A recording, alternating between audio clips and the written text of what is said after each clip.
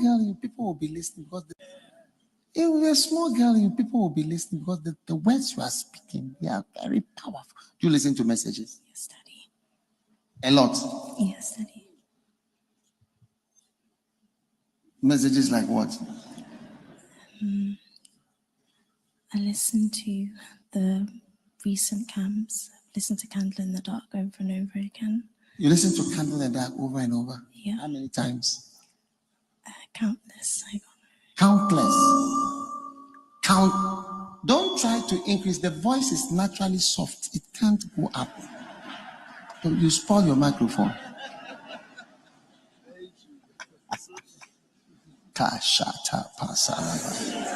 You listen to Candle in the Dark how many times? Countless. Times. Over and over. Over and over and over. That's how we listen to messages. Candle in the dark. Yes, Daddy. Why? You want to be a candle in the dark? Yes, Daddy.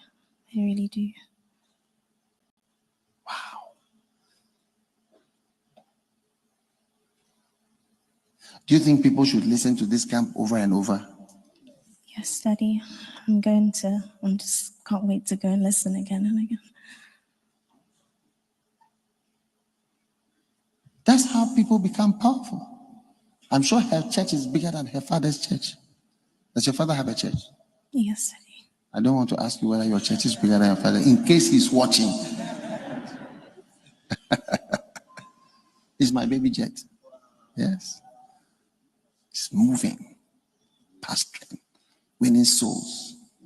You see them following her flocks. Do they follow you to the car or where you are going? Yes, Daddy. Why do they follow you? They are seeing you off. Yeah, I can't get rid of them. You can't get rid of them. Yes, Daddy. Like they love you. I guess. Why are they following you? You give them words of wisdom.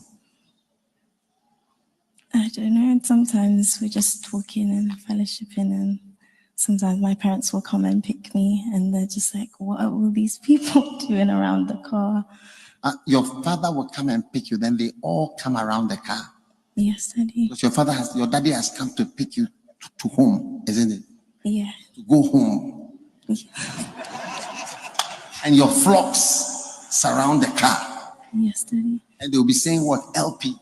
Yes, Daddy. Yes. Fruits from soaking again and again. It's not news, it's soaking. And you ask questions. Hello, and welcome. I hope you all are doing great. Welcome. Guys, I think we are in a time where we need to have this conversation. We need to have the conversation. This person here, he is problematic. This person, there have been videos done about him saying, oh, he's got a cult and all of this and that. And to be honest with you, if people cannot see that this is cult-ish and predatory, there is a problem. So today, this video in honor of Leah Loader. This video is in honor of Leah Loader.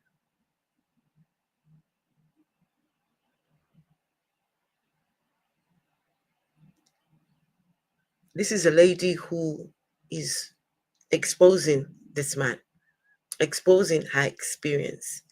And this is in honor of her, because I didn't know about this person until I met Leah Loader. So anyway, welcome in. Please let me know if you can hear me okay. And we will get started. Hello, vessel of dishonor. Hello, Afro. Good evening. Welcome. How are you today? I'm good today. I'm good. Are you streaming on TikTok as well? I'm about to turn it on. Okay.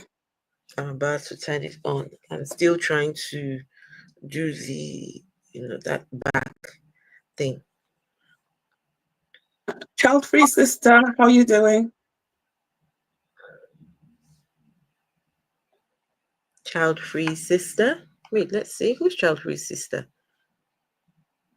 Huh? Who's child-free sister? Is that somebody I know? I used to know a child-free.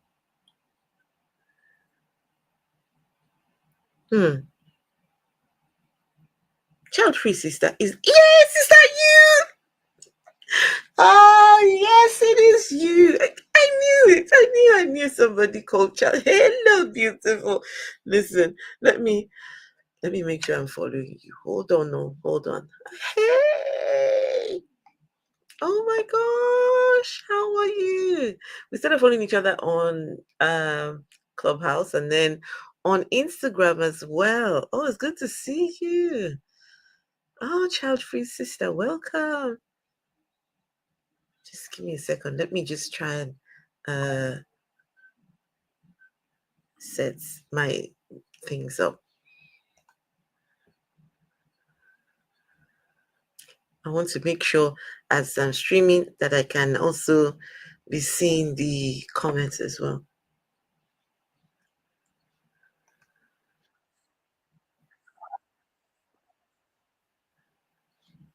Okay, I think that's good. Some of this one says he's giving off predator vibes. Well, I think for now, let's keep our opinions just our opinions. Let's just hold on to them. And hopefully by the time this is done, or maybe somewhere halfway, I want to know, what are you people's thoughts about this particular man? I won't do a lot of talking with this one. Because I want this man to actually speak for himself. Hold on, let me make sure. Oh yeah, I just subscribed to you, child-free sister. We should get you over here to come and do some talking. I used to enjoy, just your perspective on being, a child-free sister. And, before I came across yourself and there was another person, I had not really had conversations with people who were,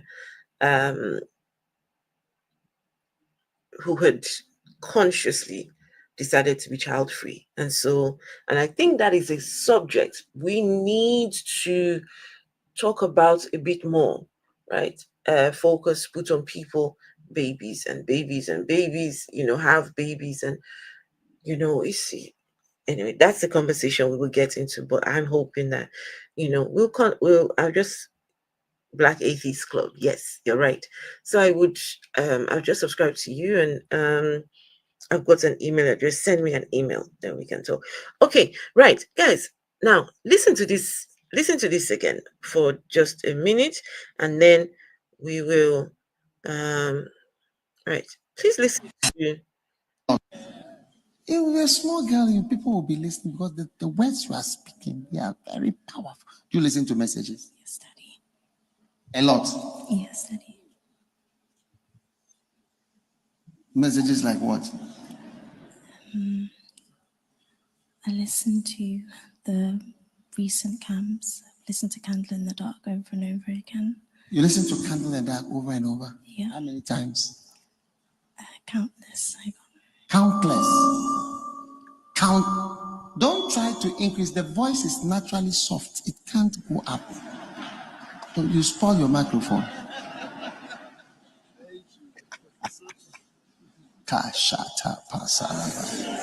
You listen to Candle in the Dark how many times?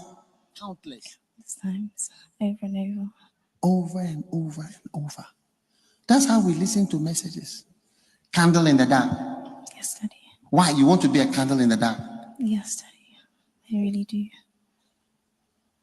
Wow. Do you think people should listen to this camp over and over? Yes, Daddy. I just can't wait to go and listen again and again. That's how people become powerful. I'm sure her church is bigger than her father's church. Does your father have a church? Yes, Daddy. I don't want to ask you whether your church is bigger than your father, in case he's watching. It's my baby jet. Yes. It's moving, pastoring, winning souls. You see them following her flocks. Do they follow you to the car or where you are going? Yes, Daddy. Why do they follow you? They are seeing you off. Yeah, I can't get rid of them. You can't get rid of them. Yes, Daddy. They love you. I guess. Why are they following you? You give them words of wisdom. I don't know. Sometimes we're just talking and fellowshipping, and sometimes my parents will come and pick me, and they're just like, what are all these people doing around the car? Your father will come and pick you, then they all come around the car. Yes, Daddy. Because your daddy has come to pick you to home, isn't it? Yeah. To go home. And your flocks surround the car. Yes, Daddy. And they'll be saying what? LP. Yes, Daddy. Yes. Fruits from soaking again and again. It's not news, it's soaking. And do you ask questions when you are listening to preaching? Yes, Daddy. What questions do you ask? One of the questions that I asked is the difference between having a gift and having the anointing. I was just talking to my sister about faith on the way here on the plane, and I asked her about prayer and why and how God answers them and things like that, and she was helping me. She was asking question, the difference between anointing and a gift. Do you see why you are not anointed?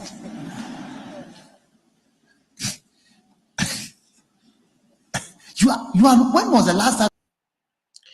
Can you guys see the interaction between a pastor and his follower? Do you guys see it? So far, so good. What do you think? Yes. Did she say, Daddy? That's exactly what she said. Yes, Daddy. A very sexualized, yes, Daddy. This video, I don't know what it is, but since I saw this video, it just raises a lot of questions for me. And he called her his jet. Calls her his jet. So we need to, this is a conversation we need to have. I've seen other things as well that just makes me and that's why I decided let's do this stream. Pastor, did you want to say something about this particular video? This thing is disturbing. Yes, the way he's standing so close to her, looking, the eye contact, it's unnerving. He's trying to show that he's got power over her by standing in her personal space and it's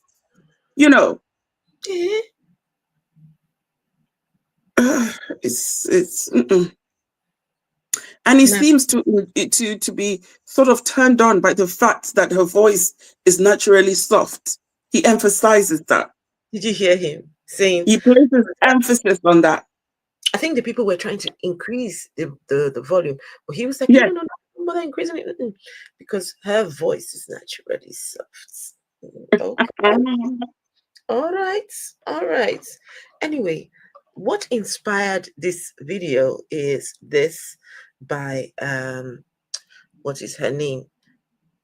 Leah Loader. And let's have a quick look at Leah Loader's video, and we will now get into what's his name, Dad Heward-Mills properly. Dad Heward-Mills, Mustard Seed International. Right now I find myself in hospital.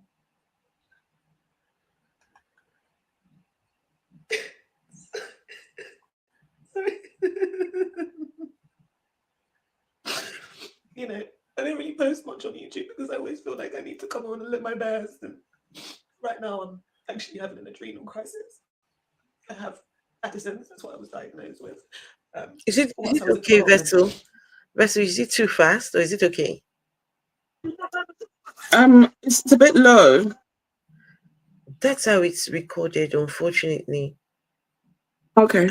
I don't have any control over the recording. What I could do is turn on the subtitles. All right. Thank you. Yes, that's all I can do. There's no, it's the recording itself. Not, it's beyond my control. So, okay. Right. And guys, this is very important because this man has a lot of youngsters in his church. A lot of his church is far-reaching. It's we will go into his biography in a minute, right? And post-court exit as well. Right now, I'm in the hospital fighting for my life. I developed hyperadrenalism, Addison's, kidney disease, and I have a possible diagnosis of autoimmune disease. And this is a result of the trauma that I experienced whilst being in the cult, the church cult. They just push your body and your mind to the absolute maximum, to the point where being there for 18 years and suffering a high level exposure to narcissistic abuse has taken its toll on my body and my organs. That's how bad the abuse is there. That's how bad it is. My body just started to shut down because it couldn't take the pressure of the environment. You know, these church cults are extremely high demand and pressurizing. They require so much of your time. Like, I just try and put into words the level of demand that was required there. It was just absolutely crazy. I need people to understand that I was working a full-time job. I was traveling 2 hours to get to that job. And then from there, I was going to church afterwards, trying to look after my family. I've got 2 kids, trying to be a wife, look after my husband, trying to take care of the home. Like, something's got to give. Like, something's got to give. It's already enough when you've got kids and you're working. And then on top of it, to put this ministry there, and it's work. It's like another job. It's so demanding. It's more time than your actual work. You know, in my cult, my Bishop Heward-Mills has this book, Lay People in the Ministry, and it's just the whole idea that you give your hours to God after work. Do you see what I mean? So they're like expecting you to go to work from like 9 to 5, and then up from 5 p.m. onwards, you're in the church cult, you're dedicating all your time, and that is like every day. That is like every day, like Monday to Sunday.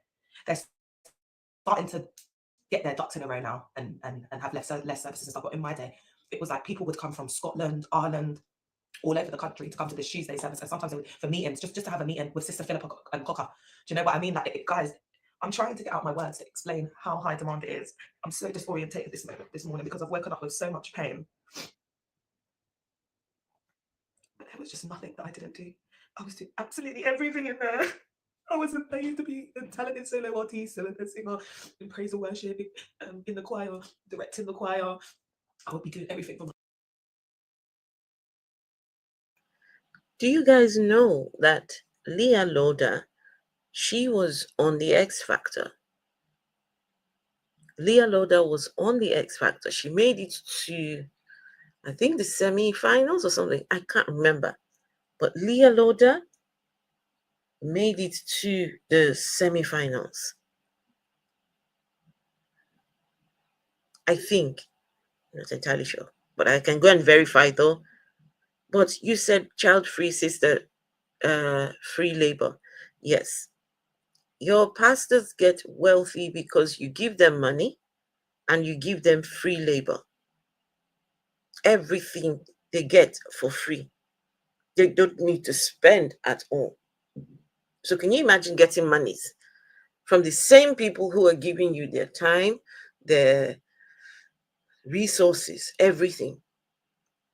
Some people will even go as far as to donate their houses, their cars, look, if they could donate their children, they will even donate their children. So Leah Loda had a life going. But then finds herself in this particular cult. The cult of Dag Heward-Mills. Vessel, did you know that Leah was on the X Factor? Yes, I'd seen one or two of her posts speaking about it. It's really heartbreaking because for her to get onto that show, she'd have to be really talented. Right. Okay, so let's hello everyone on TikTok. Hey Wante, hey Chuck, good to see you. Okay, so we're talking about this uncle. This uncle, predatory uncle over here. Also a pastor. He is, you know what these pastors are like. So anyway, if you would like to see the videos, we are over on YouTube, or if you just want to listen, you can stay up on TikTok and just listen. Okay, right, so let's continue. The pastors, so in other church cults, they call them like armor bearers. Just kind of assisting the pastors. My whole life revolved around that church cult, and there's so much pressure to like get things right and get the people in and do whatever task you have to do. It's based a lot. It's very task orientated, and it's like it's very task orientated, and then there's like high targets. Like you have to imagine these churches are not churches; they're businesses. So there's always a target. They always got an event to put on. Listen, I was on the X Factor in 2007. Yeah, I come from a background of performing, touring, putting on shows, and when I tell you, these church cult settings are more pressurizing and more high demand than when you're rehearsing for tours and you've got dance routines. And I toured with the X Factor all over the UK, all over the country, and these church cults are more demanding than that. And you know what? We're doing it every single week. Every single week. Minimum is like some church cults will be like one Sunday. They have the film stars, they have like acting, then they'll have dancing, then they'll have choir, then they'll have praise and worship. And it's nice when you come along for the first time, it's beautiful. But how do you think that happens? We're rehearsing for hours. We have like 6-hour rehearsals on a Saturday, sometimes longer. Do you know what I mean? Like it's just absolutely draining, and you've got to commit to it every single week. There's got to be someone teaching the choristers in that rehearsal, and then the choristers have to come. So this is where the coercive control comes into it, the gaslighting, the force, the manipulation through fear. Then you've got the same thing with the dancing. You've got the same thing with anything that they're doing in there. It's a show. It's cabaret. It's lights, camera, action. That is what these churches have turned into today. They are not churches.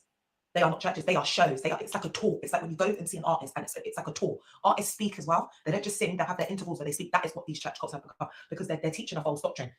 They go well outside of the Bible. Look at what my cult leader did the other day in Ghana, Dag Heward-Mills. He put on a little rendition of Strange Woman, and the woman was wearing provocative dressing. She had on a silver dress, which she performed with a guy, and she ripped the dress off. Actually, do you know what? Let me give you a bit of background. My cult leader is a malignant narcissist and perhaps a sociopath, and he wrote a song called Strange Women, and he writes Christian lyrics over worldly beats. So he's done that with the Michael Jackson song Thriller.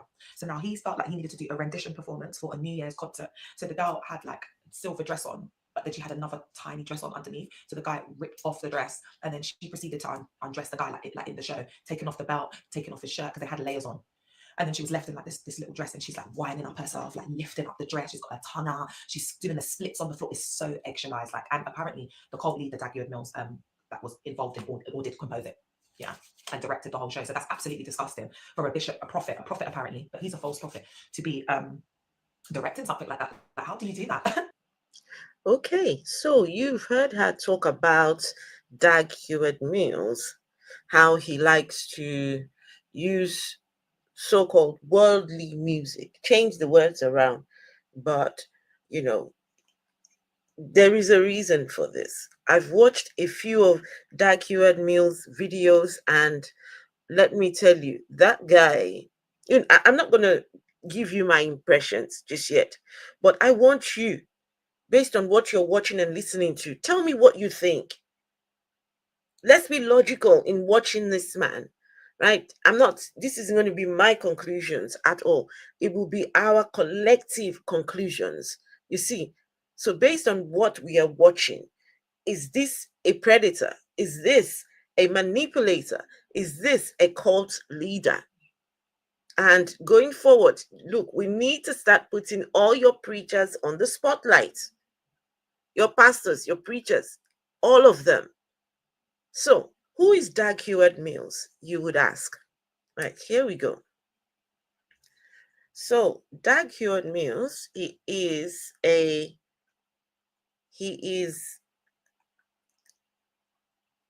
was born on the 14th of May, 1963.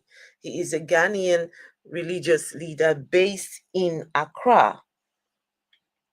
He is the founder and presiding bishop of the United Denominations. Sorry. Where is this thing? Sorry, guys. Just trying to find my. Okay, he is the founder of he's the founder and presiding bishop of the United Denominations originating from the Lighthouse group of churches. That in itself is already problematic. When they start having all these many churches that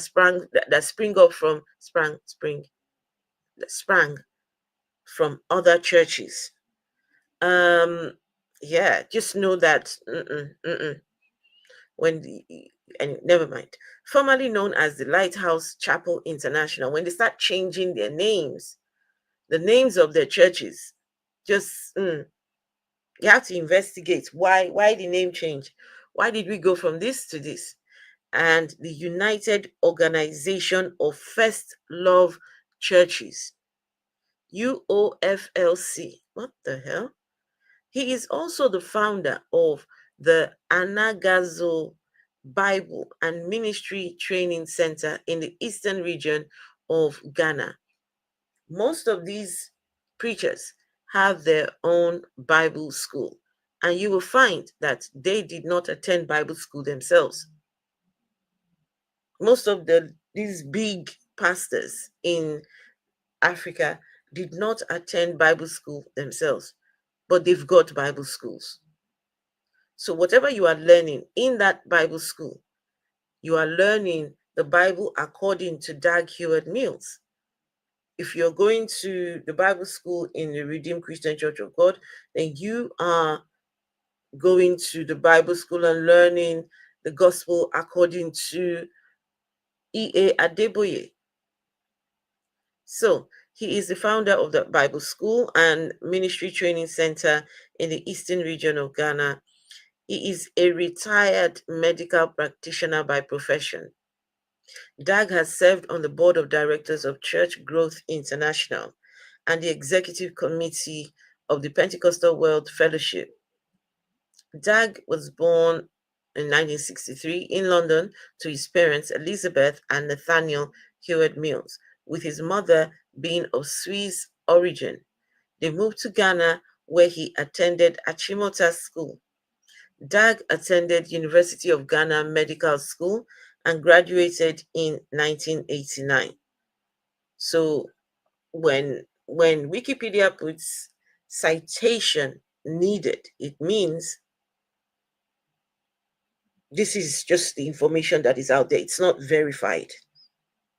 Not verified, right? Citation needed. You need to, do a bit more digging. So citation needed. His church started as a fellowship of 5 people in 1985 in a canteen. These preachers, every single one of them, have the same story. Their churches always start with 3 people. They always have very humble beginnings. They start in the kitchen. They start in a small bathroom. They start in a small living room. They always start very small. And before you know it, they've blown up. But this is a common theme among these preachers. So his church started as a fellowship of 5 people in 1985 in a canteen. In 1988, he started Lighthouse Chapel International. By 1991, the church had bought a local theater in Koligona. Heward-Mills founded the Healing Jesus campaign with the aim of reaching 100 million souls for Christ, making it one of the largest evangelistic crusades in the world. Heward-Mills' crusades have drawn comparison to those of Reinhard Bonnke. He founded the Anagazo Bible School to train men and women in the practical work of the ministry. So that Bible school, it's the practical work of Dag Heward-Mills ministry. So you see, it says he founded it to teach them the practical work of his own ministry. So when anyone tells you they went to Bible school, ask them what Bible school did they go to. Ask them what they were taught in that Bible school. Dag is a man of God. Ugh. Anyway, we are watching the videos and hopefully, hey Leah Lota, hey, good to see you. We're over on YouTube, and yeah, I just talked about you not too long ago, and showed your video. It's very intense. And I will let you know that your video inspired this today.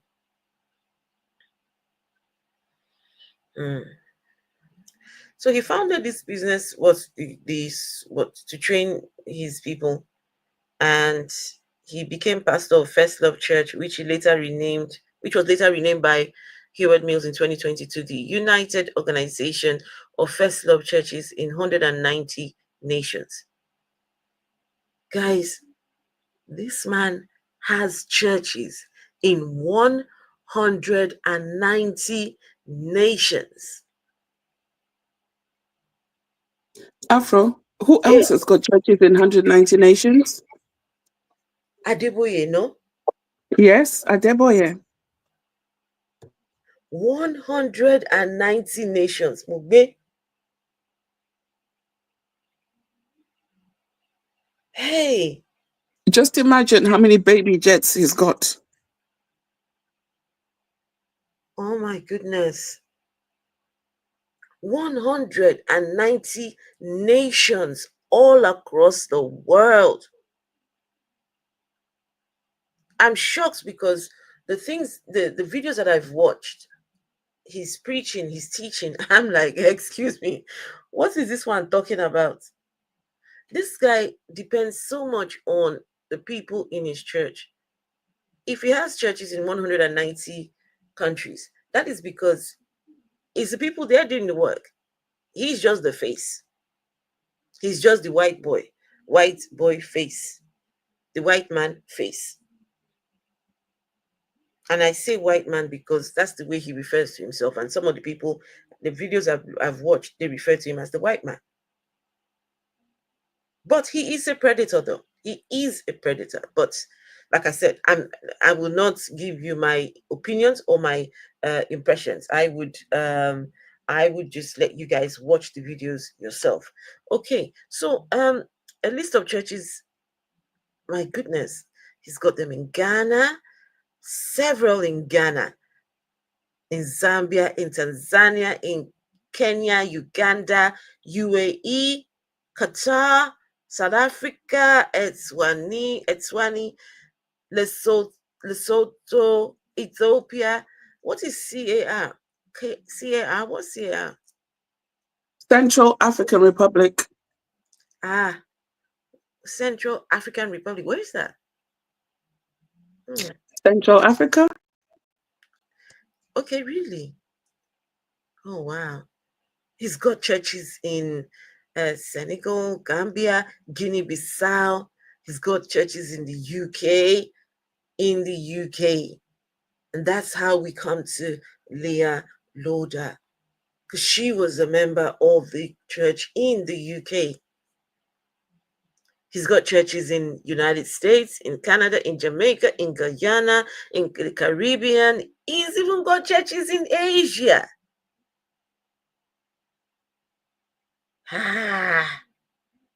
Okay. Now, he prides himself a lot on his books.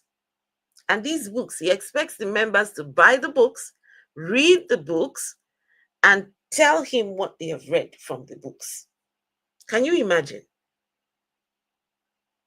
When he's in any of his events, you will see the stand of the books displayed there so that the people can buy. And his books are exorbitant.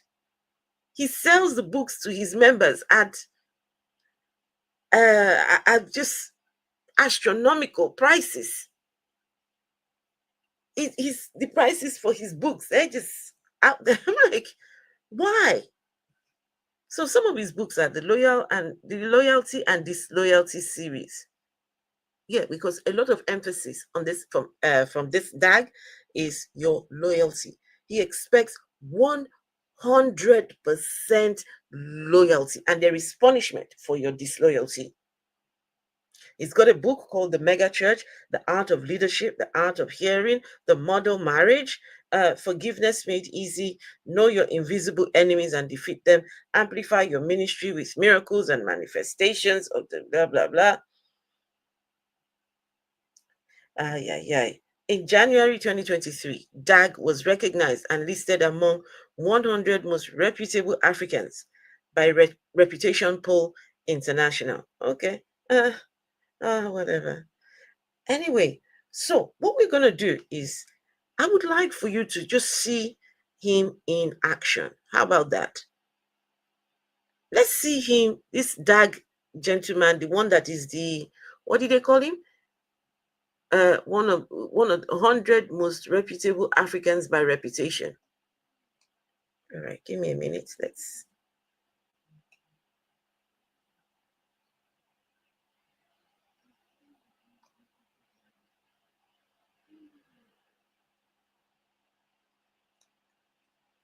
DAG is a cult leader. Yes, Exposing First Law. Oh, I like your name. Wait, hold on.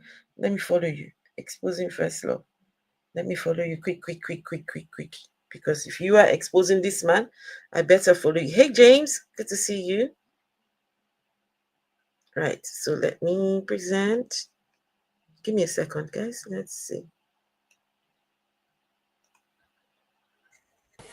Grace a second. Yeah. I said, Grace, how are you? Guys, this man has a lot of young people. He's got older people, yes, but now he. Anyway, as we're watching, I'll be giving my little commentaries. But please watch. It's very important that you watch and listen. Please watch, listen, and just pay attention to everything what's going on here, because it's very important. Very important. We're trying to figure out, is this person a predator? Is this person manipulative? Is he a cult leader? Is he, just listen.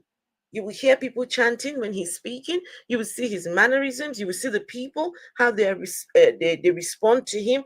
All the little things, right? Just pick up on those things, and we will get to what your thoughts are at the end. Grace a second. Yeah. I said, Grace. Guys, if you want to see the videos, I'm streaming on YouTube where we can show videos. TikTok is very problematic, but if you just want to listen, that's absolutely fine. If you're on TikTok, please make sure to give the streams. Can we please like? And if you're watching on YouTube, please give the stream a thumbs up, right? So that they can push it into the algorithm, so we can get this man's face out there, because this man. Anyway, let's okay, let's continue. But please give some thumbs up, give some likes. I thank you. All right, let's go. So he's in the midst of some young children right now. Okay. Grace a second. Yeah. I said, Grace, how are you? Fine. Grace, what do you have to say? Nothing. Grace, are you surprised to see me at the camp? No. So when I came last year, were you surprised that I came again this year? No. Did you see me in Singapore?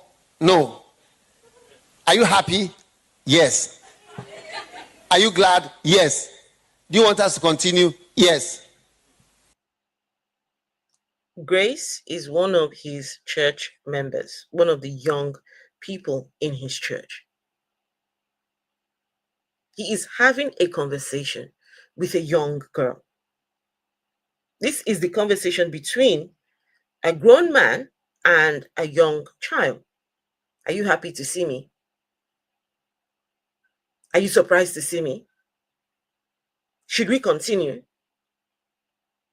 Who speaks like that to a young church member?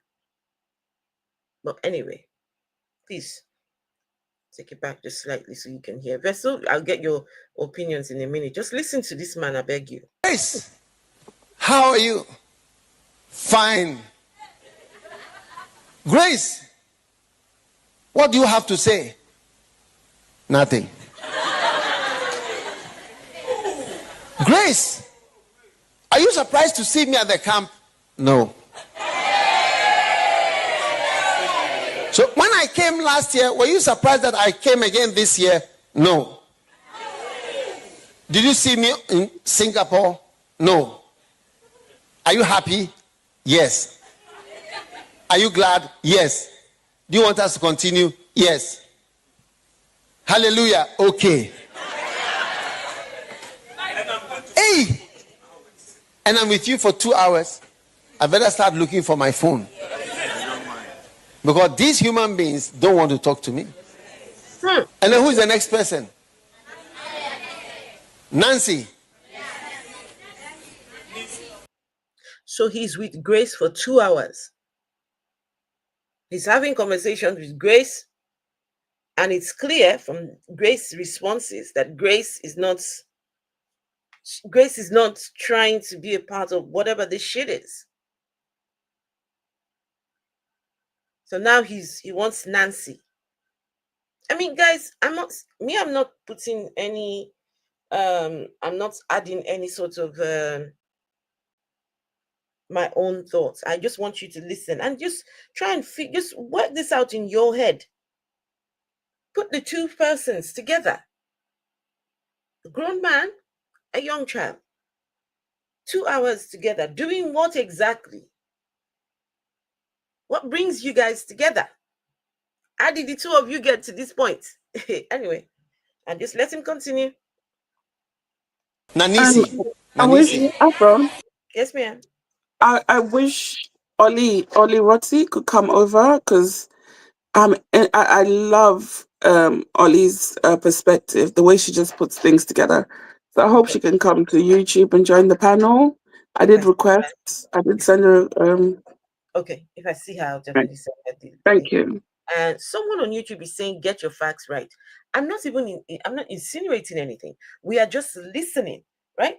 We are just listening to Dag. And someone's already requesting, hang on, maybe just hang on and let's hear a little bit more, so that we are not making any assumptions, or we are not putting words in his mouth. We are just listening, okay? Hey, Slow, good to see you. Right. Nani's here. Nani say. Nani say. And I say, Nani say, how are you? She says, oh, I'm great. I'm great. And then I said, Nani, then I don't even have a chance. Then she says, how do you call me? Bishop. Prophet. Bishop. So Bishop, I saw last week you were at Singapore. I said, yeah. Then I'm now answering questions. Say, yeah. You saw that I was in Singapore? Yeah. Really, can I come with you next time? Oh, yeah. You can come with me next time. Yeah, you come with me next time. Yeah. So now she wants to go with Dad to Singapore. Oh, yeah. So I haven't even got to ask her whether are you enjoying the camp or whatever. She said, can she come with me? Then I say, Nani say.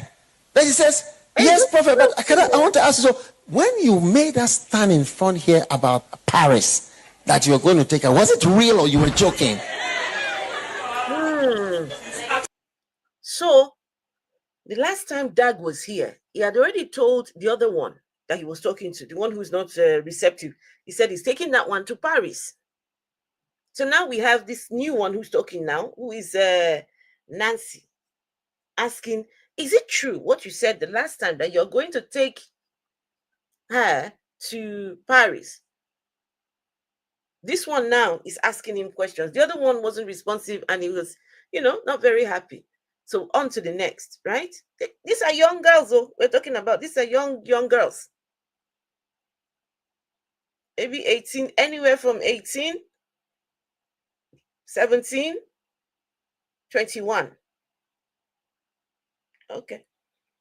I mean, she's asking me a question. Now I start talking.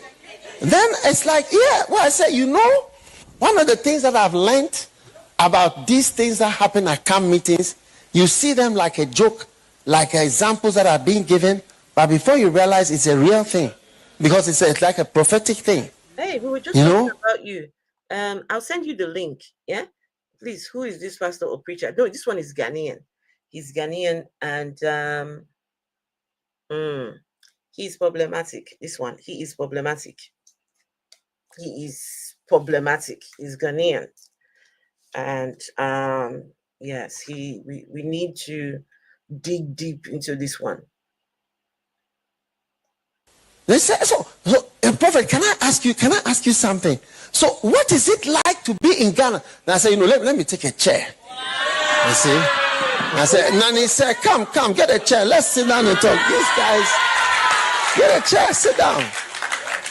Yes, so she asked, so what is it like to be in Ghana and come all the way here? I said, oh, well, it's nothing. She's asking me questions. I'm chatting with her. So you went, wow, do you want to come to Ghana? She said, of course, I'd like to come to Ghana. But I don't have, much money. Or you don't have a passport. Oh, I think I can help. Bishop Ora can help you to get a passport. Yeah, get a passport. She does not have a passport. Can you see the young girl sat in front of him? She doesn't have passport, though. He said, don't worry, Bishop, whatever, you will get your passport. You come with me. I'm not saying anything. I am not insinuating anything. I'm just saying watch and listen. Abi? Hey. All right. And then, okay. Now, yeah. Now I want to ask, so, by the way, how old are you? 17. Wow. So do you have a Vessel, she's 17, oh. Yep, I heard it. Disgusting.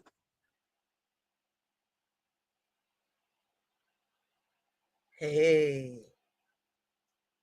17. We are going to get her a passport. And she's going to come over. I see, like I said, I didn't say anything. You're all hearing it with me. Hey, 17. a beloved or something like a beloved? Okay. You must catch this bit here. Now, when this man says beloved, whenever he says beloved, he's asking about either your boyfriend or your girlfriend, husband, your wife. When he says, do you have a beloved? He's asking, is there anybody you are doking? You see, do you have a doke mate? Do you have a fuck mate? That's what he wants to know. This guy, Why are you asking a 17-year-old? Anyway, let's go. Beloved or something like a beloved. So you guys could see the beloved nonsense. Wait. Okay. Now, yeah. Now I want to ask. So, by the way, how old are you? 17. Wow. So, do you have a beloved or something like a beloved?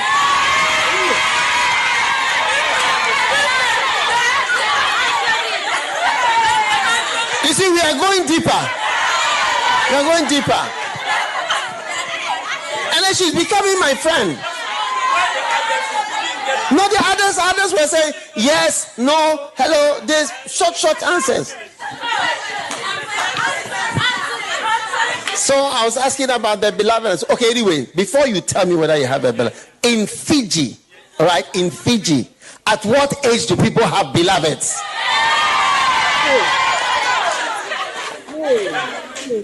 You see, is she becoming my friend? It's your chance to talk. By the time I finish, Nani's here. Nani say has become my friend because she's been talking to me. But the others, I don't even remember their names now. I don't even remember their names. So now if Nanise comes to you and tells you that, listen, Prophet told me something. He told me that Paris thing, I should keep my eyes on it. It will happen one day. Wow. And then he gave me his number. I said, wow. So then when she starts to speak in the church, she starts to speak with some authority. She's a representative of somebody that she talks to, somebody that she knows. Then one day, Bishop Orua will come around, and then she would tell him, you know, prophet says that this, and you say, what? This man is giving 17-year-olds his private number. You guys heard him. The 17-year-old is becoming his friend. They are getting her a passport and taking her to, what's the name of the country? Hey, Please, I have a question. Vessel, wait, before you ask, Vessel, please say something first. Hey, Ollie. Thank you for coming up. Hi, how are you? I'm good, thank you.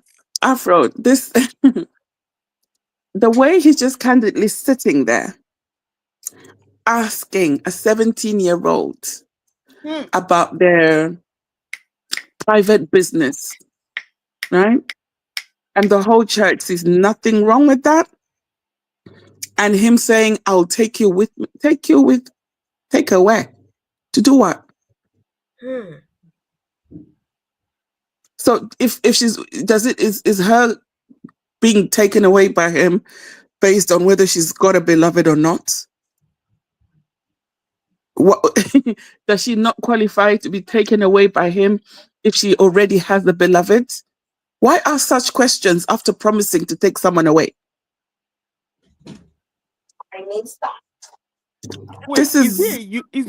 Pastor? Wait, somebody on TikTok said this is not even the worst that you've seen. Have you that guy in his church with leprosy? What? Wait, hold on. Is he a youth pastor? Is it a what? Is he a youth pastor? He did not start off as a youth pastor. There's a video I want you to see. It will answer your questions. Okay. You know what I'm asking? In Ghana, I think the age of consent in Ghana is how old? I mean, it doesn't excuse what he's doing, but the age of consent in Ghana, you know, like African countries, they have different ages of consent. Mm-hmm. So of course it doesn't justify, because I know, like in Nigeria, depending on the state and the part of Nigeria you are, the age of consent is as low as 10, which is appalling. Is appalling, trust me. Okay. Some is as low as 10. Some is even as low as 8. You asked in me northern Nigeria. You asked me a question. No, Afro, I'm so sorry. Afro, so sorry. Apropos with spices. Apropos with spices would like the link, please. Sorry. No, I've gotten it. You sent it to me. Yeah. I'm here. That's apropos with spices you're talking to. Is that Apropos? Yeah. Oh, I thought it was Ollie. Sorry, you sound so much like Ollie Rotzi. I'm so sorry. I'm so sorry. Yeah.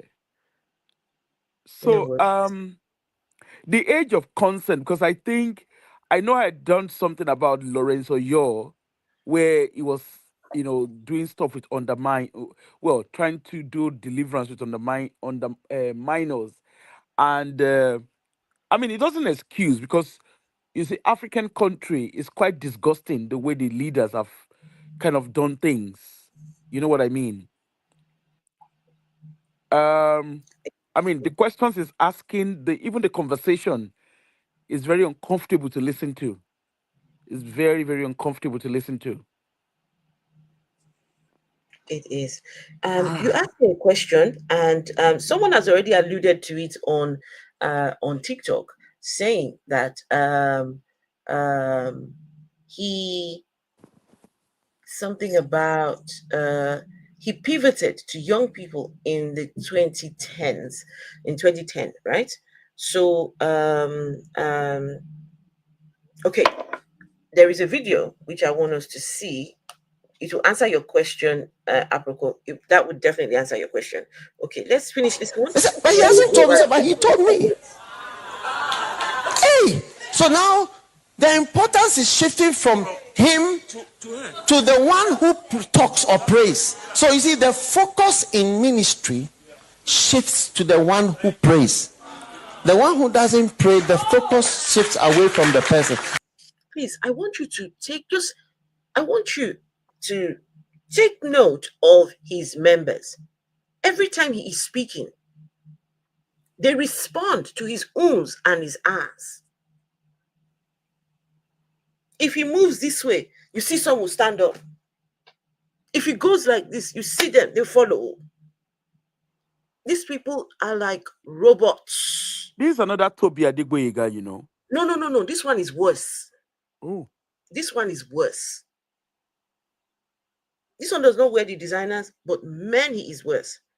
These people are controlled. Just watch. I don't want to just watch. Yeah. Just Sorry, watch them. sorry. Vessel, I sent you a private chat on this so you can see it and see what I mean.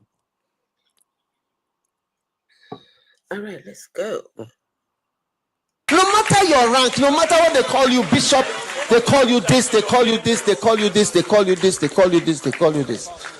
It's you are lost. Yes. So it's very, very important that you learn how to speak. So, guys, you heard him, right? His focus is on this young person. Sit down, sit down, sit down, sit down, sit down, sit down, sit down, sit down, sit down. I believe and expect the miracle of church growth. Through the miracle of this revelation, anti-satanic mechanisms, elements of youthfulness, which is not accustomed to in a church, the dignity, the dignified, whatever is gone. The formality is gone. The superiority outlook is gone. The vibrant music is in. The loud music is in. The vibrant dancing is in. The strong praise and worship is in.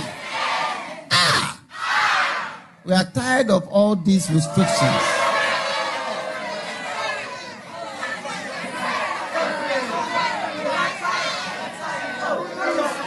Satan doesn't want us to play our music.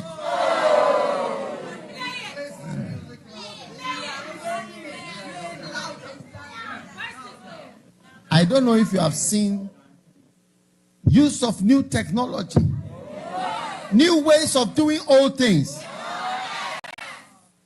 Yes, new ways of doing old things. Speed and rapidity in everything. It's not that we have a camp and then 3 years later you say, the camp we had last time in 2024, God spoke to me then, so I'm now planning so that if by 2029 I can move into position.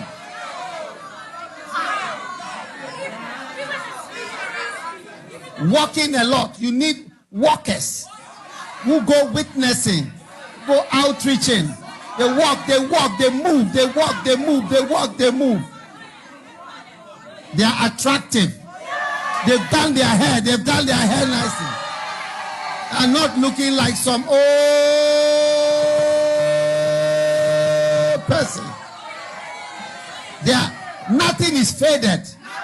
Nothing is faded. So can you guys see that he is in the midst of young people? He's telling them how he's going to take the church forward, right? Here we're talking about, okay, we're changing things now. We're bringing in new music. So if you had, it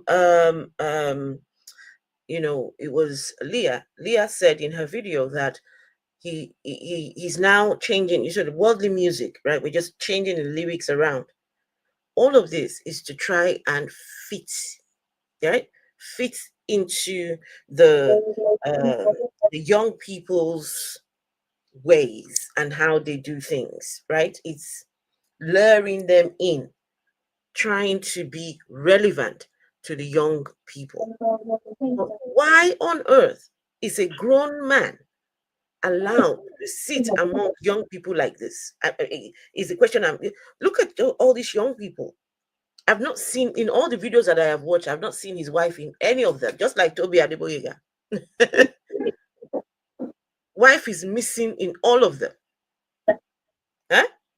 Shouldn't it be his wife speaking to these?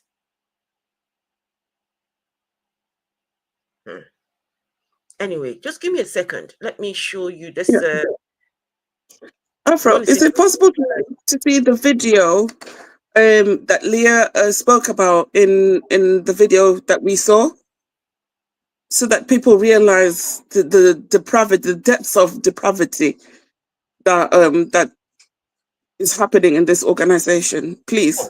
Which one? Which one? Which video? The one of the woman. What was it called? Which one? The one of the woman who was gyrating on the stage and stuff like that. Oh, that one. Okay, I would need to go and find the. Okay, but in the meantime, please, let's just watch this one. Give me a minute.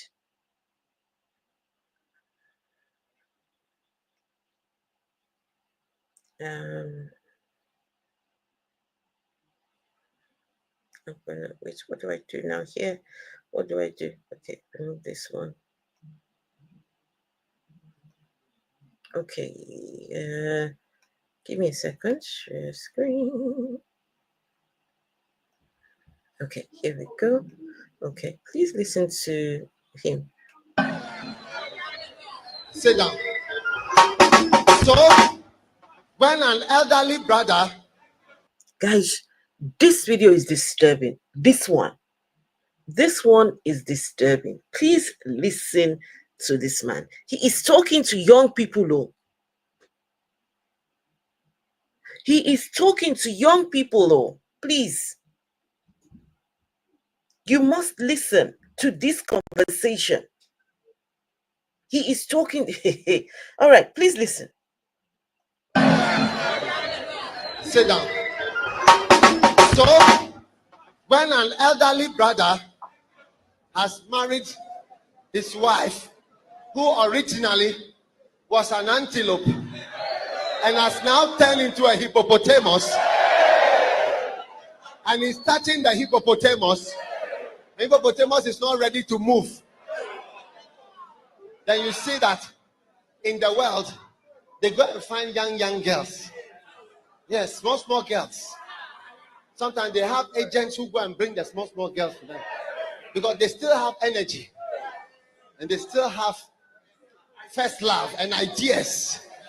That's why I came here, because even though I'm almost 50 years old, I still have energy and zeal and first love and fire. I'm ready. I say I'm ready. I want to do something. I want to do something. I want to do something.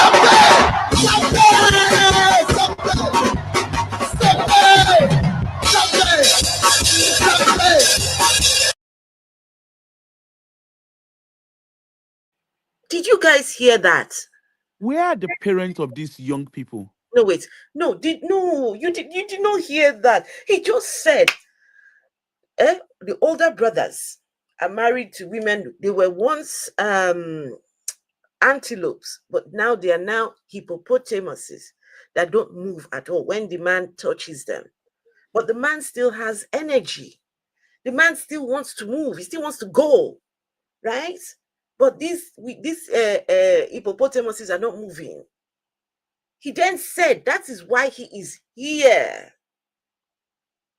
He said he still has energy and he wants to do something. Are you guys listening? This is when I heard this, I was like, what? I'm going to take it back. Look, like I said, we're not putting any words in this man's mouth. He's speaking for himself. But my goodness, is he giving himself away? He's in Dominica. This place is Dominica. This guy is crazy. Anyway, please listen. Sit down. So, when an elderly brother has married his wife, who originally was an antelope and has now turned into a hippopotamus, and he's touching the hippopotamus is not ready to move, then you see that in the world, they go and find young girls. Yes, small girls. Sometimes they have agents who go and bring the small girls to them because they still have energy and they still have first love and ideas. That's why I came here.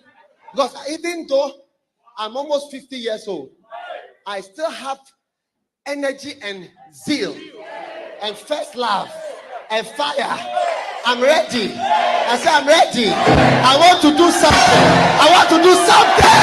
I want to do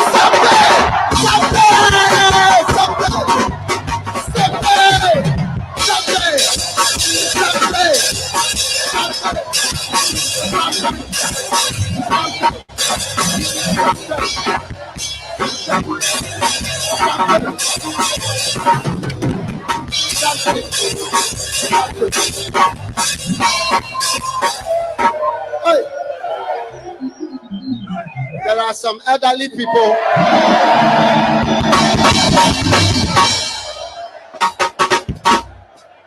Okay, sit down, sit down.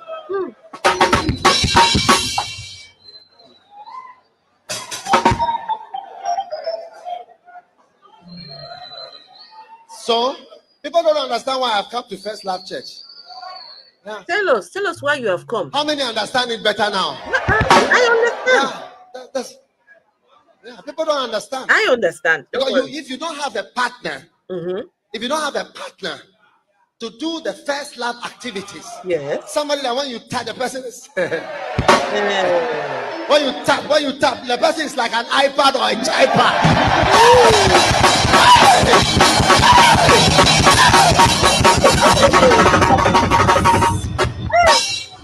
But the person is like an old Dake's Bible. When you tap, nothing happens. The person is not digital. The person is not modern. It's not exciting.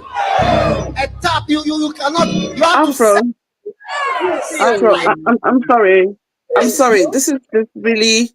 I'm finding this really triggering because the children in that crowd, some look 10 years old.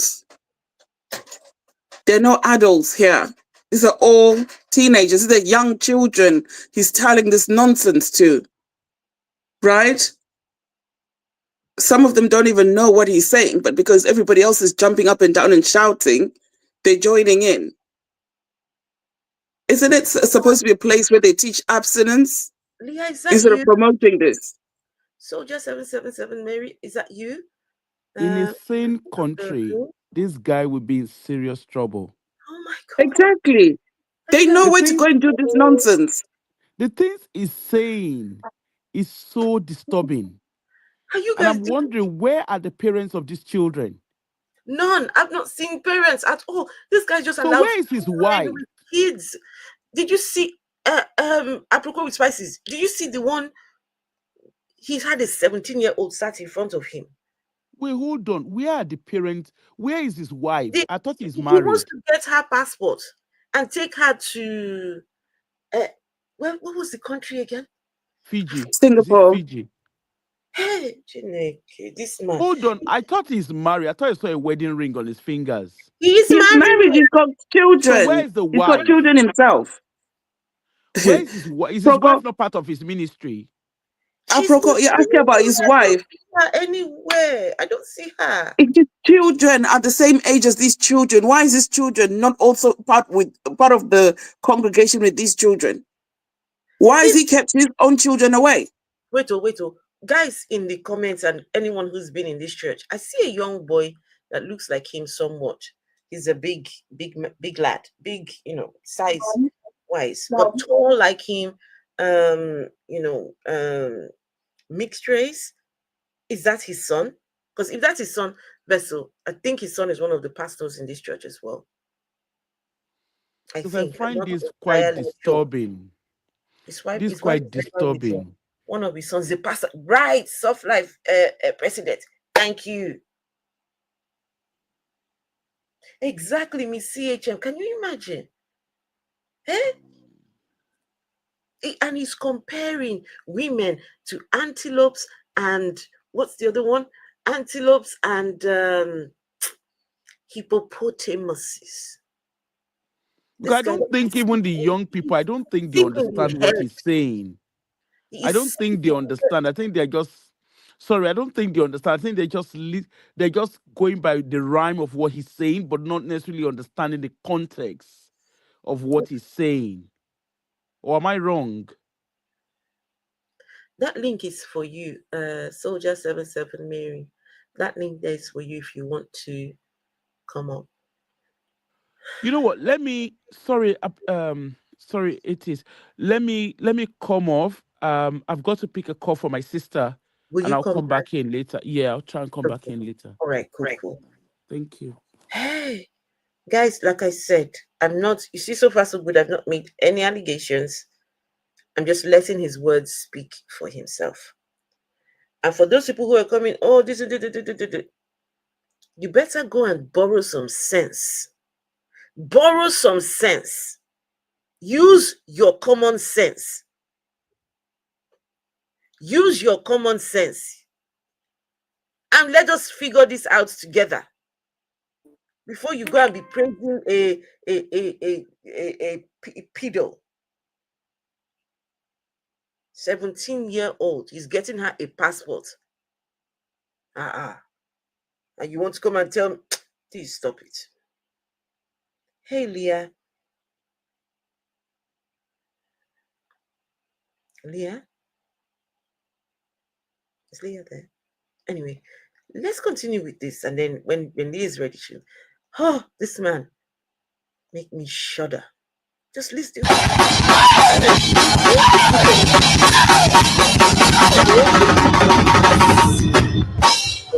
But the person is like an old Dex Bible. When you tap, nothing happens. The person is not digital. The person is not modern. It's not exciting. A tap, you cannot. You have to set like this. Check this. Check this side. You need somebody modern with energy so that you can express first love.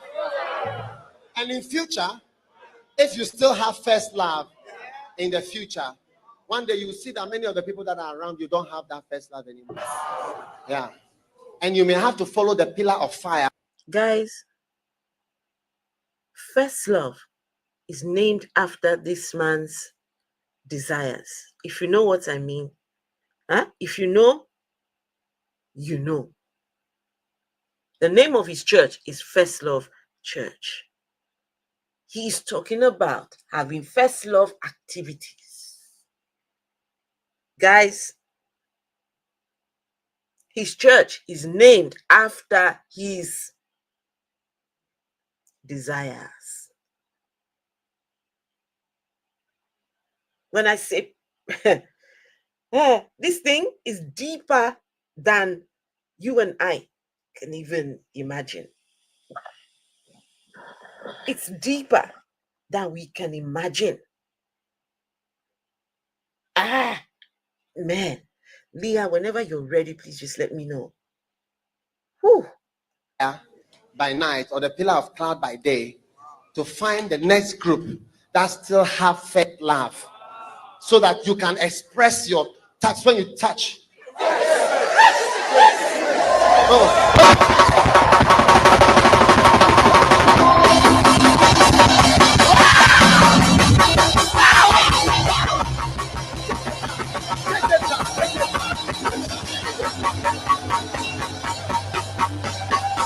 Look at them. Zombies. Look at all of them. Look at them. He just did touch, and look at all of them on the floor. Do you know what? Was it this morning? I was listening to someone, and they said that they went to one of these churches to get prayers, and or was it last night? And the pastor just touched them, and they just fell back like what everybody else was doing. Mm-hmm. They didn't feel anything. They just did what everybody else is doing. Please give me a second. Let me just check on my son. Please, you carry on, please. Yeah. And so we've got someone on TikTok exposing first love. Maybe they want to say something. This is disgusting. This man. Okay, it's Leah. Oh, is it? Yeah.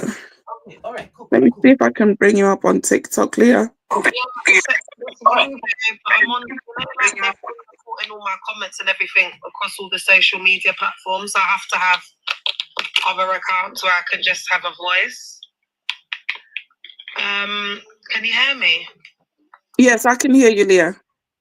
I just want to start off by saying that unfortunately this is very normal behaviour on how they preach, and I know all the survivors are probably screaming as I'm saying this because it's very over-eggshelized, it's very predatory, they use a lot of inappropriate, it's so misogynistic, and it's a very, Doug is a great apologist. He's because I think he's a sociopath.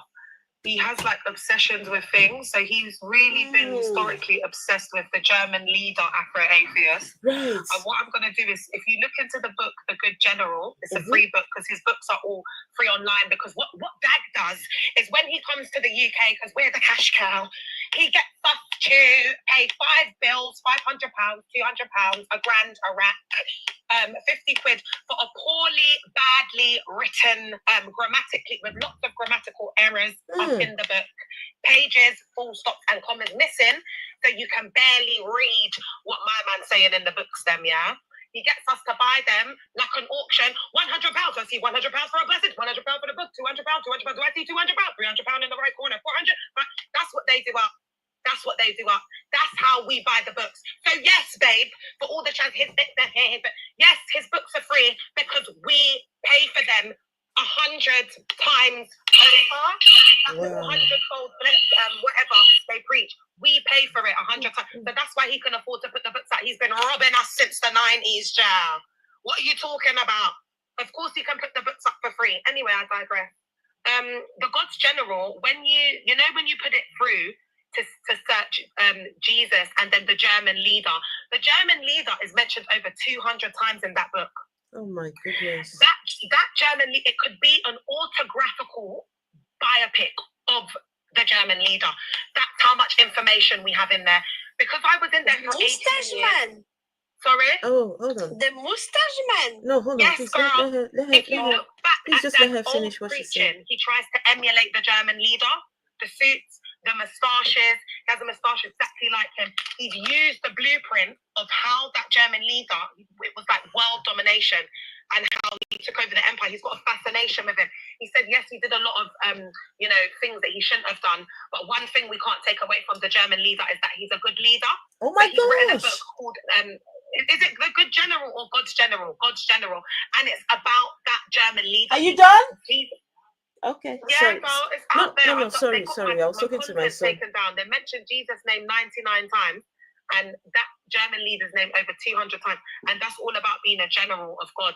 So he runs the cult like an army.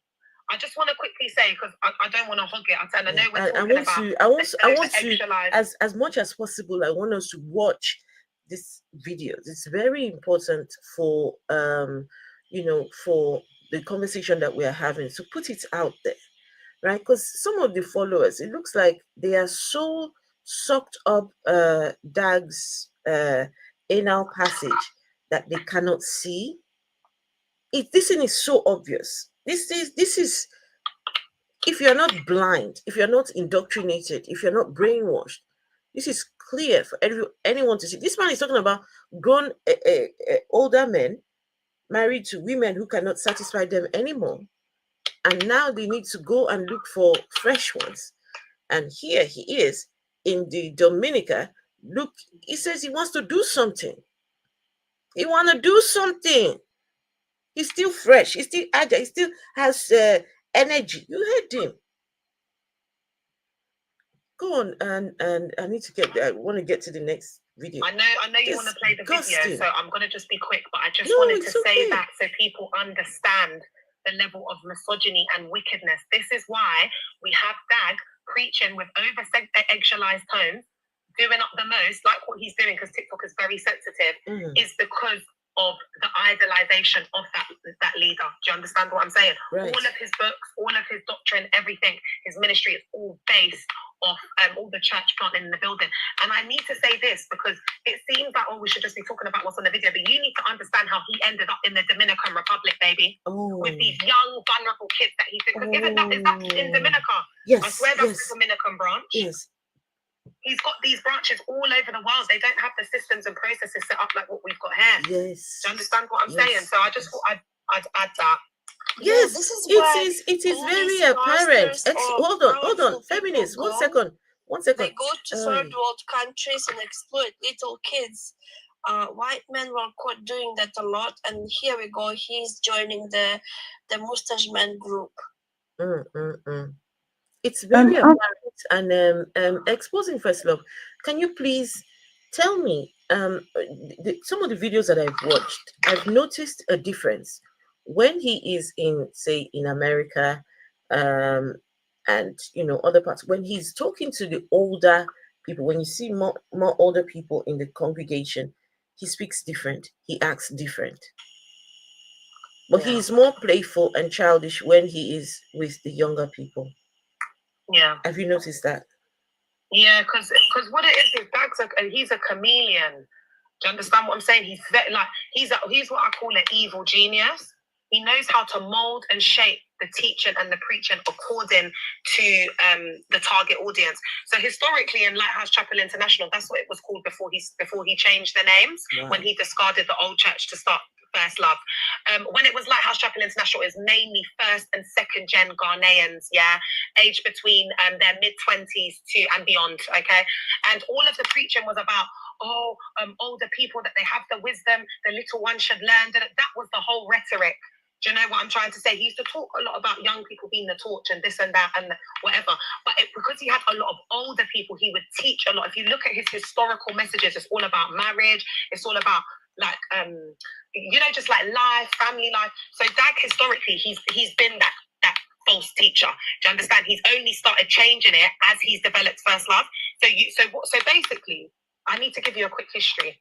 So he started the church in 1987 in Corlebu in his medical school in the cafeteria. And then what he's done is he sent out missionaries all over the world to set up and start these church cults, okay? So it was historically called Lighthouse Chapel International. It was not a youth church. It was just a church. It used to attract a lot of first and second gen Ghanaians. He always used to talk about how disappointed he was when every time he preached it would just be Ghanaians. He wishes that there would be people from other races and colours, but that's what God sent him. So that's how he's going to take it. Yeah, but always very negative rhetoric and tones towards Ghanaians. Yeah, and I think that comes from his unsecure attachment with his father, because I think his father used to run the home very military style, and that's why the cult is emulated like that, and he seeks validation for getting his members to call him daddy. Anyway, so he was doing up Lighthouse Chapel International, and he had a lot of old people there. I was the first wave of young people, British-born, this generation, to help build the new face of the church, okay? This was before First Love started. Then, because of the heavy and severe indoctrination, we were not malleable. So we were wearing skirts to our knees. He was telling us worldly music was evil. It was so radical. But remember, he wanted to come in and introduce the worldly music, where he writes his Christian singing over it. He wanted people to see more free on the outside. Do you understand? So they could attract the young people. So what he did was he discarded the old church, changed the name, said there's so many churches now, he's going to check. So there are different names in all the different countries. So for example, in the Caribbean, it's Loyalty House. In parts of Africa, it's Kadesha. In here, it's Mustard Seed, Pleasant Surprises. Do you understand? Now, he's further broken it up. I think he's called it Heward-Mills Ministry. I can't even remember something. He's changed the overall name of the denomination. And what he's doing is he's raising up like the old high-ranking bishop to go and start churches on their own. So it's more like affiliated churches. Do you understand? Under his umbrella, so that he's becoming less detectable.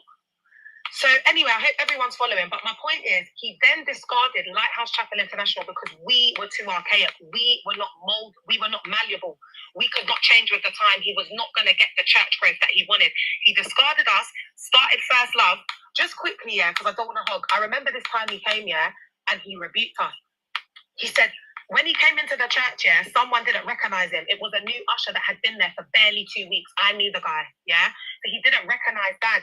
When Dag came in, he started blasting us, rebuking us. Nobody recognized me at the door. I am not respected here. Going off on some big narcissistic rant, yeah. He goes, the first love children, they give more from their little student loan. I get more offering, more money from the first lovers. You hear, you don't respect me. I was there present, watching and hearing with my ear and my eyeball, yeah. After that day, Dad said he would never come and preach and do a camp in the UK again. I need everyone to understand this man's been indoctrinating me for 15 plus blood clot years, you know, telling me to do what spiritual, receive him as a spiritual father, child. So we're all in there looking at this man like daddy.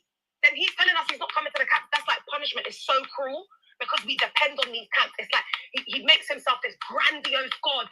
So we feel like when we go to the camps, our life's going to change. We're going to be restored. We're going to get our miracle. And the man takes that away from us, you know. So then he started doing up triangulation. But he did this as a reverse psychological tactic because he wanted to discard the old church to start first love. Do you get it? But he knew we were going to be like, how come they get to wear short skirts when he used to rebuke us? How come they get to wear makeup? Do you understand? It was like contradiction. So he kept it very separate so that we wouldn't have that kind of connection with first love. But then as the years went on, he got greedy. So he started to emulate. We started to become like first love. Do you understand? And so now the church cult has completely changed to a point where there's a lot of different, like, you know, young people that it's attracting now.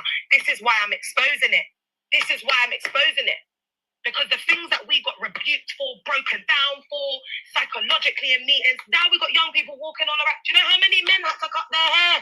Do you know how many men were feminine that they were branded as LGBTQ plus and ridiculing them and telling them that hairs, braids are feminine, this, that, and now I'm seeing people in the friggin' first love promo with red braids. Are you having a laugh? Leah, can I say something to you? Thank you so much for your exposes. No, don't mute. Thank you so much for your exposes. No, Leah, I need you to hear this, Leah. I need you to hear this. Before I saw your video, I never knew about this man at all. You introduced me to this person. Well, I didn't know him either. It's the work that you've been. It's the work that you've been doing. He's in a self-healing system. He's got them all in their full child. It's the work that you're doing that has brought me here, and I thank you. I just needed to validate you, and for you to hear me. The work that you are doing. So much. It's so much. I'm so happy that you're doing these lives and exposing this man because it's such a big, you know, ministry that he's got. But do you know what? It's not big. It's big, but it's not big because in his mega church book, he says that Dag is the Lulu. In his mega church book, he says if you have 25 plus people, it's a mega church. Do you understand? So Dag's got friggin' churches in Ouagadougou, and there's 20 people, and Dag is putting that down as a church, child. That is a fellowship. That is a link up, baby. That is a gathering, child. How is a 21-year-old? How is a 21-year-old having 100 people in her church? Because they recruit, they use a lot of cult tactics. They harass people, they run people down, they trauma bond, they have no boundaries, they turn up at people's accommodation, they do people's dishes whilst they're getting ready. They will sit there and they will force people to go in the shower. They pay for people's Ubers. They have buses. They do this thing called busing in Ghana. Yeah, you've got people in the village who have nothing. Do you understand what I'm saying to you, babe? And I'm not saying Africa's poor because I go for that with the African man. I love our uncle child, and they got money. So I'm not trying to say Africans are poor, and you know I class myself as an African woman. I love Africa. Yes. But the facts are, there are villages, there are places where people are struggling. Do you understand what I'm saying, girl? And there's a whole operation where they bust them. They go to the village, they go and pick them up and take them to the court and bring them back. Do you understand what I'm saying?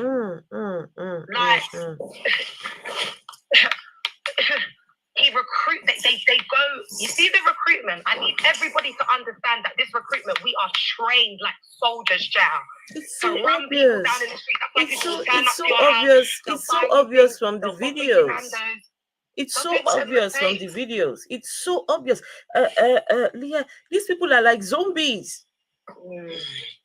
These people are like zombies. The people in this church are zombies. from years ago where you actually see people zoned out, like collapsing in the camp. I can send you footage to do for the next one, girl. I will be back quickly. I just need to check on this young man, please. Just you guys carry on talking. I need to just give me 2 minutes, please. Okay. Now, Yes, what I find concerning is that this man is stood up on the stage saying that he wants it or whatever, telling his young children his age. Okay. And then he goes down and he starts jumping up and down with them to prove that he's still got the energy, the first love energy, that he wants to do it and he can keep up. This is it's disgusting. And all these people in that church, none of them look a day over 18. They're young kids. Because you know what it is, babe? He discarded the older church. And then that's why I was telling that story about the German leader, because basically, when there was that, that regime, the German leader made it compulsory that all men 18 and under had to join a youth, I think it was called the Youth Loyal Regime or something, where they would get prepared to be soldiers. And then there was like a homemaking regime for the women, and it was compulsory. The parents had no choice. And Dag did exactly the same with First Love. He made a rule, and he said that all young people that were in university had to attend First Love. He just made the rule. So that was mainly, like the second gen members whose fathers were pastors, they just started uni, or high ranking members. Do you get what I'm saying? So First Love is built off the back of high ranking, severely, heavily indoctrinated members that had been in the church cult for 10 to 13 years plus at the time, plus high-ranking like bishops, reverend ministers, pastors. I'm talking about high-ranking members that had been in the church by that time for about 30 years. Their sons and daughters, second-gen cult members. That's why First Love Church is as radical as it is. Because that girl you see on that tape, yes, Daddy did it, Baby Jet, that's Bishop Clement's daughter, child. I can't even remember that man somewhere. Is he in America? He's a high-ranking bishop. He's been in the cult well over 30 years, child. All his kids, there's generations. He's probably got 3 generations in there. Do you understand what I'm telling you? That's why First Love is so cultish, child. That's why they had that exponential growth, because they already had young people who had been groomed their whole life. No identity outside of the cult. Everything's about the cult. That's how that happened, child. That's how that happened. That's on period. That's just, I don't have words. Braden, what would you like to say? Listen, bitch. If you're a troll, I ain't answering no questions. I'm getting off the line. Who is bitch? He's probably on here reporting. Braden? What do you want to say? Can you hear me? Yeah, what do you want to say? Okay, first I just wanted to ask, what can y'all call your Braden, I'm dropping you because you're a kid. We don't have conversations with children. Yes, you need to go, child. Are you of age to be chatting on here? I didn't think so. That's what I'm saying. Do you see what I mean? There's a lot of vulnerable young people and kids in here, child. That's why just hearing the voice. Where are their parents? They're vulnerable. How have you got this app? You're not even of age, child. What are you doing on here? Coming on here to have what conversation? I was in the church for longer than that individual is born. And you want to come up and say what? Get involved in what conversation? To add what value? Do you know what? Let me calm down, child. Feminists, would you like to say something? Yeah, I came here because I saw Leah. I saw her here, and I just wanted to say hello to her and ask if she still has her lives. I've not seen her lives for a while. She's still going on. Okay, I am back now. Can we continue with the videos, especially? Yes, please. Yeah. All right, fantastic. And hey, Coco. Hey, Domina. Hello, everyone. Yeah, good to have you all here. Please, you can do me a favor and share. Okay, First Love. That's First Love. Am I following First Love? I don't think so. Yeah, I already followed First Love. Yes. Yeah. Okay. And Coco was also in the church as well. Yeah, I saw Coco's comment and I was surprised. Coco, you were in this church? My goodness. Wow. Anyway, let's continue because it's very important. I don't know if you guys want me to take this particular one back because you need to understand the depravity of this man. Yeah, please take it back. I have to because this particular one was like shocking. I was like, what? Afro, even the Baby Jet one, because people haven't seen that one. Like when we played it, we were just starting. Should we do the Baby Jet one first? Yeah. Wait, let's see. Just give me a minute. Let me find that Baby Jet one. That one was very disturbing. I think that's the one that really triggered everything, to be honest with you. If you're a small girl, people will be listening because the words you are speaking, they are very powerful. Do you listen to messages? Yes, Daddy. A lot. Yes, Daddy. Messages like what? I listen to the recent camps. I listen to Candle in the Dark over and over again. You listen to Candle in the Dark over and over? Yeah. How many times? Countless. Countless. Don't try to increase. The voice is naturally soft. It can't go up. You spoil your microphone. Don't try to increase. The voice is naturally soft. You listen to Candle in the Dark how many times? Countless. Times. Over and over. Over and over and over. That's how we listen to messages. Candle in the dark. Yes, Daddy. Why? You want to be a candle in the dark?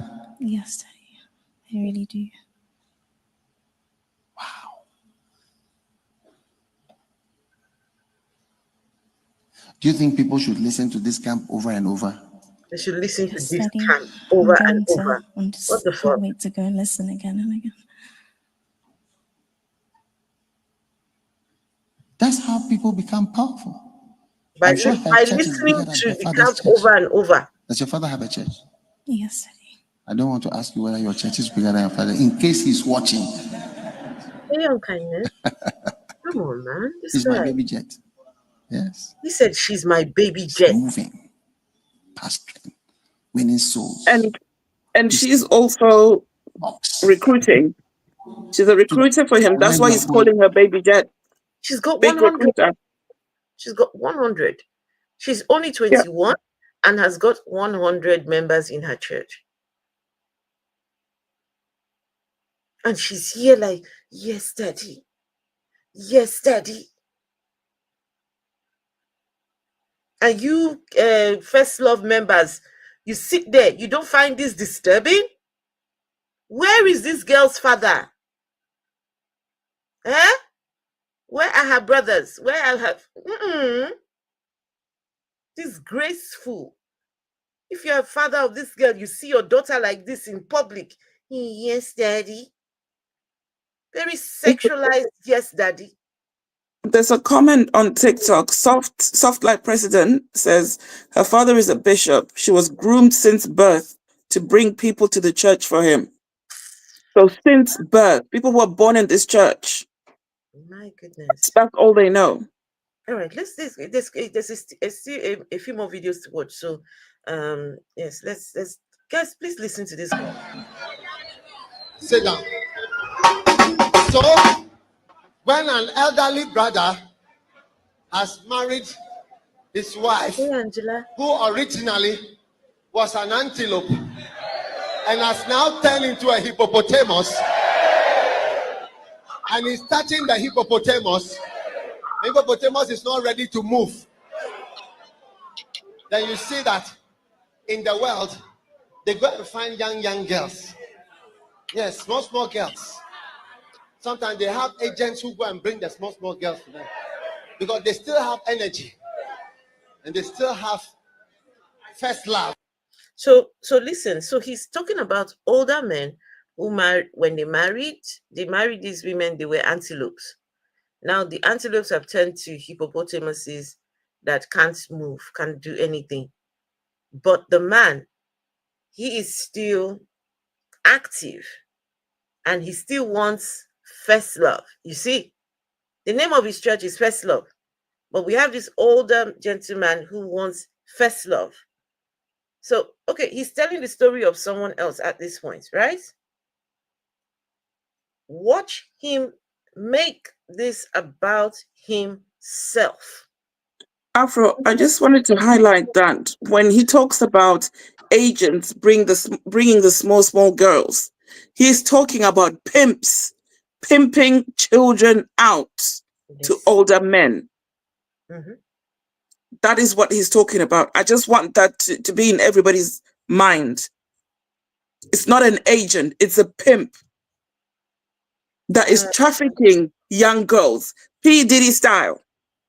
There's someone in R. Kelly style. There's someone on YouTube that is putting some names in the thing. Are those names that you want us to go and have a look at? Sarah, are those the names of those people you're putting in the Brian? You said Brian, Amor,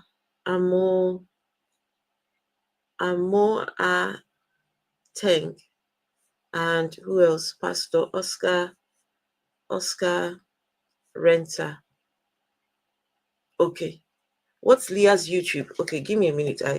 I'll put Leah's YouTube in the. I already put it in the comments earlier on, but just give me a minute. I will put.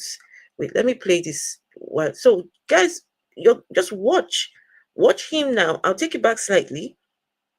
Right? Watch him make it about himself. Then you see that in the world, they go and find young girls. Yes, small girls.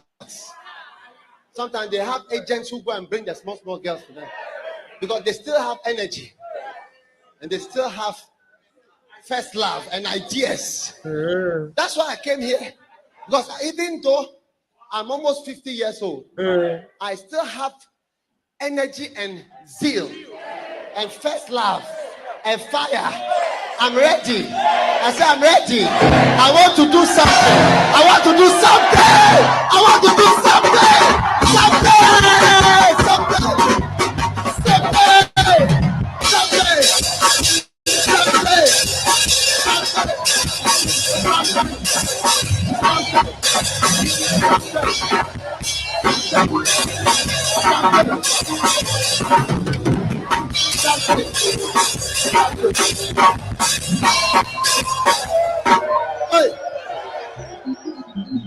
There are some elderly people.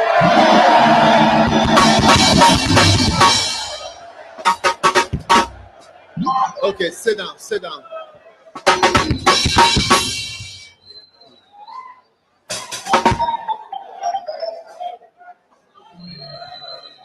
So, people don't understand why I've come to First Love Church.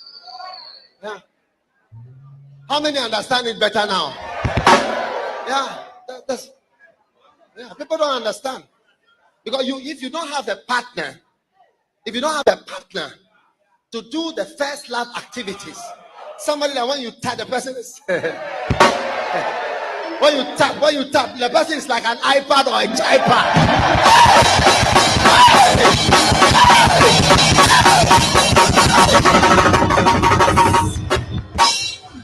But the person is like an old Dex Bible. When you tap, nothing happens. The person is not digital. The person is not modern. It's not exciting.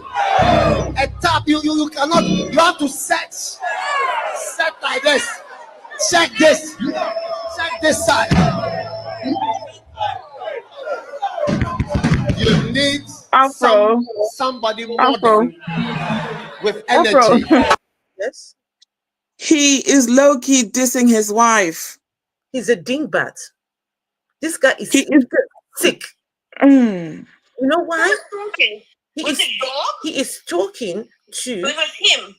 He's talking to young boys who shouldn't even right, I'm not a Christian, but going by the Christian standard, these people should not be talking anything sex. These people should be taught about waiting until they are married, right? These people, Yes. no business talking about anything sex. But guess what? It's coming from their pastor.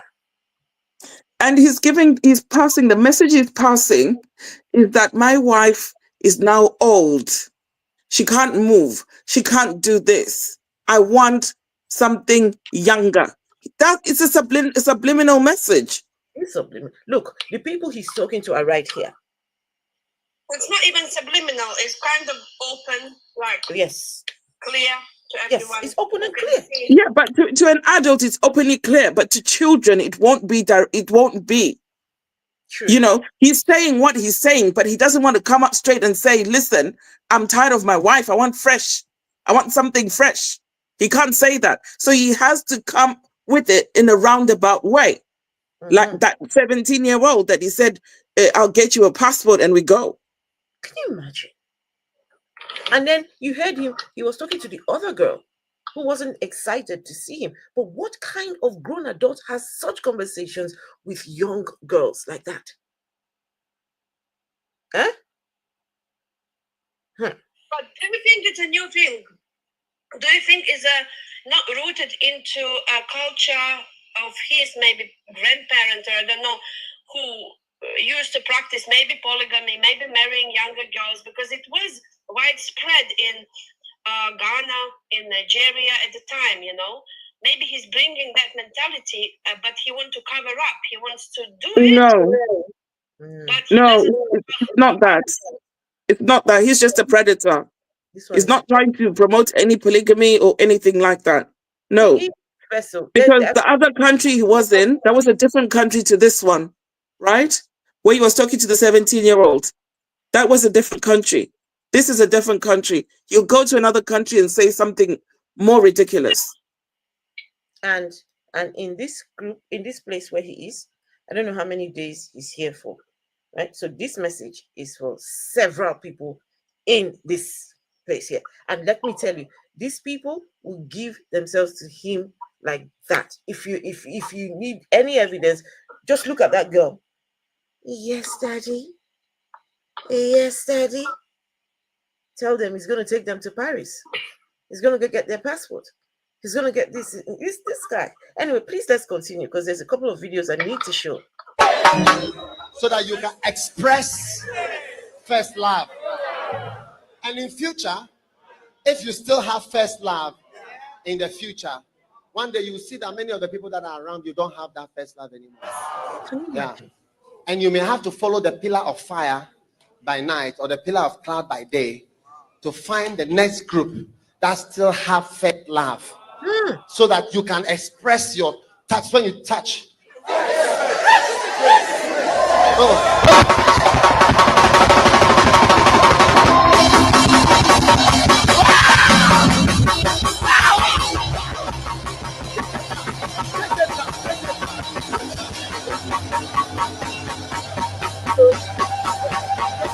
You saw the way he touched those people. Okay, let's go to the next video. Many of the dreams that I have in being a pastor. Please listen. This I don't know if Apricot with Spices is listening, because this is going to answer the question that they asked earlier on, right? And this video is going to show you exactly why the young ones. It's the undertones, guys. He is saying something while not saying something. It's what he is not saying that you need to catch on to. It is what he is not saying. This guy is so transparent. He's so transparent. So I don't care what any first lovers want to talk about, what they want to hide, what they want to. This thing is so obvious for us to see. But please, listen to Dag tell you exactly why. Many of the dreams that I have in being a pastor, they were fulfilled when I started to talk to little children. As I became a teacher of little children. Did you hear that? Many of the dreams that he had as a pastor only started to get fulfilled when he started talking to who? To little children. When he became a pastor of little children. I will take it back so you can hear him again. This guy. Many of the dreams that I have in being a pastor, they were fulfilled when I started to talk to little children. As I became a teacher of little children. For 20 years, I never could fulfill those dreams. But when I started to talk to little children, I started to fulfill those dreams. Yeah. So, how old are you? 20. Stand up. So you must shine your light to little children. So how old would the little children be if you are 20?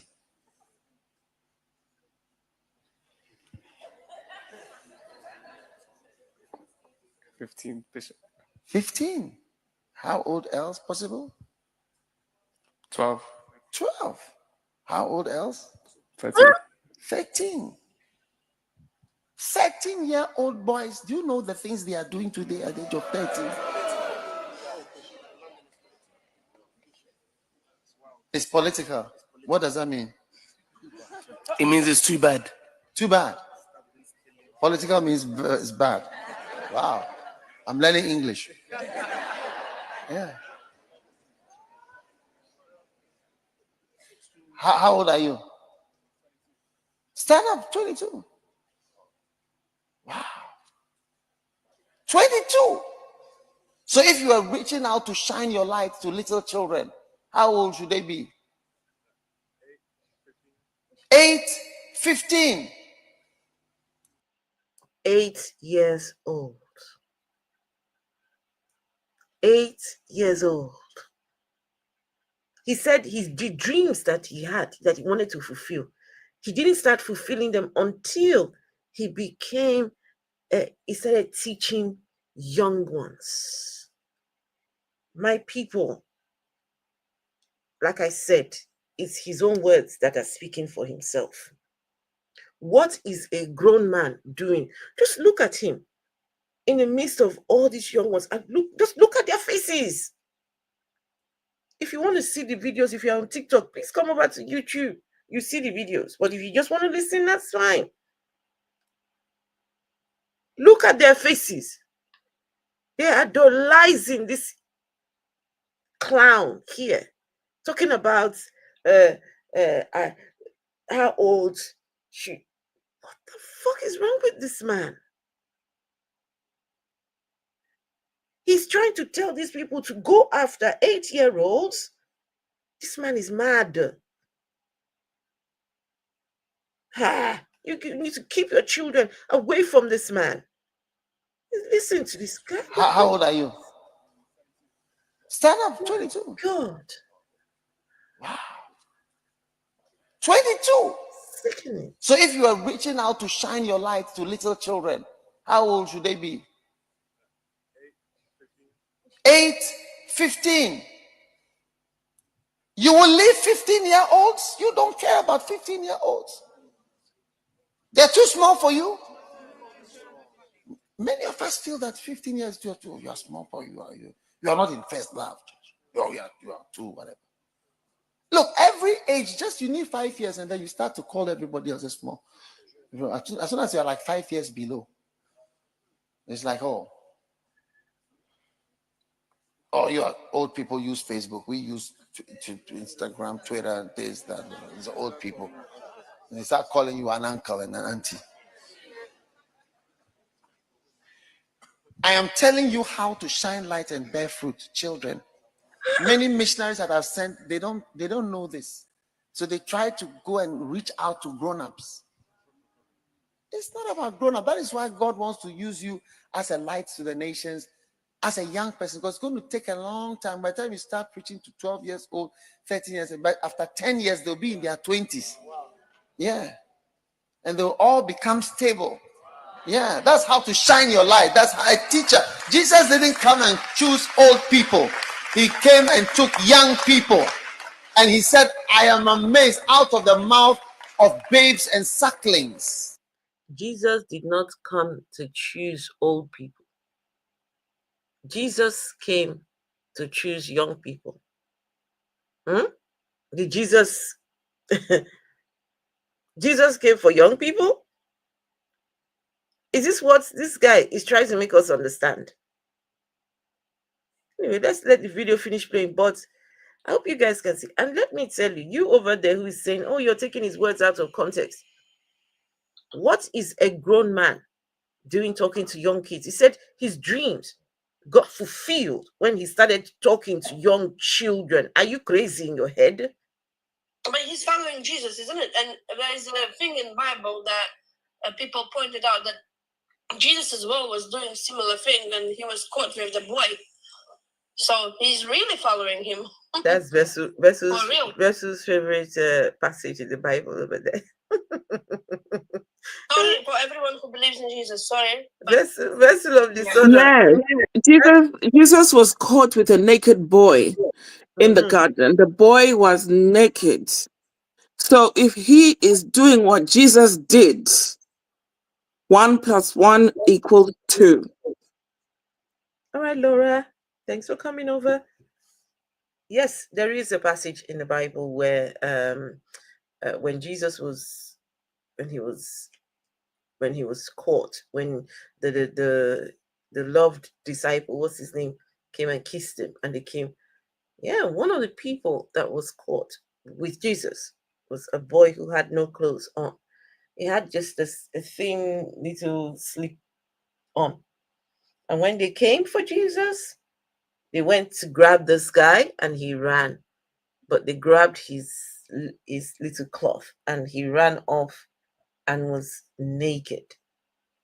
But it's funny how the Bible was so specific in talking about this naked boy caught with Jesus. Now, there are interpretations, right, of what went on there, right? Because they tell you have to read the Bible in context. You need the Holy Spirit to help you understand it. Some people have used the Holy Spirit to help them understand that Jesus was caught in the act with that boy. I'm just saying what some scholars reckon. Not me. It's not for me. I'm not invested in the book. So anyway, let me finish this. Many of us in the First Life Church, we look down on 12 years old and 13 years and 15 years old. Tell the truth if what I'm saying is you feel that they are like children or these are like children. Dag Heward-Mills, 12-year-olds, 15-year-olds, they are children. Keep your fucking hands off little kids. Look at him. Some of you are afraid to talk to 12-year-olds. Is this person okay? But babe, just be careful, because the trolls are in there, just because we don't want it to get locked off, girl. Because I know Dag brings that reaction out. Please, Afro-atheist, please, girl. I know it's hard, baby girl. But they're on here. The trolls, I just want to say that. Leah, he's talking about 12-year-olds, Leah. I know, but babe, but every time I Leah, how can you tell me to... Dad, oh, goodness. He's so wicked, but because the trolls are on there, if the AI goes through it, you get me? We just need to go to his church and embarrass him one day. We should find a way and just make a big scene. That's what I want to do. My goodness. He's going to call security, but it's not going to be enough for all of us. To become all of us. Okay, all right, people, let's finish this. Oh, okay, all right.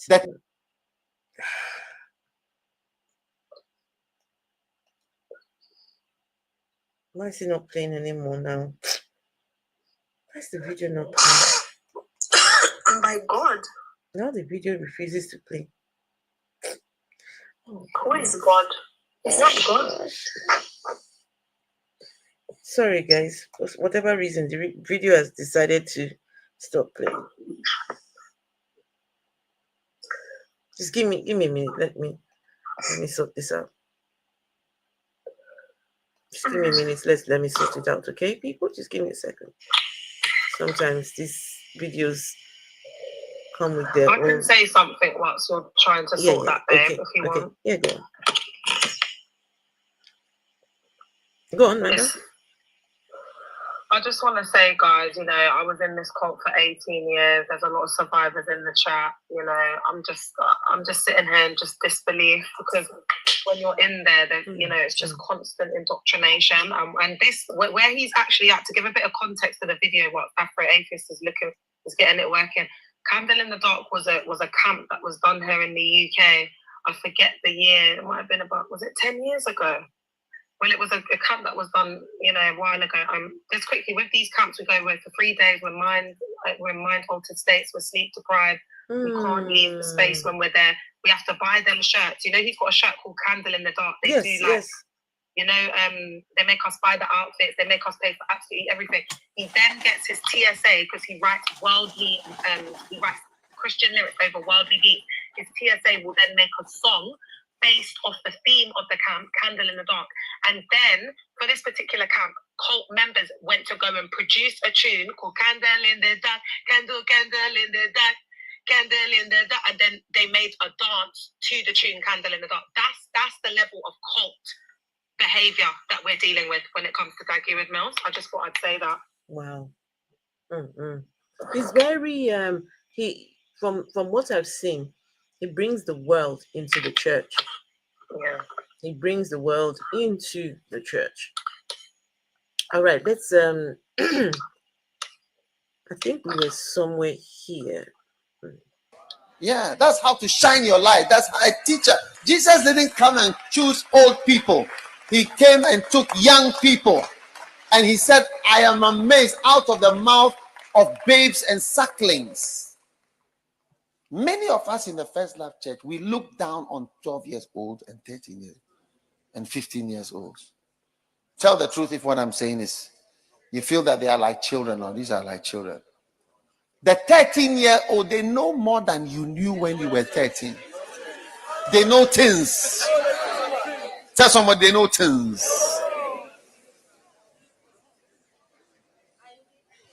You knew things, didn't you? Yeah. You really knew things.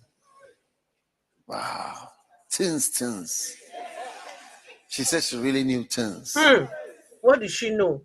Yeah. So I want you guys to go and do number 1, be a guide to the blind. Number 2, an instructor. Or is it instructor or teacher? Instructor to the foolish. Number 3, a teacher of children. I mean, look at it. It's written there. A teacher of infants. What does the King James say? Change it to King James. King James. Teacher of babes. Wow. My goodness. I hope you guys can see how this thing becomes problematic. He's now telling these people who are 15, 16, telling somebody, how old did that guy say he was? He said he was how old? 19? Or how old? Said they should go and talk to young people. Anyway, give me a second. Let me pull up the next video. I think we got 2 more, and that would be it. Wait, so all this time, First Love was a cult? I didn't even know, you know. It has always been. Days. Always been. Always been. God is going to change your life. Wait, hold on. Hold on. Huh? Sorry? What did you say? Oh, okay. All right.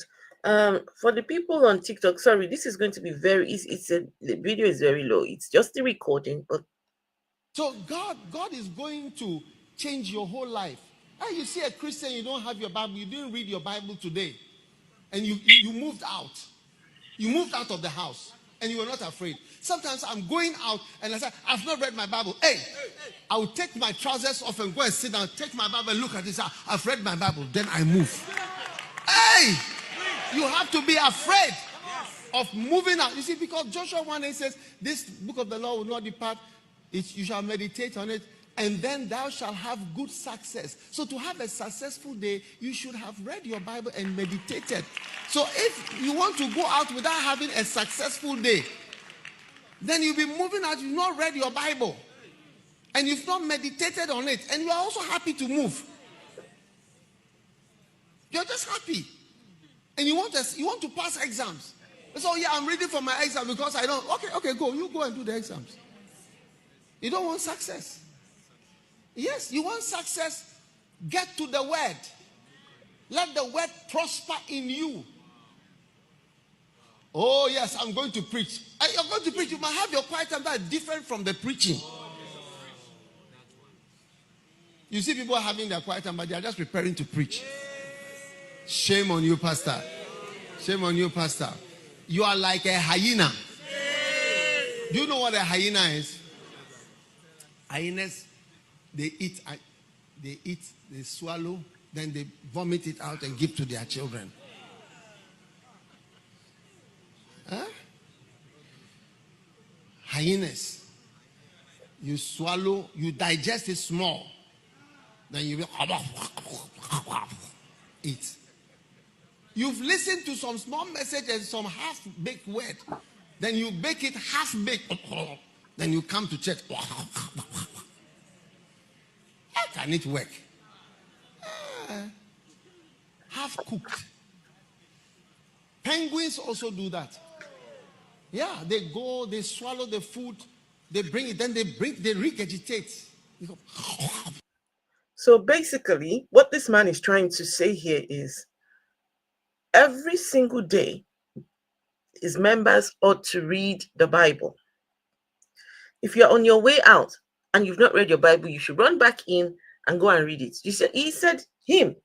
This is what he said. He said him when he's going out and he has not read the Bible, he will run back, take his trousers off, and go and look at the Bible. He didn't say read it. He said he would look at the Bible and then quickly put his trousers back on and say, I've read it for the day. If you're a pastor in this church and you have not read the Bible, you go and preach, he said you're like a hyena. You eat and then regurgitate.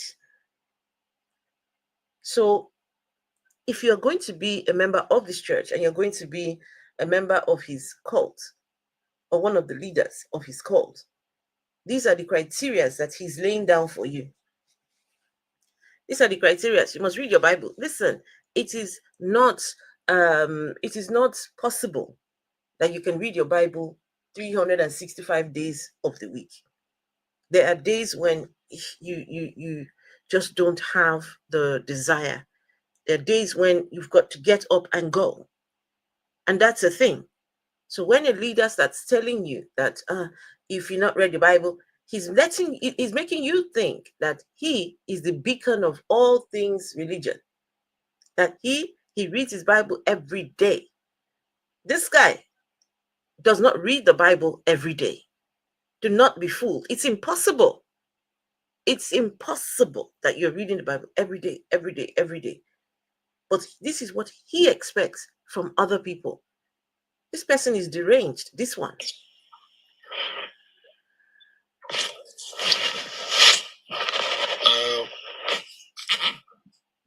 Afro-80s. Yes, hello. Yeah, good. It's a good evening. Good evening. Yes, good evening. Yes, so I think I've been to your how do you say, your page. I've looked at some videos. Mm-hmm. I'm Ghanaian. Oh, hello. And I also have a feeling of how you are feeling, but I can't actually pinpoint some of the things because I watched this video on your page whereby a young lady was calling him daddy or something, yeah, and all that. But with that, I don't think that is like a very solid evidence of a cult. I have a feeling that that church is a cult, but that thing is a very Ghanaian thing. From the culture. It's okay. It's okay. That thing is a very Ghanaian thing. If I meet anyone who is at the age of my father's age who can give birth to me, I address him as daddy. It's a Ghanaian culture thing. If you go to Ghana, you would see that it's a Ghanaian thing. Oh, shut up. We weren't calling Dag until he started First Love. How old are you, babe? Listen. Don't come with the Ghanaian bullshit rhetoric, yeah? Go fuck up, yeah? Because that was introduced when he started doing First Love, so shut your mouth about this, that, and the first. What the hell do you know, you little you? So you don't know nothing, man. Shut your mouth. You're coming on here to defend the greatest. Are you having a bubble? So what are you talking about? They introduced Daddy Leah, and Prophet Leah. in First Love. We weren't calling him Prophet, and we weren't calling him Daddy until we created First Love. Shut up, man. Okay. Coming on here to talk human fecal matter. What are you talking about, man? Get the hell out of here, man. I need to ask the gentleman. So, do Ghanaians have a habit of calling when they speak to their daddies? Do they have to also use the very sexualized tone as well when they say, yes, daddy? Yes, daddy. For that one, I can't explain, but the word daddy is used to address. We use it to address an elderly person who can give birth to you. We are not talking. We are not talking about. We are not. Please, we are not. Please, we are not talking about the use of the word daddy. Yeah. That's not what we are talking about here. We are talking about the mannerisms. Yeah, the mannerism is. We are talking about a grown adult. No, please stop. A grown adult and a youngster, right? Yeah. The interaction. Do you think that is healthy interaction between a grown adult and a young girl? You are not getting my point right now. I went to your I'm asking you a question. I am asking you a question. Listen. I am asking you a question. Yeah. Is that a healthy interaction? No. Between a 60-something-year-old man and a 21-year-old girl? No.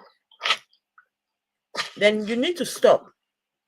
Yes. Because if you carry on, hold on, please. Excuse me. Excuse me. If you carry on,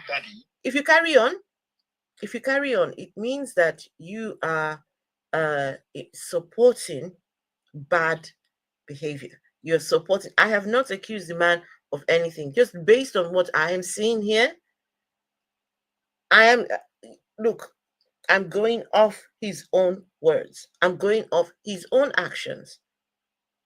And if you cannot see what we are seeing, then listen, nobody's forcing you to be here. You can go get some sleep, go get some rest, right? If it bothers you so much, then go and talk to Dag.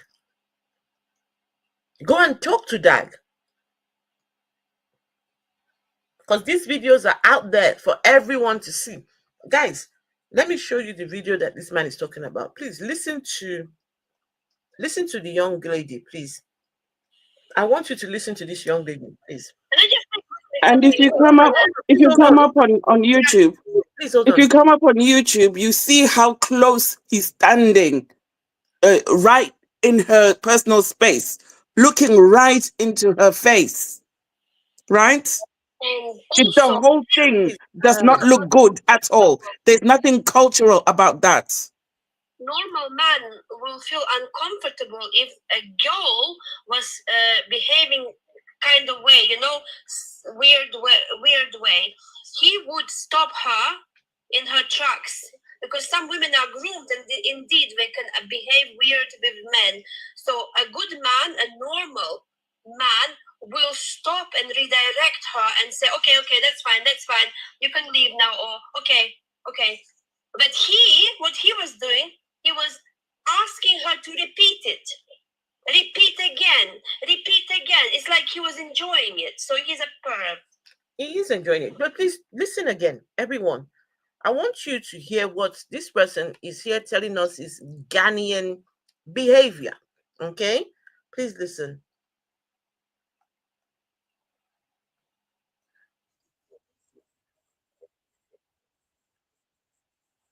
It's not playing, Afro. It's not. Sorry. Me, I'm here busy eating chicken. Sorry, guys. Wait. You're not seeing it? It's just not playing. We see it on the thing, but it's not playing. All right. Give me a second. All right. Sure. Give me a sec.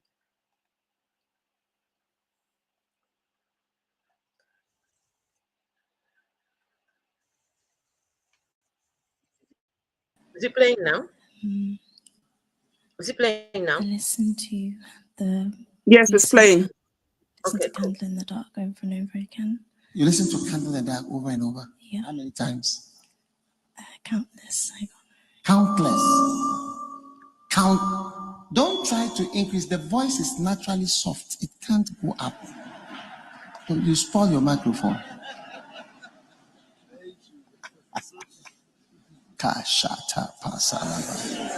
You listen to Candle in the Dark. Did How you many see times? what they did with their hands? No. You want to No. say this is not a cult? Did you see what they did with their hands? That's how we listen to messages. Candle in the Dark. Vessel. Yes, Afro. The man said, shaka kata kata, and the people shouted, I receive it. She did the hand sign, right? No, the whole crowd did the hand sign, Afro. The whole crowd did. I'll take it back. Yeah. Yeah, play it back. You see the whole church lifted up their hands. Okay. It's part of the cult jargon. Yeah. So he speaks in tongues and then we receive it, but we don't know what he's saying. It's a sign of faith. It's cult culture. So yeah. Is that, I don't know, is that a Ghanaian is that Ghanaian culture as well? No, so tongues is shabayaka. It's a heavenly language that they believe they're speaking in there. No. Man and God. I just this gentleman is trying to tell us is Ghanaian culture. So maybe this is saying that, babe, Ghanaian you need to culture. get the trolls out of here, man, because they're severely indoctrinated, babe. Mm-hmm. There's no point going back and forth with a troll because they're brainwashed. But anyway, it's your life. It's up to you, innit? But yeah, all right. Yeah, but that's cult. That's cult culture in there. Leah, I do this so that people can understand the nature of the indoctrination and how much these men affect. Dad's ass. They're swimming in his intestines, girl. Yikes. The water, all the air in their brain is gone, child. They can't understand the words that we saying out here, child. It's like banging your head against the brick wall, girl. It don't matter what you say. They got Dag's brain. You're not here, Miguel. They got Dag's brain. They can't think for themselves, child. We hear you here. All right, please let's hear these people. That's how we listen to messages. Candle in the dark. Yes, Daddy. Why? You want to be a candle in the dark? Yes, Daddy. I really do. Wow. Do you think people should listen to this camp over and over? Yes, Daddy. I just can't wait to go and listen again and again. That's how people become powerful. Mm-hmm. I'm sure her church is bigger than her father's church. Mm-hmm. Does your father have a church? Yes, Daddy. I don't want to ask you whether your church is bigger than your father, in case he's watching. It's my baby jet. Yes. Is his baby jet. It's moving. He is his baby souls. jet. You see them following her. Wait, the flocks. because of this Do they follow gentleman, you? please hold on. Wait, there's a video. Hold on. Which one is it now? I think it was this one. Because sometimes we need to. He has run away. He ran away. Sit down. No. Wait, not this one. Not this one. Present share screen. This one here. He'll be listening in the comments because they're speaking about their daddy. Their daddy. Give me a second. Let's see this particular video. Hear the interaction with a 17-year-old. Grace, a second. Yeah. Old. I said, Grace, how are you? The man is this man is in the midst of young people. Remember, we watched the video where he said for 20 years he was preaching and his dreams never came true until he started talking to little children. Those were the words out of his mouth. He said little children. That's when his dreams started coming true. So right now he's in the midst of these so-called young children. Now, he's telling the people about the interaction with another young lady.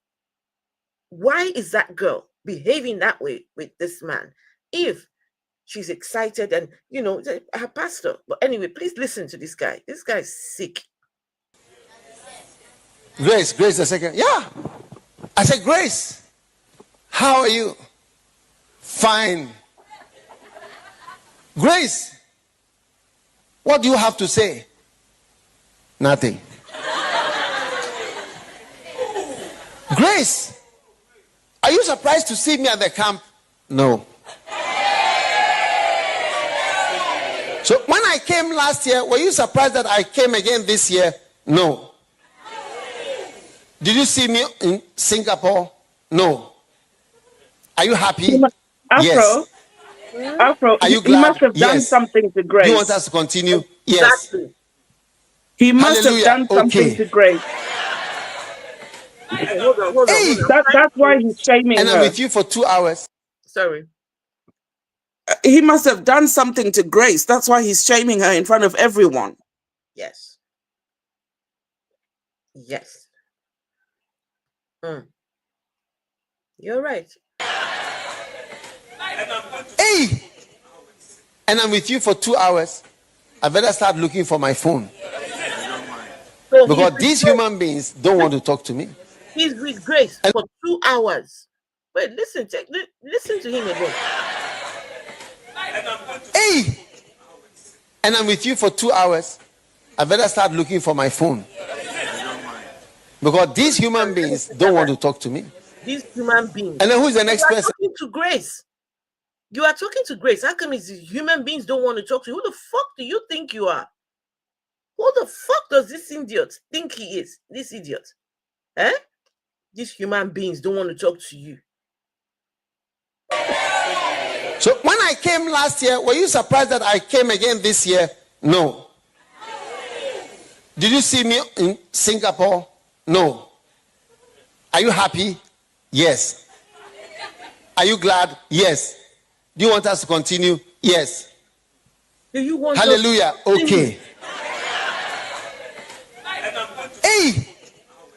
And I'm with you for 2 hours. I better start looking for my phone. Do you want us to continue?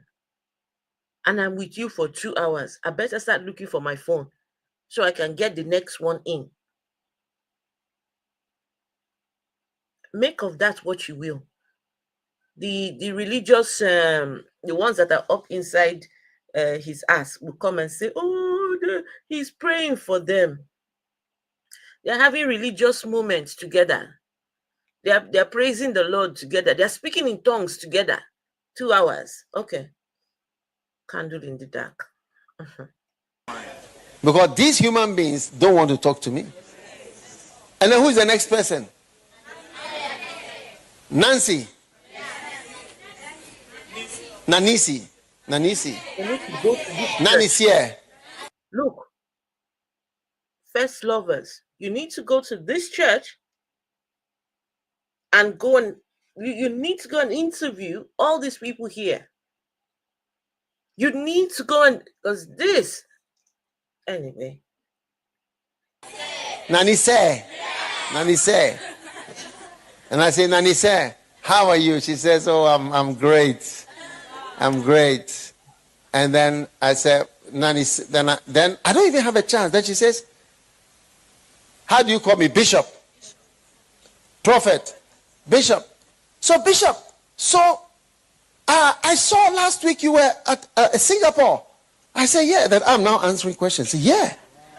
You saw that I was in Singapore? Yeah. Really, can I come with you next time? Oh, yeah, you can come with me next time. Yeah, you can come with me next time. Yeah. Oh, yeah. So I haven't even got to ask her whether are you enjoying the camp or whatever. She said, can she come with me? Then I say, Nani say.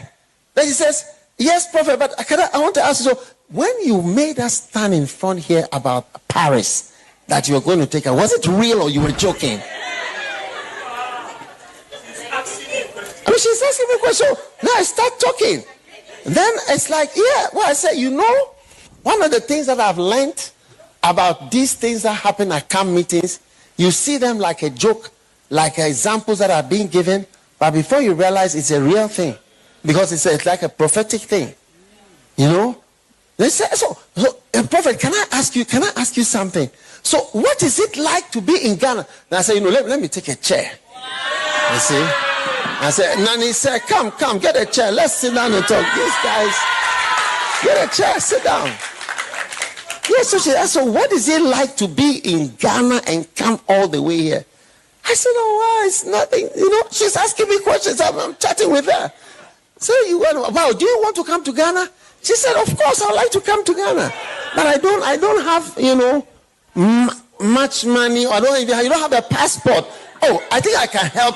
Bishop Ora can help you to get a passport. Yeah, get a passport. All right. And then, okay. Now, yeah. Now I want to ask, so, by the way, how old are you? 17. Wow. So do you have a beloved or something like a beloved?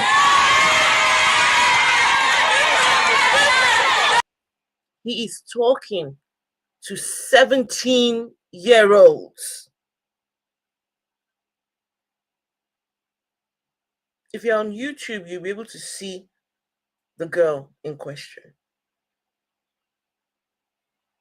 That's a 17-year-old. He's about to take her to Ghana to get her passport. And that grown adult comes here and says he's a Ghanaian. Okay, maybe this is a Ghanaian thing for men to invite 17-year-olds to Ghana. I think this is Ghanaian. Is it right? That man that came up here, the reason why he will come up here to talk that trash is because he himself, he knows exactly. He knows. 17-year-old, my people. Look.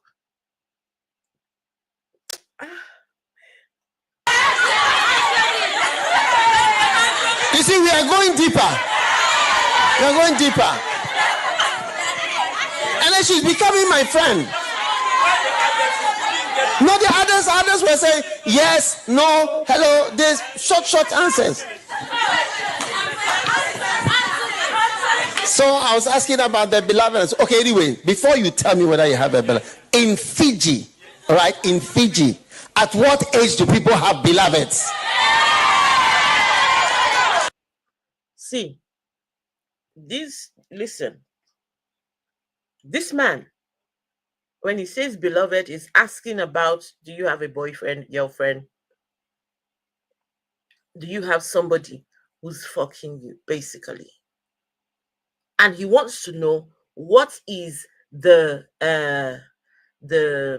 what do you call it? The age. What do you call the age of consent? The age of consent in Fiji.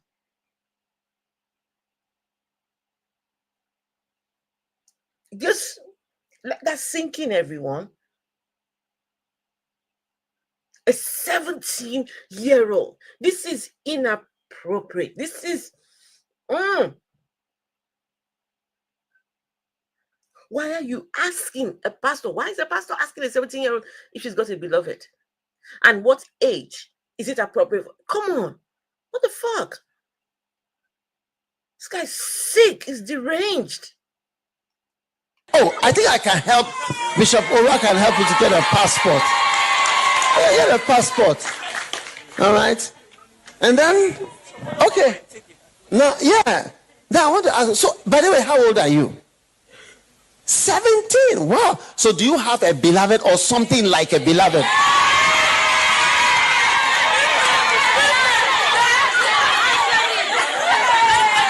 You see, we are going deeper. We are going deeper. We are going deeper. And then she's becoming my friend. She's becoming my friend. No, the others were saying yes, no, hello, this short answers. So I was asking about the beloved. Okay, anyway, before you tell me whether you have a beloved, in Fiji, right? In Fiji, at what age do people have beloveds?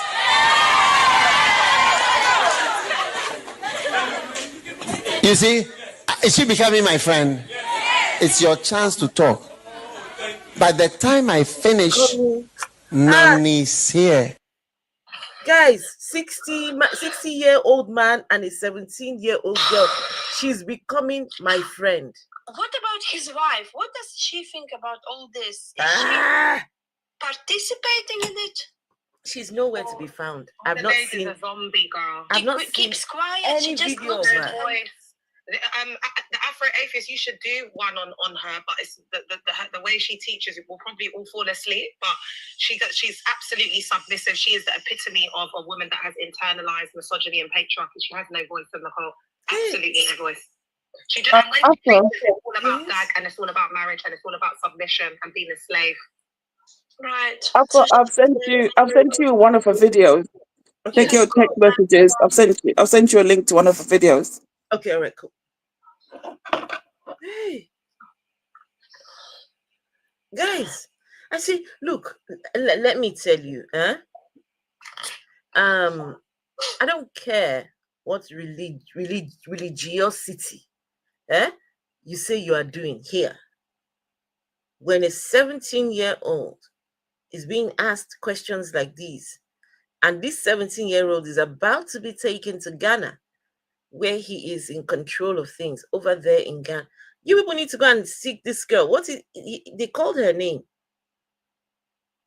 Guys, listen, if at this point you are still doubting.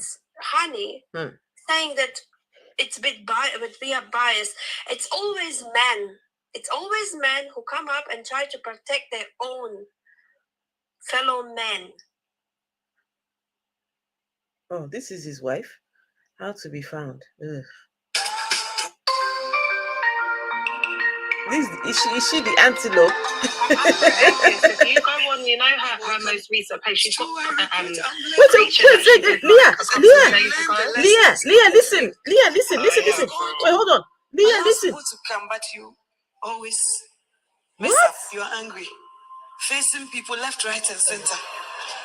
I said, marriage, it takes humility and submission to marry. But you, between going to eat and going to the family house, you're arguing about between Ghana and Jamaica. The Bible says in Luke 14. No wonder. Dag is all over the world. No wonder. He has one that is busy talking submission and nonsense over there. Afro, I have information for you. So sorry, Origin. I'm so sorry. Before you ask, I just need to find out before it gets lost in the comments. Soft Life President, what does he make you kiss in front of the church when you're engaged? What does it? I didn't get a question. Wait, hold on. I don't know. Where's the video playing from? Okay, sorry. A video was playing and I was wondering, it's me, and I didn't know. I didn't press anything. All right, please continue. Sorry, I was wondering where that was playing. Can you ask that question again? No, I was asking Soft Life President what he makes them kiss. You know, when they become engaged, apparently they have their first kiss in front of him. Oh, yeah. Okay. So basically, are you a survivor? No, as for the he's kiss, he's Ghanaian. The wording kiss, right? Who are you, babe? He's a friendly. Leah, he's a friendly of ours, and he's part of the team. He's Ghanaian. He's a friendly, yes. Okay. The kiss that you witness when you get married in the church, was put there just to demonstrate that kind of love that you have towards your partner. We just see it as a signal to the families. He's a troll. He's a member. No, he isn't. Him to say we see it as. He isn't. Because I used to be a pastor. So are you still in the cult? No, I left long ago.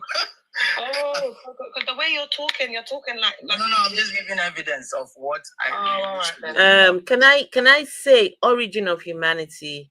When a pastor starts telling people to kiss each other right in front of him, and this kind of person who's got this kind of sick, twisted ideas, for the members, they would see it as, he just wants. It's this guy has a sick mind. It does something for him, right? When he gets back at home later on, he starts because it's all psychology. Listen, everything about the church is psychological. If that pastor is promiscuous in the church, he's just making it a normal. He's just normalizing it that, hey, if married people can be kissing in front of people, what makes you and Jesus? What makes him not kissing anybody in the church? He will use every verse in that Bible to defend it, to molest people in the church, and that's it. It's just everything about the church is all about psychology. They play psychology on people, so people would always remain in that Bible box, and they always succumb. Anytime you want to have a different opinion, they'll use the Bible, a verse in that Bible, to defeat you. Do you understand? I understand. Okay. And these people are young people as well. Anyway, we've got Ed here. Ed was but here. Afro, I said I have information for you. Oh, okay. Guys, like now? Guys, now we listen. There's somebody called Jean. She has a life, and she welcomes people who who don't believe in Christianity and want to have a discussion with the Christians. She is a Christian. Yesterday I was there, and I tore them apart into with all the contradictions in the Bible, with all the hypocrisy and the deception in the Bible. And before we had a very intense discussion with a whole panel for more than 2 hours. And it brought a lot of chaos to that place. And today, I went there, and by public opinion, by all the audience over there, they decided to kick me out. Oh no! Anyway, so I was just giving you the information that you guys need to look out for this platform. I think that those people, they need us. We can. A lot of us should be able to get there. Yeah, that's okay. Origin. Bring them back. Origin. Right now, we are busy talking about this DAG. We're talking about this cult. Yeah. As much as I appreciate you telling us, right? I know that very well. He's from my country. Yes, Ghana. Yes. This is the reason, because he's got churches in the UK. Exactly. He's got churches in the UK, and there are real victims of DAG here on the panel with us right now as we speak. They're victims on this panel with you. Oh, really? Yes. Guys, can I just can I just quickly come in there, because we've completely deviated from the fact that people are being coerced, humiliated, and forced to kiss in front of the cult leader and the entire church. Yes, I would like to talk about that. Can I say something? This kissing thing, I've done content on it and they got it removed, but it's on one of my other pages. Anyway, it turned into like a ritual where they would say, there's a girl, her name, what was that called? Madame X. She's called Madame X. She said, wedding bells, wedding bells, wedding bells. It's a whole ritual. Jennifer Asante and Kojo Ayi are getting married on the 20th of December. The colors are colors of the flamingo. So be creative and wear whatever you want. Jennifer, Kojo, are you here? And then the whole church will start screaming. They all come up and they're lip-sync in front of their dad. Some of them are pastors' kids, Joe. Their dad is sitting there watching their daughter get lips. It's absolutely sick. I just want to add, I know of quite a few women who have kissed men that they were involved with in the church cult, their so-called beloved, and been branded as strange women and broken down, psychologically beaten, and told that they're a harlot, a strange woman, this, that, and the third, and they can't marry the man. Yeah, being stripped of pastor roles and titles. Do you know there's a survivor that was stripped of her role as a pastor for kissing a certain somebody in the church culture? When she's ready to speak out, whoo, let's just say it's going to really get popping. It's going to really get popping. Wow. She said to me, Leah, do you know how I felt? When that happened to me, got stripped of my pastoral title, this, that, and the third, for kissing someone. And now to come and see 10 years later that they're kissing on the altar of God. And that's where I'm going to leave it. Yeah, don't come in defending Doug. You don't know nothing, babe. Pastor or no pastor, what are you talking about? How can you be talking like that about, do you understand what's going on in the cult? Like, are you hearing what we're saying? Bro, like, just continue to deconstruct and deprogram, yeah, because the indoctrination in Dag's cult is TB Joshua style. That's the level we're talking about. Yeah? No, I'm hoping that this will make these young girls, you all need to speak.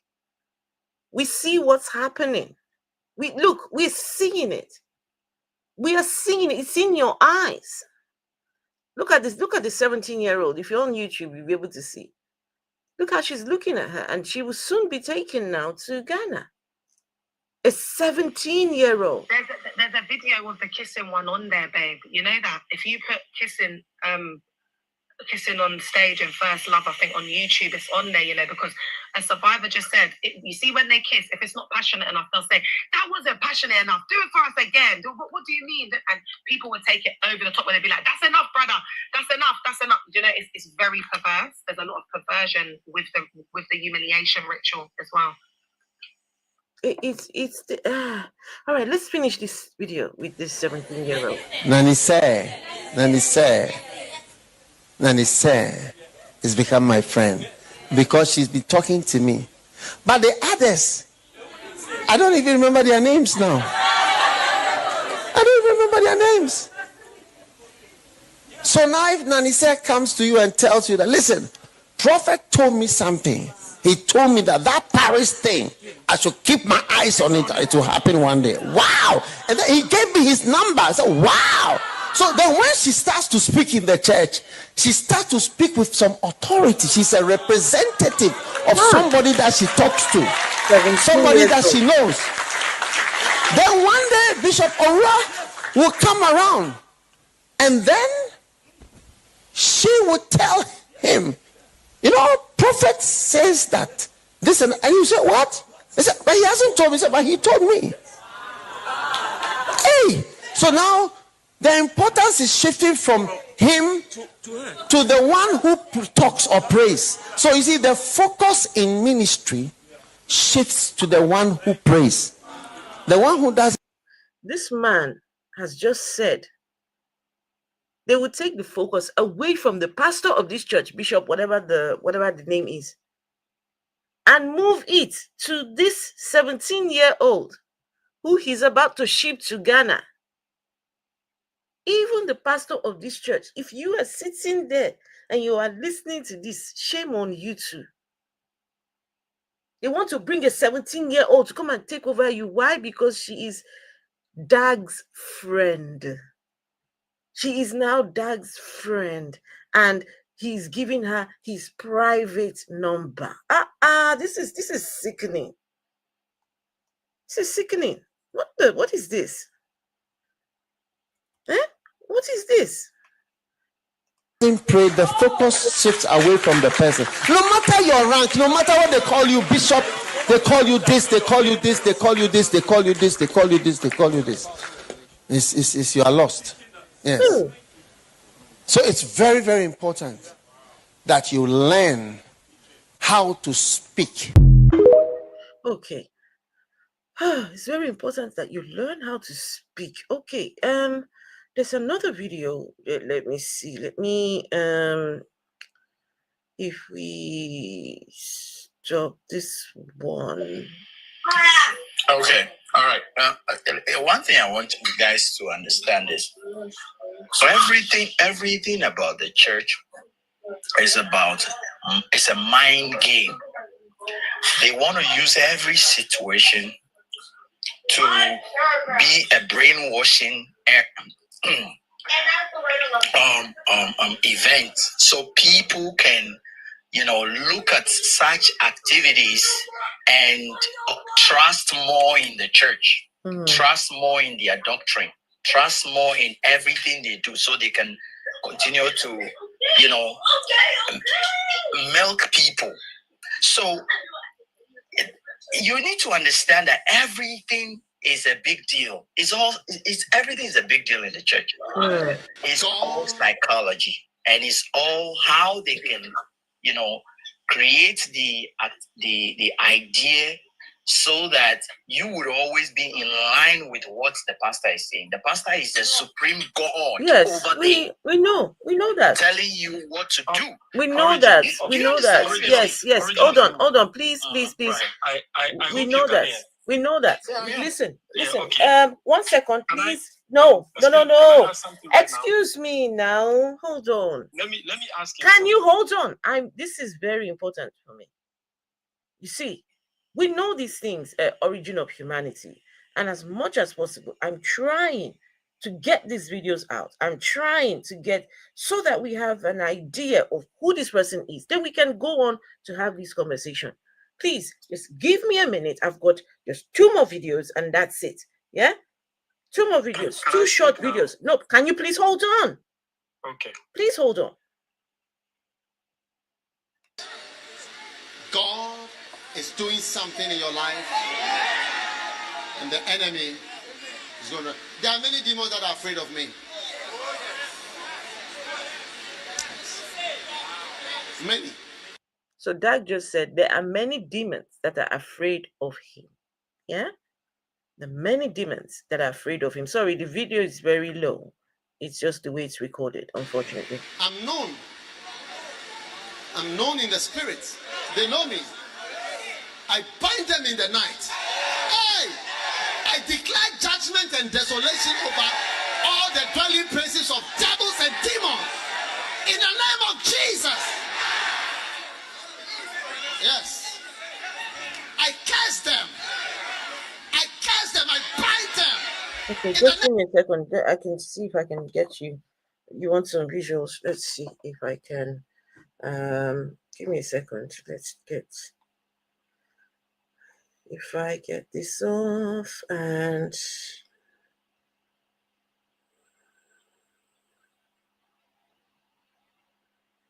Okay. In the name of Jesus. One day when my father died, I went to the house where he used to stay. And I was alone in the house. And I heard a noise upstairs. Clearly. Something either was walking or moving. And there was nobody in the house. When I heard the sound, and I was alone and I heard that it's upstairs. I said, where is this thing? I ran upstairs. I ran upstairs. Where are you in the name of Jesus? Hey! The thing never came again. The lion which is strongest among the beasts and turneth not away from any. This guy is very foolish. He just said that he was in his father's house. He heard a noise upstairs. A noise. And he went to go and check. But he bind and cast and he didn't say what this thing was. But he just said that all the spirits and demons are afraid of him. So he has bind his cast and all these things. And the thing never came back again. Doug Heward-Mills, what was the thing? What was it that was there that you were busy chasing? This is how these pastors get you to think that they're very powerful, that they do things in the spirit realm. They can move. This guy said the demons are afraid of him. Who the fuck are you? That demons will now be afraid of you. I don't believe in demons, but like, my goodness. So you're convincing these people that you, demons, are afraid of you? Go and sit your ass somewhere, you dag person. I should run away. You run away. You run away. Demons will run away from you.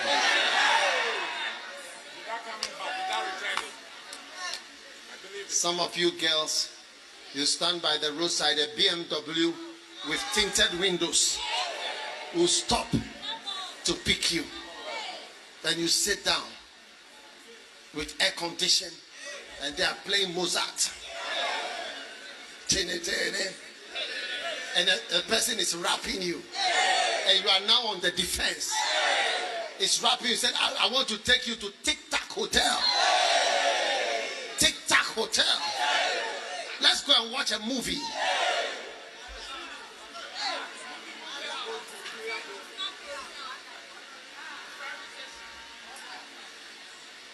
And then you realize that you are in danger of going to Tic Tac Hotel. So you say, please, can I get down here? And you run out of the car. But a day will come when you sit in the car, BMW, tinted windows, color blue.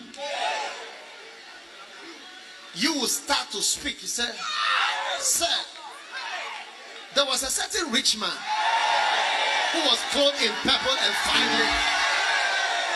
He fed sumptuously every day. And there was a certain beggar. And the rich man would say, And it came to pass that the beggar died and was carried by angels into the. So did you hear the guy's story about the young girl that followed the man into the car, and the man is about to take her to Tic Tac Hotel, and the man is, doing this to her? And why do we tell stories? Why does Dag tell stories like this to these youngsters? In the cult, it's called windows. They use windows to preach. So the pastors will use like windows, but what happens is they have to use a lot of the stories of members because their life stands still. They ain't got nothing going on outside the cult. Mm-hmm. So that's why they start telling people business from the pulpit, abusing people from the pulpit, because they call them windows of preaching to help people understand the message. Again, these are things that you need to know to be inside, to be heavily. It's like you have to catch the spirit to understand Dag's preaching. So you'll pick up the blatantly obvious things, but We see meanings inside. No, it's about. Sorry, I'm still talking, babe. Wait, just hold on, I'm still talking. Please let her There finish. are things that are hidden inside the message. It's like you have to be in certain corridors and be able to understand the flow of the message and what he's saying. And you even need to understand things that aren't spoken, that are spoken. There's a lot of cult culture in there. Do you understand what I'm saying? So I just wanted to put that in there for people to understand, because a lot of people on YouTube are saying, what the F is he saying? I don't understand. It's like they speak another language in there. He even uses his own language. I just thought I'd add that. Okay. Let's understand I've got one last story, okay? Church business. Can I say something? Yeah, go on and say. I'm just saying I've got one last video, so. What? Go on. Yeah, I'm saying that let's understand that when it comes to church business, it's all about arousing the crowd with all these narratives. So more people can get convinced about that church so that they can keep on coming and giving. The only way you can keep people coming back to support and to give is by arousing them with all these stories. When you tell them these stories that relate to life, then they would believe in you, they would believe in the church, then they would think that you are so powerful, the church is so endowed, so they have to keep coming there. It's all about mind game. They play all these tricks on people. That's why they create all these stories. I've been there. I know what goes on over there. It's all about psychology. Psych the people up, arouse the people up, so people would always want to come back. And Dag, just like everybody else, all the preachers, Dag is no exception. They all do the same thing. It's all brainwashing. Yeah, but in this case, he's his young children, and this is why he's a special case. If you heard the video from earlier on when he said he's talking about targeting youngsters, they were even mentioning 8-year-olds. 8-year-olds. This guy is a psycho. He's sick in the head. Guys, please let me play the last video, and then that would be all my videos done, and then we can have a conversation for the people who want to talk. So please, just one more video. We see a lot of Christian people saying, I'm a businessman for Jesus. I remember one guy, he came to me, he said, I'm farming cashew nuts. And he said to me, he was driving a Range Rover. And he said, when I'm going to make a lot of money. I've been a Christian for so many years, serving the Lord and working in the church. And this guy said, I'm going to make a lot of money and bring it to the kingdom. Quickly. Can I? Yeah, go on. So you see how I was talking about the windows? You see how he started talking about this man, a certain man? That's cult jargon. Then do you see he starts to bring in this window where he's going to tell you something about a church member, right? Do you see he said, I've been a Christian for so many years serving the Lord. That is his tune, Mountain of the Lord. The cult leader writes Christian lyrics over worldly beats. So you see everyone starts laughing, because we get it. We get it because we know the song, and you've got to be indoctrinated, and you've got to understand the cult jargon, and you've got to catch the spirit of the house to understand where he's taken that and what he means. Because if you're not in the cult, you would have totally missed that. So that's what I was talking about, my ninja, when I was talking about the windows. We know it's about brainwashing and psychology, but it's also about misogyny and patriarchy and the rhetoric that he does up through these windows in which he breaks down women, because it is a women's rights issue. It is a violence against women and girls issue. It is given TB Joshua. And I'm just gonna mute myself. Okay. Yeah. Leah, before you mute yourself, why is it that these people respond so? He's not calling for a response. Everything he's saying, you get shout, hey, hey. Because they indoctrinate us. There's so much indoctrination going on behind the scenes. You're moving with your pastor. You're flowing. You're in shepherd's meetings. You're getting indoctrinated one-to-one. You're listening to the messages 24 hours a day. Where is Dad? You've got to be a hard follower. Where's he preaching? What's the latest book? What book are you reading? Do you know what I mean? There's so much that goes on. It's like 95% behind the scenes and then 5% preaching. And my man is speaking in a code and he's speaking in another language. And that's why they say that to understand Dag, you've got to catch an anointing. This is his main thought reform program, loyalty and disloyalty doctrine, and catching the anointing. He believes that through catching the anointing on his life, you will be able to have a ministry like his and build mega churches and be anointed, right? So it's in catching the spirit of the house, which is the anointing of the prophet, Dag Heward-Mills, is where we will be able to understand his message. Bishop Richard Aye of First Love Church, who was sent to set up all the churches in the UK. You want to talk about, listen, there's no one with an anointing that can match Dag like Bishop Richard Aye in the UK. You want to come and have some chat for me, bro, on the live? Bishop Richards built 1,500 mega church cults in the UK. I was under that man. He was my spiritual father. I used to minister for him in a song. There's only 5 people that can say they minister for Bishop Richards. Please don't test my gangster. Please, baby. Yeah? So Bishop Richard Aye used to tell us it took him 15 years to understand the mega church book. That's one of the core mega church books. When you do tests, because we have to do exams on the cult leaders books, when you do it at just a church worker level, there's 4 main books, and mega church is one of the main books that they use as a thought reform program to brainwash us into being slaves for the house. Yeah, Bishop Richard said to us, it took him 15 years. These times we're all worshiping Bishop Richard like a god, and it's taken him. So that's why God had to plant me as a seed in the cult. For 18 years, I sat under the feet of Bishop Dag Heward-Mills, the prophet. And I had to prove myself harder than everyone because I'm beautiful. I'm just going to say, I mean, I care. Because they label beautiful women like shade women. I had to learn that doctrine inside and out and dissect it and do a microscopic Bible study on his book. Don't try me. Are you mad? Do you know who I am outside in these streets? So what I'm telling you is that they teach, it's a different language that they're doing up in there. It takes years and years and years to catch the anointing and understand the doctrine.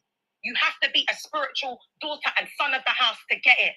And that's what I'm going to say, because I'm riled up, man. Yes. I'm riled up because it's like I spent 80. I don't care if you were a pastor, bro. Do you understand what I'm saying? Gyal is sucking D in there to become a pastor.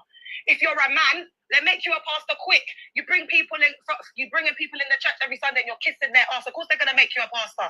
Don't come on here with that, bro. Like, no, I don't think he wasn't saying. I get everyone's got their voice, innit? But he wasn't saying that. I just feel very, very, and I might be projected on you, but I just very, I think he said he was a pastor, but not with Dag. Okay. Okay. So then you don't. So then it's what? So why are you thinking anyway? Let me mute because I'm getting a bit riled up, babe. I usually bring people to have conversations with us. So anyway, just one last video. Will be done. Leah, there was another video earlier on, but I'm not going to bother playing it. But just I'll tell people. It was a young man. He had seen Dag in one of the universities. So Dag goes to universities to preach. Dag goes to universities to go and win these children over, right? What is a 50-something, 60-something-year-old man? What are you doing in the universities? What are you doing in the universities? So anyway, he had gone to one of the universities, and while he was there, this young man who was studying in the medical school, and he was walking past, and he heard music coming from this place, and he decided, let me go and see what they're doing. Oh, it's true. Someone said that the church was doing an event, and when he went, he saw, this is what the words out of his mouth. He saw the white man preaching. and the white man said this, and the white man said that, and it was that. And he joined the church, right? Today, that man is a bishop in leading some of the other churches. That man never followed through with his medical profession. He followed Dad. He never followed through with his medical profession. He is now a church member and, you know, leader of some of the churches in that. He never followed through with his medical profession. Just so you know the kind of power this guy has over some of these people. Let me finish this video and then we can have our conversation. House of God. It's been 40 years. So the house of God. Sorry, he's talking about some man said to him, you know, I'll go make money and I'll bring the money to the church instead of working in the church. It's been 40 years, this man, 40 years, right?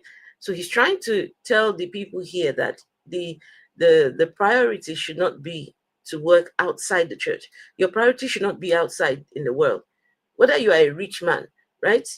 Your riches. Listen, let me take that back so you can understand the context of what he's saying. He's trying to say the rich people outside in the world, they're nothing so long as they're outside the church. All your wealth is nothing. Just listen. I won't speak anymore because this is the last one. We see a lot of Christian people saying, "Oh, I'm a businessman for Jesus."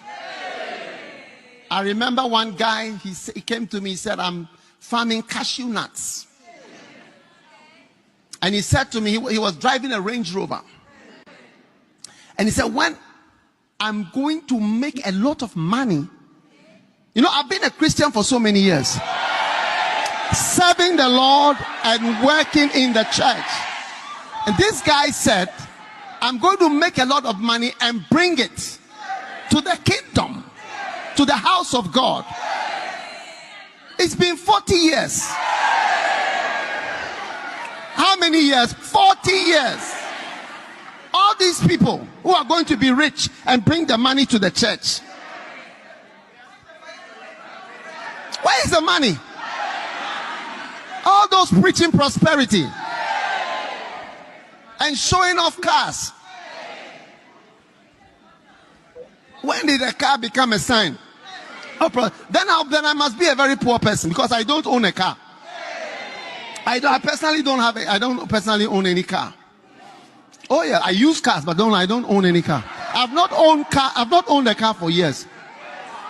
I've not owned any car for years. Then I must be the poorest. Oh no. If you watch the things I do, you will know they are not things that are just you can use peanuts to do that. No. I'm waiting for a Zimbabwean pastor to come to Ghana to come and conduct a crusade. I want you to come with your cars, come with your trucks and equipment and everything. Drive to Ghana, just like I drove to Zimbabwe, and I preached in this country for 30 continuous days, from Gweru to Bulawayo to Bindura to Vic Falls to every part of to Mutare, every place. I slept in every town in this country. If you say you are rich, I thought you said you are into prosperity, into money. Show it by the work of God. Stop showing off little toys. Are you a child? How old are you? How old are you? How old are you? Are you showing off little cars because the door opens like this, the door opens up, way down? I mean, what is this? Somebody's got to be crazy.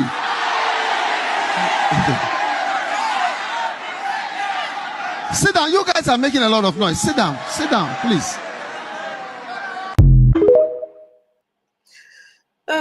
Not this clown trying to talk about himself being wealthy, but it's these same people that are shouting. They're the ones making him wealthy. We had ERED. You have been on the panel. Do you want to say something? And hey, Raskilo. Yes, I want to say something. All right, please go on. Yeah, so this is my first time on your page, and I was just going through, and then I found you, and I got interested, and I stayed. Yes. So I'm from Ghana. I'm not a member of the church. I'm from Ghana, but I'm not a member of the church. I'm currently not in Ghana, but I am from Ghana. And a preacher is just somebody that's gifted with storytelling, and it's a gift, and it can be used for good, and it can be used for evil things. So the person has their own character, and behind the storytelling, they can manipulate people based on who they are, you see. So this man is like that, and that is the way he's been able to, as you're asking, how are they following him and why? He's just a good storyteller, and it depends on who you are, how open-minded you are, how people can be. Sorry. You said going to the universities. Some of these people were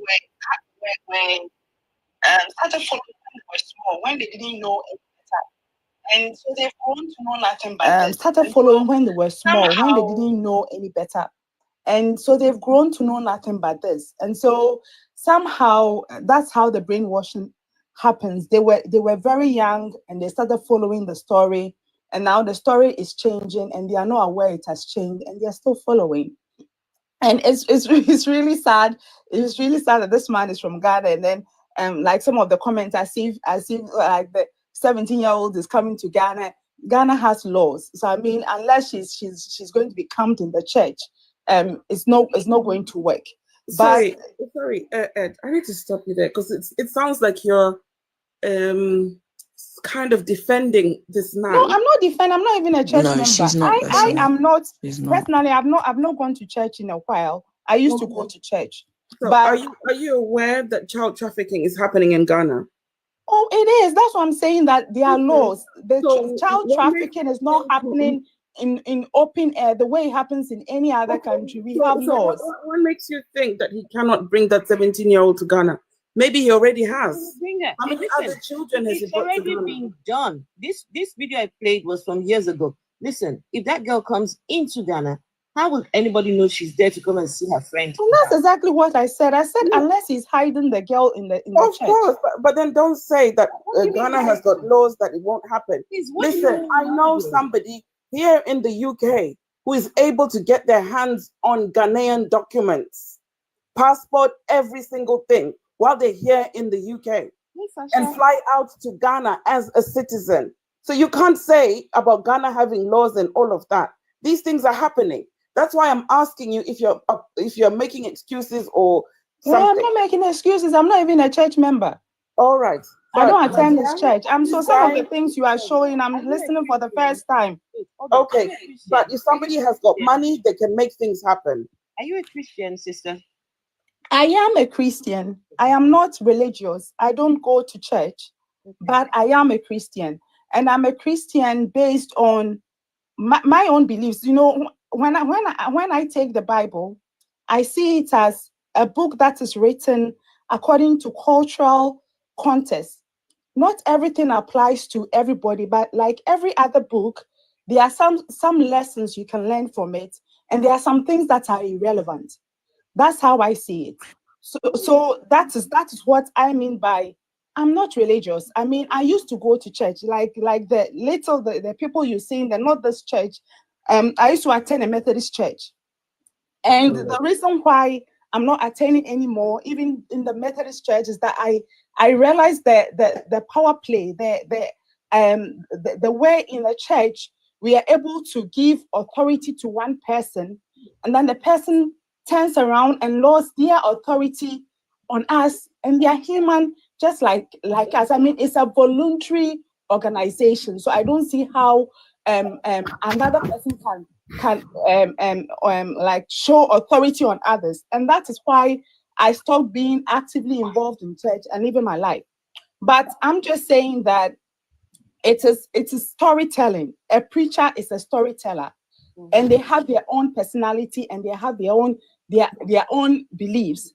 And depending on what they believe, they can manipulate. It's storytelling. The way you go and watch any other theater and you get intrigued. It's the same. So it depends on what story they are telling and why you are there. I mean, that's how people should reason and know that.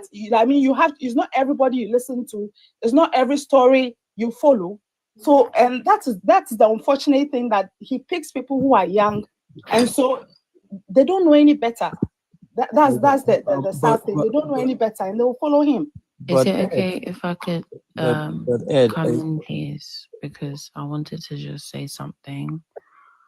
Yeah, but I wanted to ask my sister one question. Just one question. That sister who just spoke. Yeah. I listened to you and you said the preacher is just a storyteller. But the problem I have is all these stories that are told in that Bible has moral issues. And I can give you thousands of stories in that book that defeats the morality of that book. Irrespective. Wait, Origin, sorry. Let me Before finish. I'm so sorry. I really don't want to be this interruptive, but but let me just finish. It's just 1 minute and then you can because go ahead. because what I really don't want us to do, if that's okay, if we can just regulate this conversation, is go down the biblical context route, because I think that is completely overshadowing what mystical manipulation is. But the thing is, you should understand the reason why. Let me finish what I'm saying. Babe. I think I think he's agreeing with us. I think what he's trying to say is that she's downplayed it through storytelling, and he's coming from a lens of it's manipulation and brainwashing. Is that what I'm hearing correctly? Yes. But what I'm trying to say is getting to, babe. Exactly, and I'm saying that storytelling that this sister is, so much admonishing, saying, started in that Bible, because the sister said she's still a Christian, and I am a Christian. She says she's a Christian, but she doesn't go to church. She doesn't listen to this, and all these things that these pastors say is all storytelling. So that's why I'm bringing him back to the book, which is making her become to still be in that Christianity. So she will see the flaws in that book, and then she will advise herself. Listen, I did mention that the reason why I'm saying like this, let me explain to you. Let me finish. Let me finish. Okay. Listen, that God. Listen, do you want to tell us that what makes Christianity is the God in the Bible and then Jesus Christ, right? Yeah. Okay, so when it comes to that Bible, do you think it is morally sensible for a God to, tell some people, or they tell the Jews, Leviticus 25, verse 44. I'm giving you straight facts. Leviticus 25, 44. To tell a whole group of people called the Israelites to go and buy other human beings as slaves. Do you think it's... I'm talking about in terms the of morality. So of hear what I'm saying. somebody. It's like picking any modern book now. We have excellent authors. We have nonsense on the market. You get it. You pick and choose what you will read and what you will believe. You should know that people wrote it and they are writing what they believe. You don't have to... What? 1 second. I think this is what Jay was trying to say is... Exactly, Afro. I was trying to deviate away from this because this is not a biblical debate. Hold on. Let me just say this. There's no way we would not talk about the Bible, but I get that. You've got to focus here, and it is that. Right? Exactly. Back to Dag, okay? And I wanted to mention about Dag. Let's talk about Dag, please. I wanted to say about Dag that I think for us to even try and go down the route of storytelling, it takes away from the fact that these people are so heavily densely indoctrinated that dad could shit in a box and tell them to use it as a centerpiece in their living rooms, and they would put that shit in a box as a centerpiece in their living rooms. He could literally put anything and package it as the anointing of Dag Heward-Mills, and those people would buy it. It's now become illogical. And irrespective of storytelling and having the gift of the gab, or being able to use the Bible to, tell stories, you have to remember that these people are indoctrinated, and they've been brainwashed completely and utterly. They will follow this man to the end. Doesn't matter what anybody can come and say, that they've been abused by this church, that they've been manipulated, they've been financially abused, physically abused, emotionally abused, sexually abused. These people will still follow Dag to his grave. And that's the point here. Can I say something? Can I say something, please? Wait, hold on, please. Is there anyone on the panel who is a Dag supporter or follower or wants to support in support of Dag? Hey, Sarah Gabi. No one is here. I don't think so. Okay, so Ohene, what do you want to say? Yes, we have 2 Ghanaians here.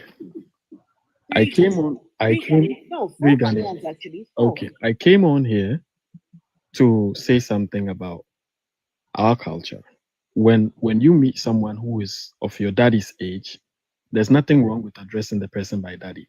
That's the only thing I came to say. Ohene, let's not go Listen, through this again. No. Stick to the topic. We've already talked about this. Afro 80s was linking me to what Dag is doing. I don't know whatever that. We've already talked about this and moved past it. Exactly. Now I have Ghanaians here who can. So why do you want to take us back to where we were? I'm not taking you back. Afro 80s linked me that she said a lot. I was on the live. I was listening. You get it? The guy is talking to the child in a sexual manner. That is not what I am talking about. That is not what I am talking about. That is not what I'm talking about. So wait, it's got nothing to do with what we're discussing, though. Russell, wait, I want to know. He is linking me to whatever that's going on, which I don't want to be a part of. Okay, you don't want to be a part. Okay, I apologize. Exactly. What I was saying was, if from where I'm from, if you address anyone, you're not listening. You're not listening. I said I apologize for linking you. Okay. Exactly. What I came on to say. Are you okay now? I'm okay now, so I'm leaving the live. That's it. Thank you. The last thing. But even hold on. Sorry. Can I say something really quickly? Excuses for people that don't understand. It was earlier on when we heard that girl, when she was busy saying, "Oh, yes, Daddy." It's ridiculous. He came up to come and say it's a Ghanaian thing for people to call all the people older than themselves daddy. Does he call his own pastor or any elder daddy in that manner? Does he do that? And I also would like to just outline what the derivative of daddy is. It is the derivative of father, dad, and what a father or a dad's responsibility is in a person's life, what they're supposed to do for you. It isn't somebody that you can't vouch for. It isn't somebody that behind closed doors doesn't have a good heart, or it isn't a cult leader. Do you understand? Like, it's like the only father you should have is your father, your actual father. If it's not a birth father, someone that's adopted you legally. It can't be somebody that is exuding obvious signs of perversion, spiritual perversion, narcissism. Jay, it wasn't the fact that the daddy thing is the least of our concerns. Exactly. The sexualized manner in which yeah. Yes, Daddy. Yes. Afro, hey, I'm sorry. Hey, Raskila. Hi, Afro. How you doing? Raskila. Hi, Afro. The guy, whatever he said, is a blunt lie. it's really a big lie. You don't consider anybody older daddy. You consider anybody older as an elder person. You don't call the person daddy, nothing Max, like that. uncle. Max, uncle, not daddy. Correct. I've never called anyone Not who's not daddy. my daddy, daddy. Are you crazy? Right. So he's lying. It's not a Ghanaian thing. It's a blunt lie. Now, we don't do that. If he's older than you can even think he's your maybe older brother, uncle. That's it. You don't go to daddy status. So he's lying. That's a big lie. And when it comes to duck, ooh, I have a whole lot of stuff. I'm telling you, my uncle, my mom's brother, is a pastor to that church right now. Oh, wow. I'm telling you. And even to get to that part, this church of Duck, this is what they do.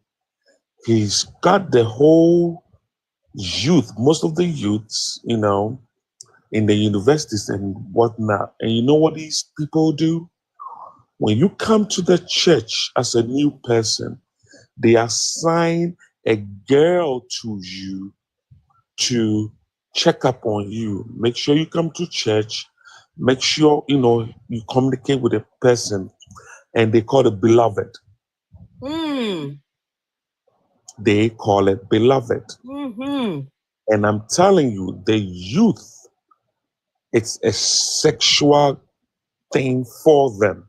Yes, Raskilo, earlier on we watched videos, right? There was Right. a 17-year-old girl sat in front of dad, and he's about to take her to Ghana. Right, so they're in Fiji. About to take her to Ghana, and he says, "Don't worry, we'll get you passport." And she says she doesn't have money to go, but she wants to know what it's like in Ghana. "Oh, don't worry, I'll take you. You're now my friend." And he said to her, he asked her, "Does she have a beloved?" Oh. 18-year-old. Does she Oh. have a beloved?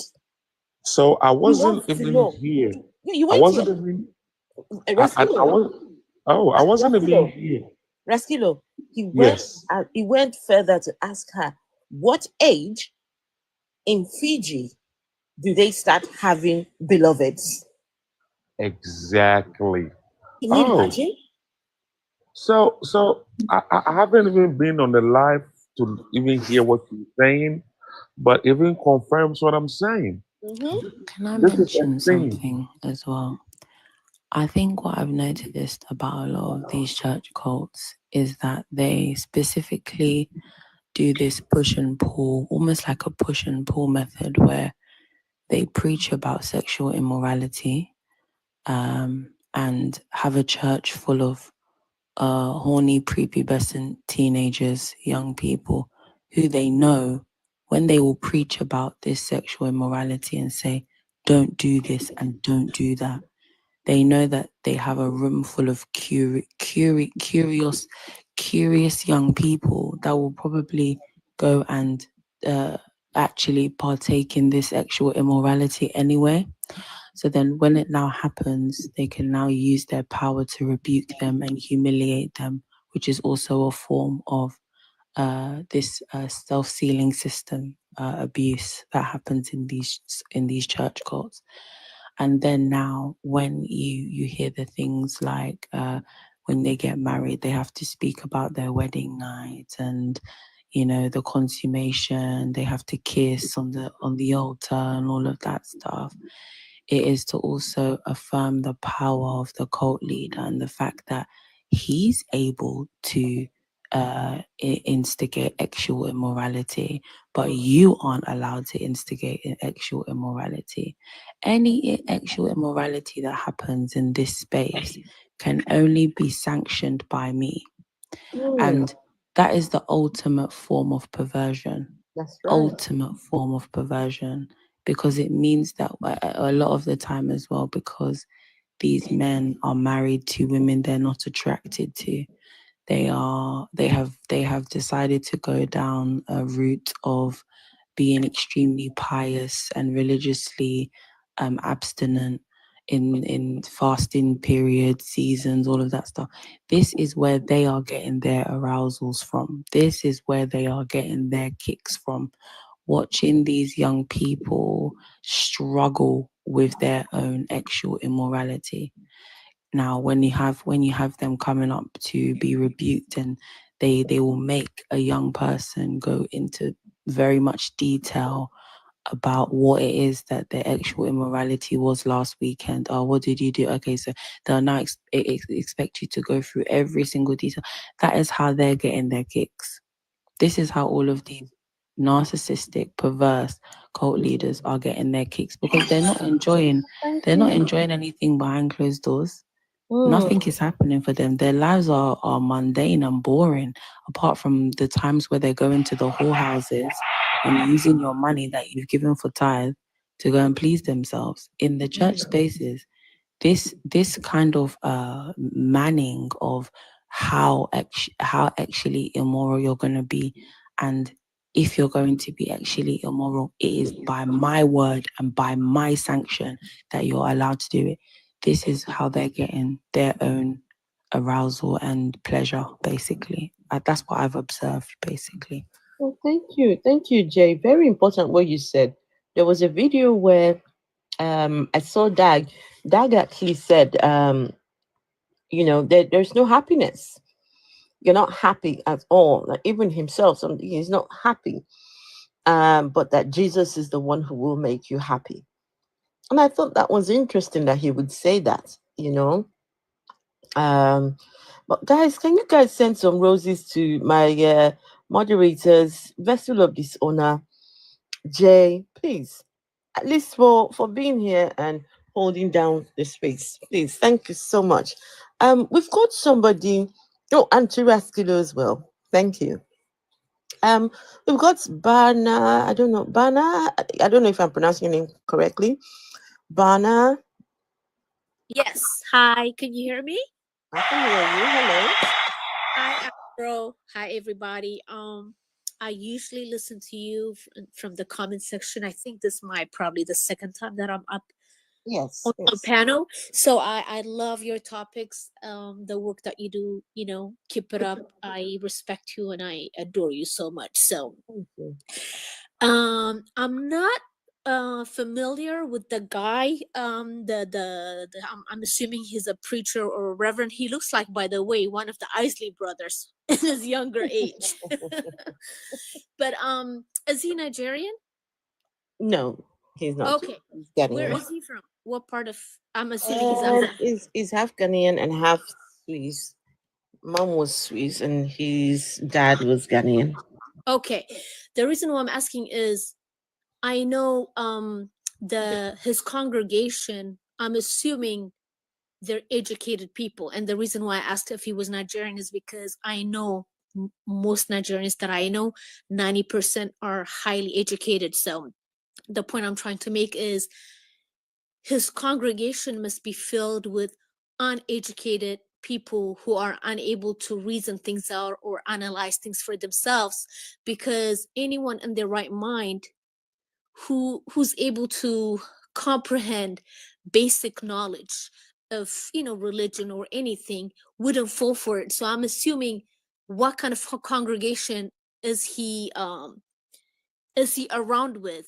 That's question number one. The other is, when you mentioned that when the people he calls beloved, are they teenagers, are they of age, or are they underage kids? If so, where are their parents?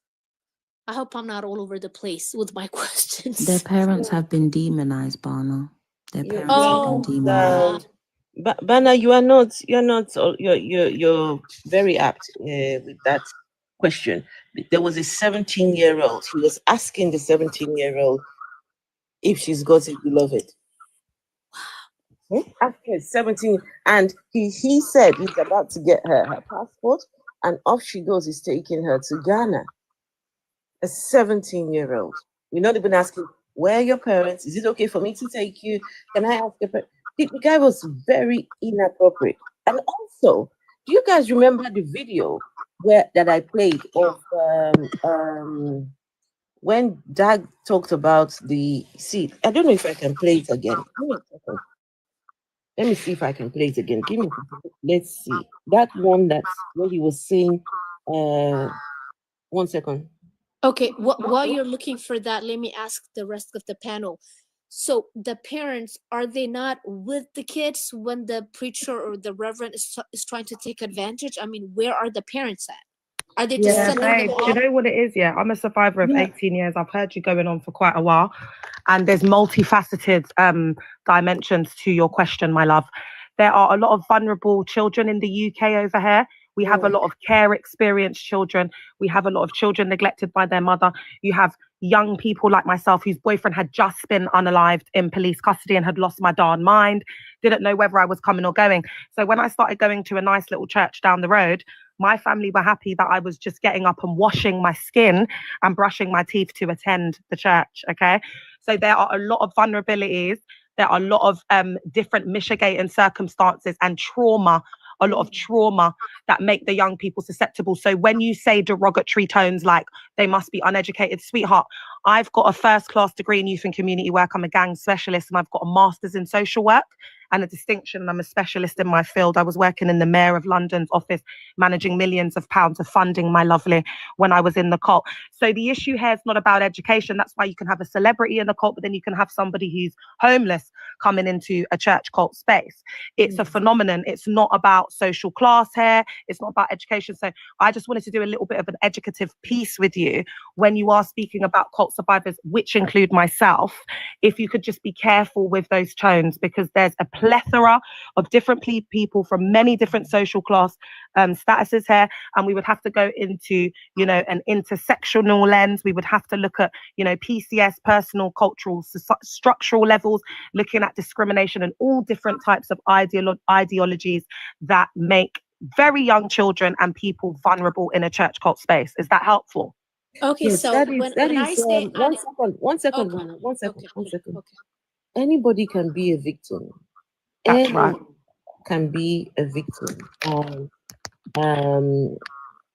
Let's not generalize. There's a lot of doctors and nurses and lawyers and everything in the cult. Do you know what I mean? It's just that it's given a bit of ignorance, my dear. Well, let me explain myself. Afro, can you just give me a minute, please? Why I said educated and why I specifically chose that term. The reason why I said that is because I live in America, and most of the church members who are getting manipulated by the reverend and the priest are uneducated people. Those who are educated are on the money making side. They know they're being manipulated. What research is this from? What research is this from? What are you using to back up your claims? 1 second. I still just the other day watched a documentary of this pastor, and the lady he went for was that he was, you know, taking advantage of. She has a hold on. I think she have a doctorate degree. Like I said, anybody can be a victim. Anyone, including the most educated. Anyone can be a victim. And just as you were saying, you know, unless you've got something to back up your claim, I'm sorry, it would be unfair, especially to victims, that you say things like that. Just let's be sensitive. You know, I understand where you are coming from. Bana. I do understand where you're coming from, but this is multifaceted. What you're trying to do is to get into the head of a predator, right? You're trying to get into the inner working. No, not the predator. No, wait 1 second. You can just let me understand. I'm trying to. Someone who is devious and deviant in the mind, right? And they're trying to get their victims. As far as they're concerned, it's anybody who's available, whether educated, not educated, whatever, right? We don't know what's going on inside that brain of this. So, you know, it's like we're trying to make sense of the victim's perspective. Yes, exactly. Now I'm with you. Yeah. Yeah, let's be no. Let's just put a pin on that and let's move on.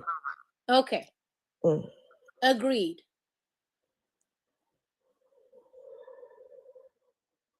Let me play this video just very quickly, guys, and then we can get back to go. After that, I have something to say, please. Okay.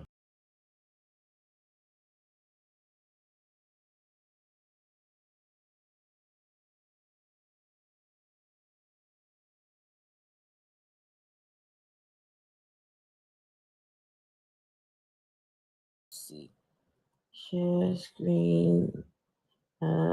Sorry, people on YouTube. Sorry, okay. I would need to play it from here. Just give me a minute to do this.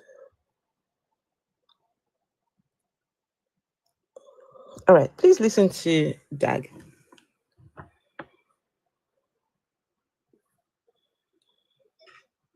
When an elderly brother has married his wife, who originally was an antelope and has now turned into a hippopotamus, and is touching the hippopotamus is not ready to move, then you see that in the world, they go and find young girls. Yes, small girls.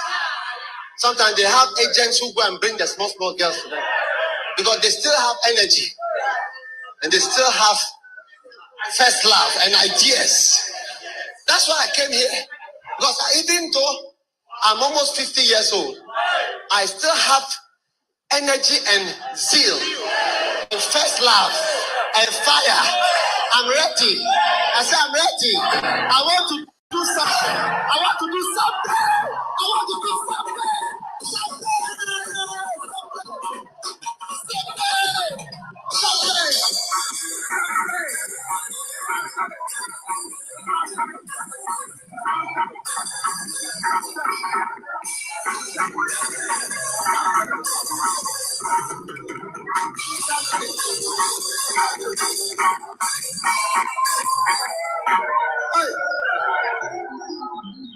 There are some elderly people.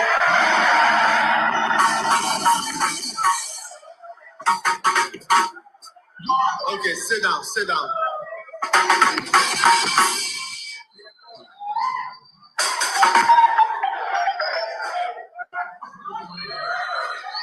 So, people don't understand why I've come to First Love Church. Yeah. How many understand it better now? Yeah, people don't understand. Because if you don't have a partner, to do the first love activities, somebody that when you tap the person is when you tap the person is like an iPad or a tripod.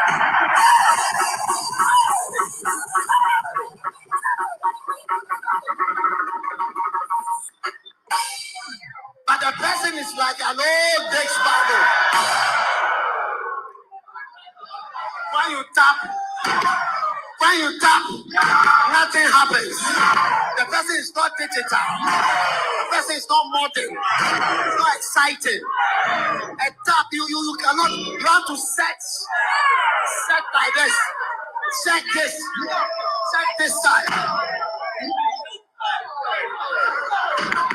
You need somebody modern with energy so that you can express first love. And in future, if you still have first love in the future, one day you will see that many of the people that are around you don't have that first love anymore. Yeah.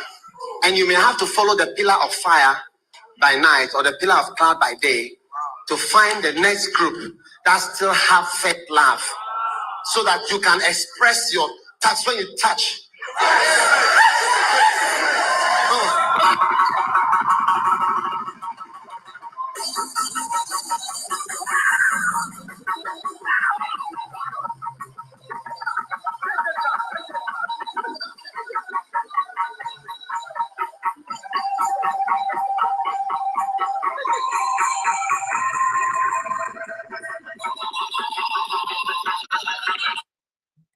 So the man said he's ready with first love for the men whose wives are no longer able to satisfy them, but they still have first love to give. So that's why he's there. That's why he's in that church. He's ready. He's got what it takes. Huh? I want to do something. I want to do something. He want to do something. They need to go and investigate that this particular church and all these people, these youngsters here. This guy is dangerous. He is dangerous. Raskilo. Yes, Afro. So, this is so sad. I want to clarify the air that I know for a fact that his congregation is mainly the youth. When I mean the youth is, probably from 17 to like 20, 25. That's where, he has his congregation. And he gets them from the universities, the tertiary places, and, basically these youth go to the church because of especially the beloved factor. What these churches do, what they do especially is with the beloved part, it's mostly for a guy. If a guy comes to the church, he's assigned to a lady and it's your beloved. So the lady has to make sure you come to church all the time. If you don't, she's supposed to call you, figure it out why you're not coming. And this is what these youth are using for excuses now. They lower these girls and tell them, hey, my clothes were dirty. I couldn't come. They say, hey, okay, I'm coming home. They'll come to your house, wash for you, clean your house, do whatever they want to do. And then what do you expect to happen? This is exactly what is going on. You can confirm from any other person who knows these people in the churches. So the youth, especially the young guys, are exploring this position sexually. And it's something that is going on. It's so sad. That's why I said what I said earlier, because it's the hypocrisy and also the reverse psychology that's being used by the cult leader to preach, everybody should not fornicate, should not practice sexual immorality. But then they preach, they're so heavy on that, always speaking on it, so that the curiosity of it will now lead you, as especially being teenagers, because that is what teenagers do. They feel these intense feelings during the puberty stage, during the transition stage from teenage years to adolescence, to explore these feelings when they're feeling certain things. This is something that all of these cult leaders are aware of. They know this because they've probably been through it themselves. They know how what it is for a man to feel something because they're men themselves, and they know the power that women have. They know how powerful that exchange is. They know how powerful that intimacy is, what it can do. And it's going to lead to them practicing the sexual immorality that they preach against. And then what happens is, we now bring you both on stage. We rebuke the woman. We now call her a strange woman. We now have two young people who have practiced sexual immorality. Now you both need to get married. Now you're both going to be forced to be beloveds because you've both practiced sexual immorality in order to regain God's blessings. All of this, it's just all a game, and it's all nonsense. because they know exactly why they're preaching what they're preaching. And it's very perverse on the end of the cult leader, because I feel like that is exactly how, like I said before, he's getting his kicks. He's getting his pleasure. Can I add to that and say, when we look at theories like the power and control wheel, yeah, it looks at what these cults, what it's about with Dag, yeah, is it's about money, fear, power, control, and eggs. Yeah, that is the main way that a cult will assert control, full, complete authoritarian control over its members. Another thing I want to say about Dag is he has a fetish. Do you understand what I'm saying? I've got members, like survivors, who have been in there for 30 years. They went to Ghana and they were told they went to go and meet Dag, because when you come from the UK, you have like a private meeting with him, yeah. And there were married couples there, and he was telling them to dance and it was really sexualized and predatory, and telling them to kiss. Do you love your wife? Do you know what I mean? Like that, Dag, because the cult leader, he assumes he has grandiose ideologies of himself. So in Dag's psyche, he is a god, and that is projected onto everybody else to see him as a god. So when we're thinking about Dag, yeah, you need to think about him like King Henry VIII times, like that. He likes to use people for his pleasure. That's what it's really about with Dag. It's a fetish, and he's very sadistic. So although there's a lot of projection and a lot of contradictory in the external social constructs that they create in the purity, the modesty gospel, and there is a lot of back and forth with it, like what Jay's saying, but at the core of this, when we look at cult psycho ed, at the core of it, the umbrella over it is fair, power, control, and sex. And that is fueled by the narcissistic tendencies and the need for supply through their fetishes. And Dag does have a fetish in getting pleasure through human beings. Is this making sense? Are people understanding where I'm coming from? Because yeah, and I just want to say to whoever started this thing. Before you continue, Leah, from the little that I've seen, he's got way more than fetishes. There's a lot going on there. The man is he's sick. Yeah, he's a sociopath, babe. He's sick. The man is sick. But what I'm saying is the use of the over-sexualized, how he does it, and he's getting people to do it in the camps. He gets us to act out things as well. They get us to do there's a lot of what I mean is the fetish in the pleasure of people. Do you understand what I'm saying? I really have noticed that with Dag, because he's got a very archaic way of thinking. And where I think is on more of the sociopathy spectrum, yeah, they have obsessions. So yeah, you're right. I would say it's more into the obsession, the obsession umbrella.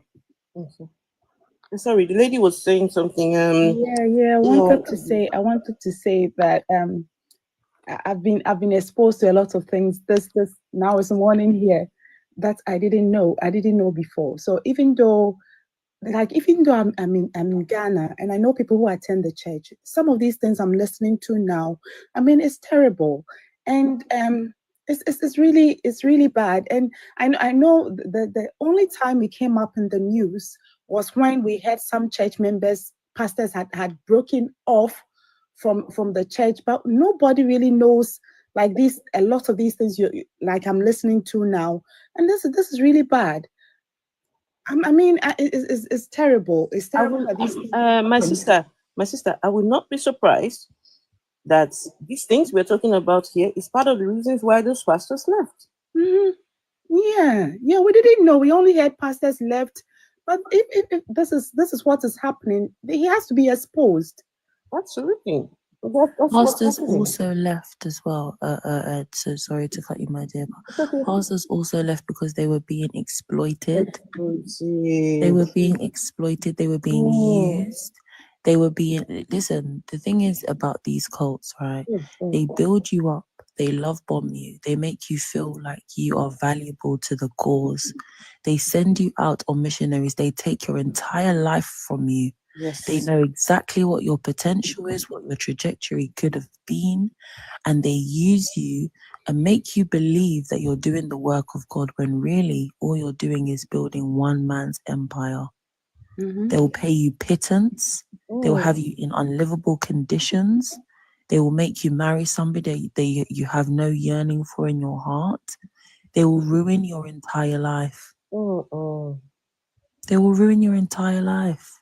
Let's not downplay it. You're It absolutely isn't just right. about the young people and what they're witnessing there, because what you have to understand as well is the good ones are the ones that actually get used and exploited the worst. The bad ones, the ones who are out there abusing members of the congregation, even get promoted. They get sent out and they call it, what is it, Leah? You know what I'm talking about. Sorry, you have all the jargon that I don't. But they'll send a pastor who has abused a member of the congregation. It could be actually, it could be physically, it could be anything, and cover it up. They will cover it up and make it seem like that pastor has done so much good work in this area of the world. Let me send them to another area of the world. And they'll now go from being an apostle or a pastor to a bishop. Almost like they're being rewarded rather than reprimanded. And then the ones who really do want to serve God, the ones who really believe they're doing it for God, they will go and send them out on missions, make them get married, send them to go out on missions in a part of the world they're unfamiliar with, and not be even paying them. Paying them what is it, £3 a week? What these are people who are being exploited. Absolutely. Everything about their lives is exploitation. Absolutely. And we've got two people. Let's see, Dr. Martins and Ohena. Ohena is back again. Dr. Martins, hello. Oh, good evening, everybody. Hello. It's good to be here. Yeah, I've been following your your page for some time now. Thank you. It's really good to be here. I love what you're doing. Keep it up. I appreciate that. Thank you. Do you want to add anything to the conversation, or you're just gonna chill for a bit? Yeah, I just came, but Okay. I don't really know much about the dog guy, but I've checked some stuff online where some persons are making that commentary. So it's really so sad. I think the onus is on us for us to keep exposing these people and making the world know the dangerous stuff they are putting out there for so many other persons. Afro, I have a question, if I may. Before you ask the question, I want to know if Ohena is there. Say that again. Okay. Ohena, just 1 second. I'll get to your question. Ohena is there? Okay, you decided to come up. What did you want to say? I just want to talk to Leah. Did you hear Ohena? What, before you speak to Leah?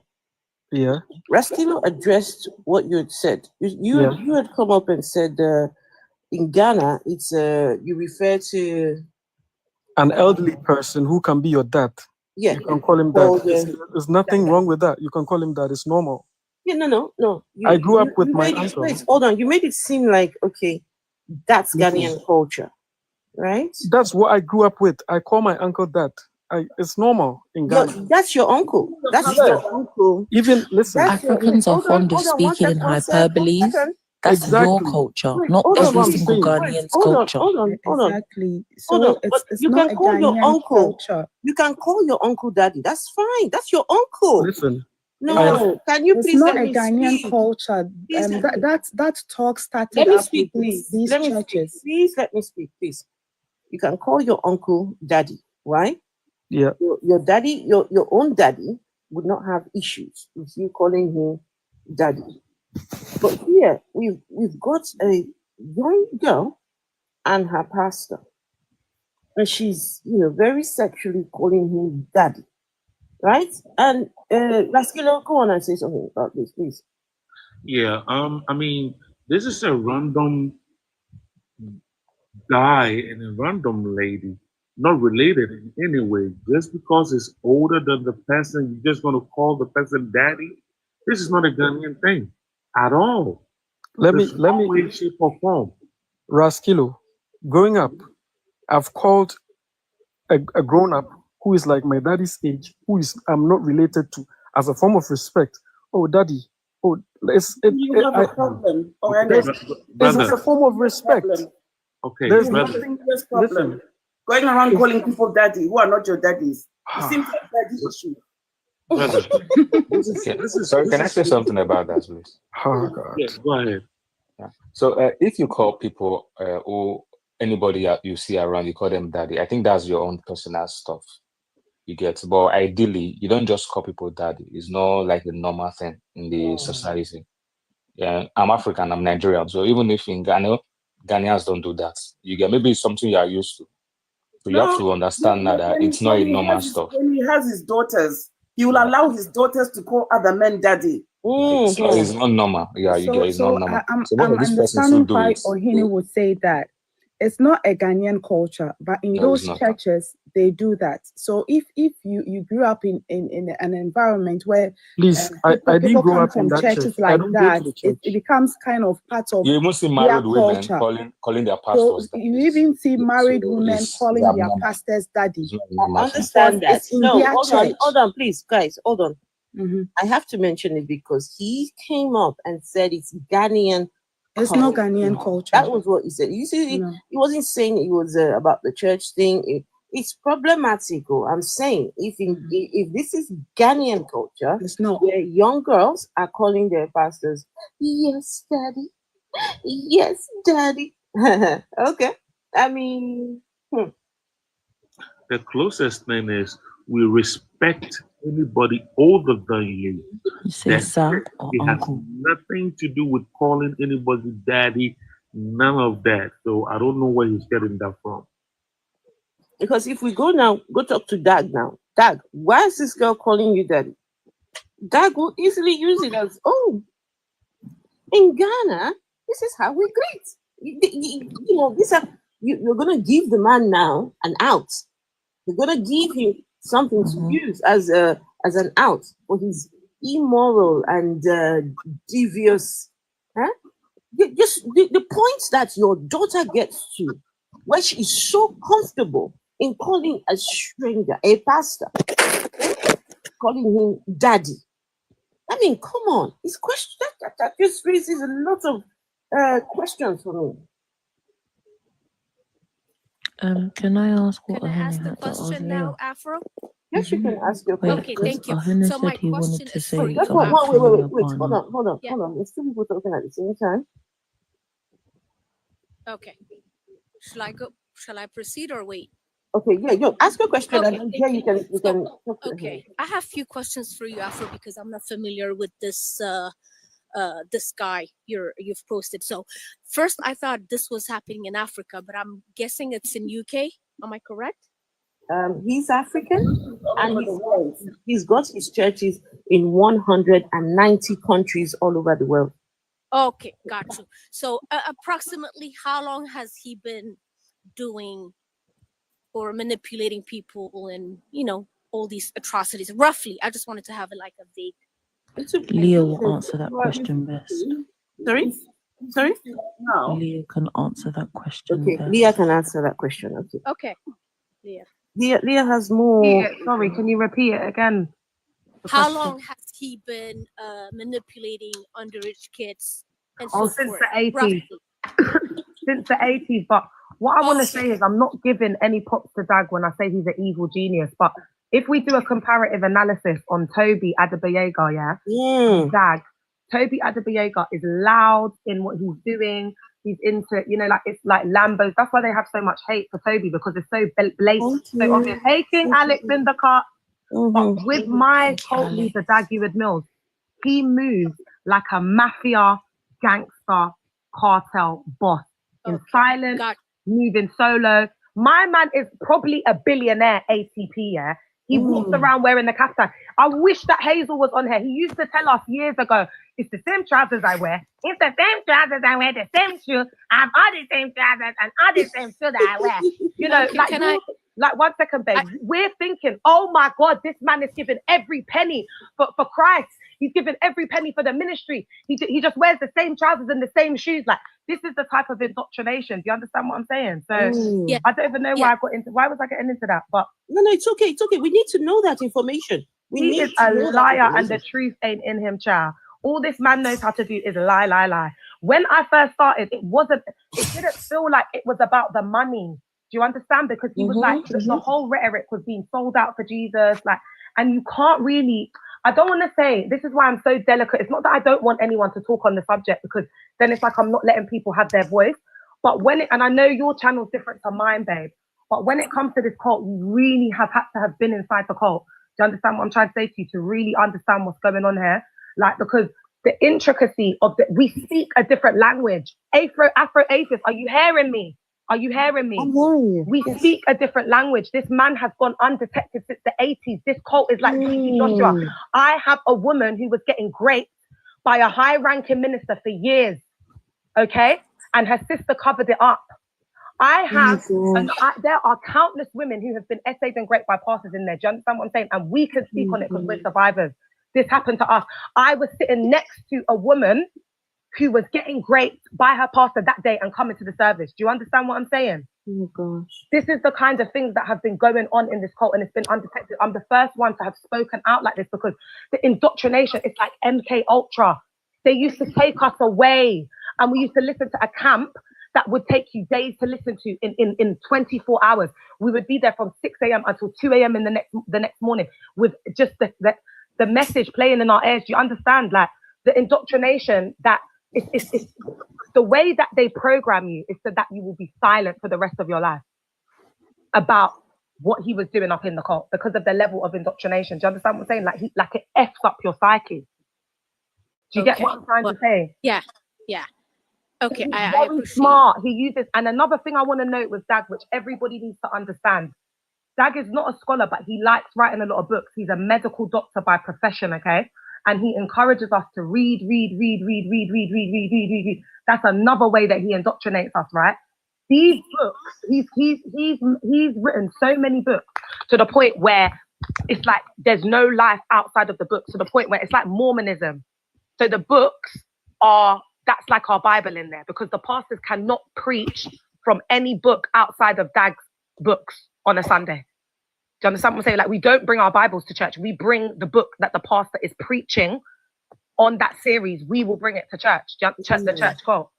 So he has gone undetected because it is like a machine.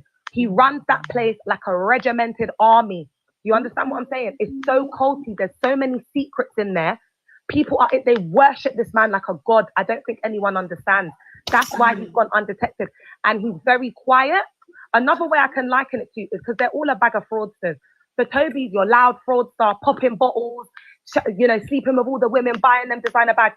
Dag is the one that will be driving the 2007 Ford Escort, wearing clothes that he looks like is been donated to him, Do you understand? Like, my man preaches on frugality, a doctrine called frugality, where he gets you to save every single penny that you have, and you shouldn't be spending. You shouldn't be spending in the cult because of frugality. And so what he does is he's such an evil genius. He gets people to save all their money, store up all their wealth, and then he comes and asks us for big offerings. He comes and asks us to be Healing Jesus partner. Comes and asks us for tithe. We have to pay for his books.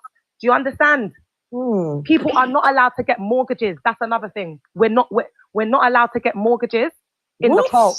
Yes, he forbids people. There's like a rhetoric. There's pastors that have mortgages, but when Dag used to come and preach, he used to say, "Oh, Pastor Sam, I told you not to get a mortgage. You didn't listen to me. And now you're in England living in poverty, even with the mortgage." Yeah.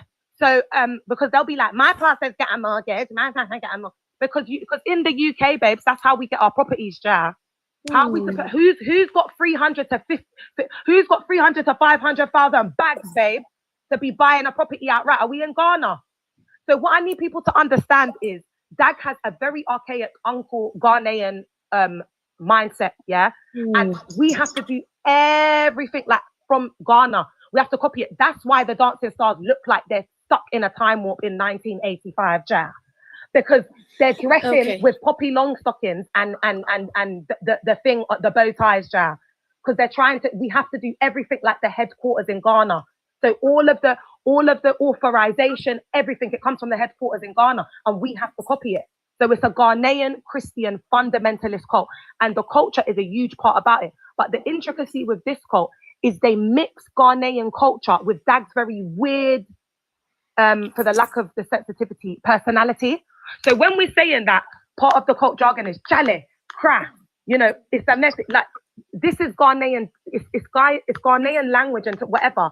But in the cult, you got Seamus, who's born and bred in Ireland, all of a sudden talking like he's an uncle, saying gra, chale, like he's taken on the pseudo personality of the cult leader. Do you understand what I'm saying?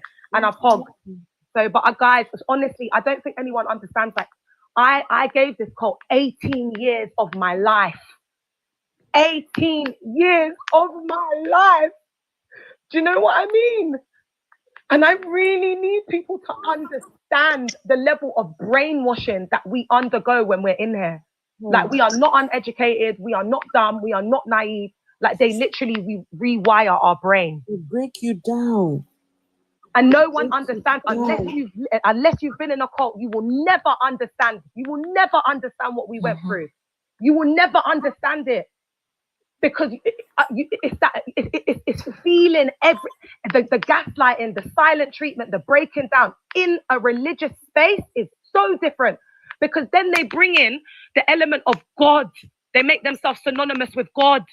So we could talk about narcissistic abuse all day, but we need to talk about religious trauma syndrome. That's what we need to be doing up. Because when you bring the religion into it, we are doing the things we're doing because we believe this is a prophet sent from God. They have indoctrinated us to think this way. In my psyche, I believed Dag Heward-Mills was my spiritual father, and I did everything that them pastors say. They could have told me jump off a cliff, I would have said how high. That's how deep it is. So unless you've been inside these systems, you can never understand our pain.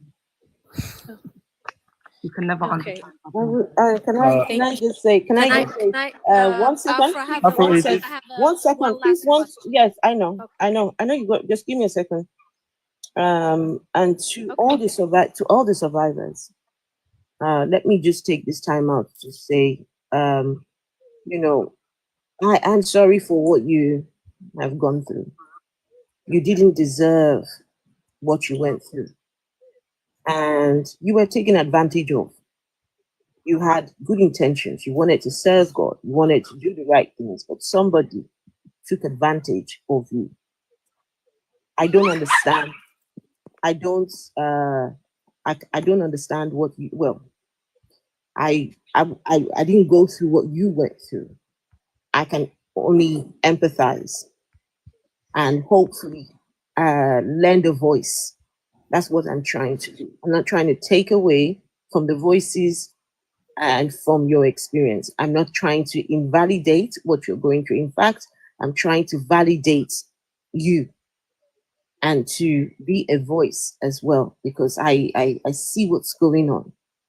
And I'm hoping that more and more people will speak up. The victims, the people who are still there, you are seeing the things that the victims are talking about. It should start to resonate with you. Instead of shaming the victims, instead of attacking the victims, right? Why don't you start questioning the things that's going on in your church? Everything that we've done, the videos that I've shown tonight, guys, this isn't gossip. You didn't hear gossip. You heard words out of Dad's mouth. The words out of his mouth are enough to get that man nailed. So once again, Leah, thank you so much for raising your voice. Without you, I wouldn't have known about Dad. So it is your activism that has brought this conversation about. So thank you. Thank you, Queen. And to everyone. Yeah, can I speak now? Is it my? Can I go ahead, Afro, and yes, ask my last question? Please. Okay, thank you, But Leah. First of all, thank you for sharing your story. Can I just say, before you ask the question, is the question really necessary? Because I don't want us to ask questions that could okay, then shroud it's okay. the space. I won't ask them. That could ruffle feathers. You know, considering that okay, that's fine. I won't ask questions. No. I'm asking, is it a sensitive question? Is it a general question, Bana? Bana? I'm not trying to shut you up. I just wanted to know, you know, if it's one that could easily, if it was just a general question, then that's okay. Bana? Maybe type it in the comments. Maybe that would be easy. Can you hear me? Yes. Oh yeah. Just Can you hear me? all I'm asking is just be sensitive. That's all. It is a general question, but it might be sensitive to others, so it's okay. I won't ask. Thank you. No, you can't. I appreciate Afro-Asians for holding the space for me because, you know, I am a trauma survivor and there's a lot that's triggering. But if I feel like part of the work that I do is education, but I do get quite defensive in the moment because it's just so much trauma behind. And I'm really, really thankful and grateful to Afro-Atheists for, you know, setting up this space, because I don't think I could have done it with all the preaching and, you know, dissecting it like that. And it needs to be done. It needs to be done, Afro-Atheists. It really does. And I just want to say that I appreciate you for all the work that you've been doing. You're such a queen. So I don't mind if you want to answer the question, my love. Okay, ask your question, Bana. I really appreciate you, Afro-Atheists, for holding No, thank the you. No, I really, you're I such a appreciate queen. it as well. Thank you. Bana, do you want to Bana, ask your question. Bana? She's muted. I don't know if she knows. Let's see. Can you unmute? But it's that she Ahina said it's one. It's that okay. Ahina one that I've got my eye on because I don't have time for She no said- dusty energy tonight. You feel me? Yeah. Can I say something to Leah now? Okay, go on and say something. Yes, but please be sensitive. Yeah. Okay. So Sensitive. I'm really new to these expose and everything. I was just scrolling to my TikTok and I saw it and I decided to join and listen to what's going on.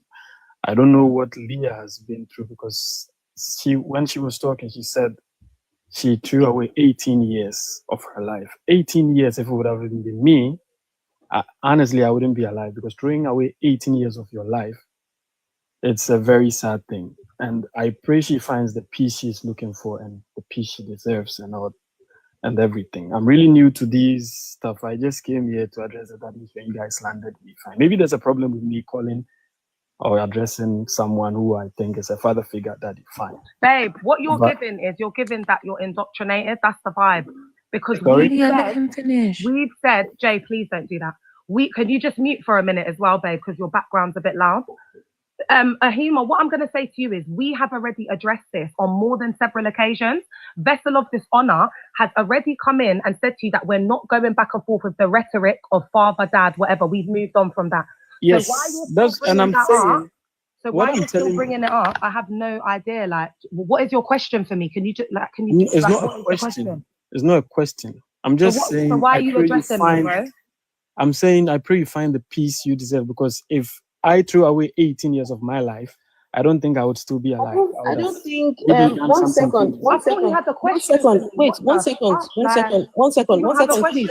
Even STFU, I've already clocked you. Wait. I've already clocked you from the comments, Eden. You're very much indoctrinated and in the cult, babe. 1 second, please.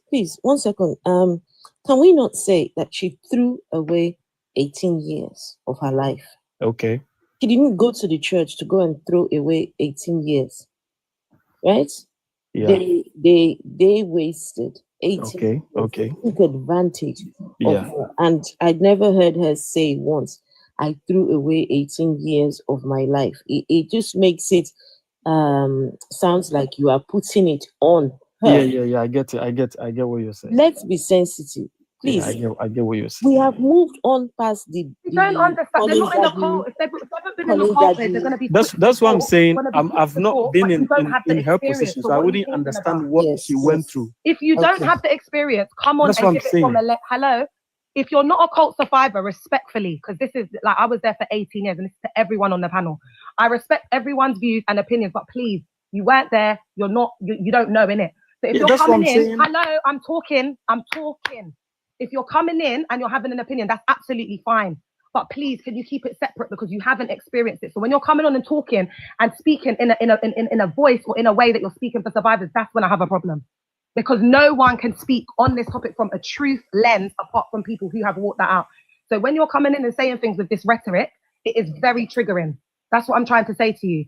And it is given indoctrinated. It is given. Do you attend church, babe? Do you attend? No. Do you go to a church? No. because that's what it's given. And you would say no because What a lot I of you was lot are what I was liars. trying to say You is said you had a question. What's the question? Because now I you're did I on there never talking. said I had a question. You said I want to ask Leah a question. I just wanted to say maybe like I wish He you was trying to empathize exactly and he didn't know how to and say it. you know what? It's fine. Yeah, that's it. Okay, so if I get you correctly, Ohene, you're trying to say to Leah that though you have not though you don't share her experience, Exactly. that you can empathize. Exactly. That's all I'm trying to say. It's because you came in with the father thing. You were saying in my culture, you were talking about and I'm not gonna drag this because it's taken away from we're talking about dad. But where you came in with the talking about the father thing, still, that's what threw me because you said you wanted to ask me something. Okay, I'm sorry for I was a bringing bit that in. I was just confused. trying to like it's That's fine. where I got a bit confused. But I apologize if I've been defensive because, as I said, No, it's fine. It's fine. I you get know what? I get, Yeah, it's a highly charged, like emotional thing, like situation. yeah, I know. I get You know what I mean? where you're coming from. And I because- can't have anyone defending this man because I'm the one talking to women that have been great. I'm not here. I'm the I mean, one I'm not holding here to a defend space. him because I'm the one holding a space for women to count for being great. You understand? Huh? yeah. Oh, Hene, sometimes just keep quiet and listen.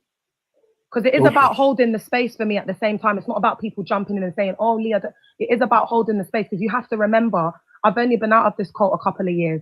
Do you understand what I'm saying? I have to speak to the women that are getting grapes. I have to hear their accounts. I have to sit there and listen to the women that have been their faith, pastors that I trusted, that I went to camps with, that I was in their care. And I have to sit down and I have to listen to accounts. So when we're coming on and we're talking about this, I just need people to understand. I can't put into words what we have lived and what this man has done. And it's taken so many years, decades. This is decades of abuse we're talking about. Like TB Joshua. And that's why Afro Atheist, I'm so grateful and I'm so thankful for you for, creating this space and giving us the opportunity to come on here and speak our truth. Because that does really need to get exposed. Oh, my sisters, come on. Where's my sister? My sister was in the cult.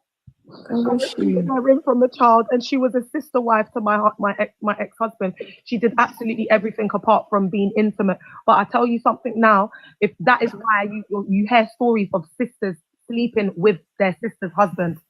Do you understand? Because they got them in the house, living in the house, caring for the kids, doing everything for the husband whilst the wife is playing pastor in the church cult. Can I just say to your sister, can she come back up? For some reason, she's not connecting. You have to come off and come back up. If you can hear me, do come back up again. Okay, I'm just. Yeah, she's doing it. Thank you, an invite.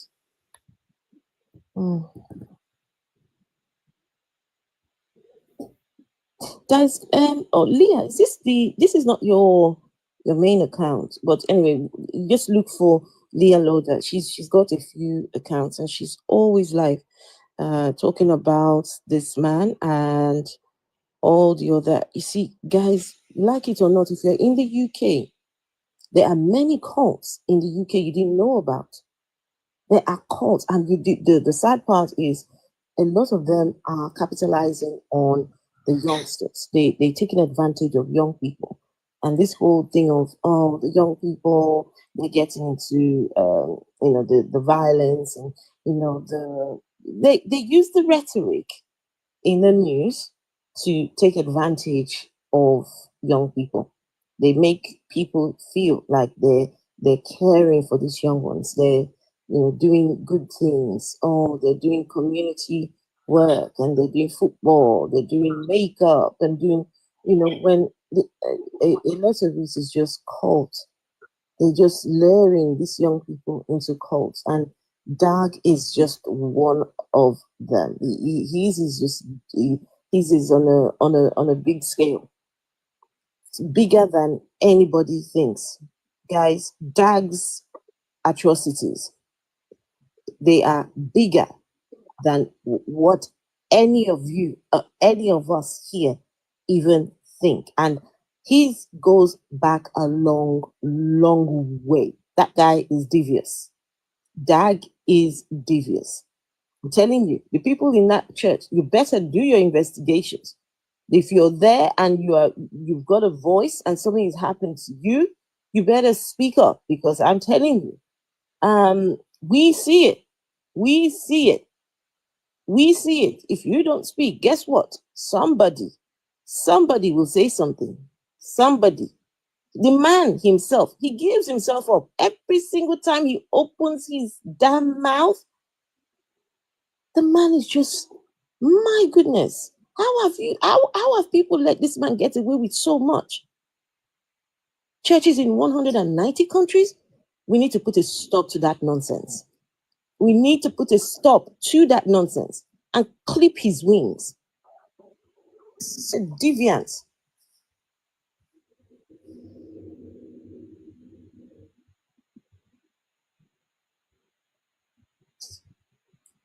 Anyway, did anybody want to say something? Anybody want to say something? Yeah, Afro, it's very simple for people to come up and, say things like, oh, they're going to get their justice, and, because the people have been lied to about the last days, that there's going to be a judgment day, that God is going to do this. God ain't going to do shit, because God doesn't exist. There's only one life, and this is the life that you're living. What is happening in this world, the injustice, the justice, everything stays here. Once you're dead, you're dead. Stop believing this lie that there's an eternal life. Why do you have to die first in order to get the eternal life? It doesn't make sense. What people are doing now, you see someone do something bad, something evil, whether they're a pastor, a prophet, whoever, speak out about it. Speak out. Let people know what is happening. Don't say, oh, God will judge them. God will do this.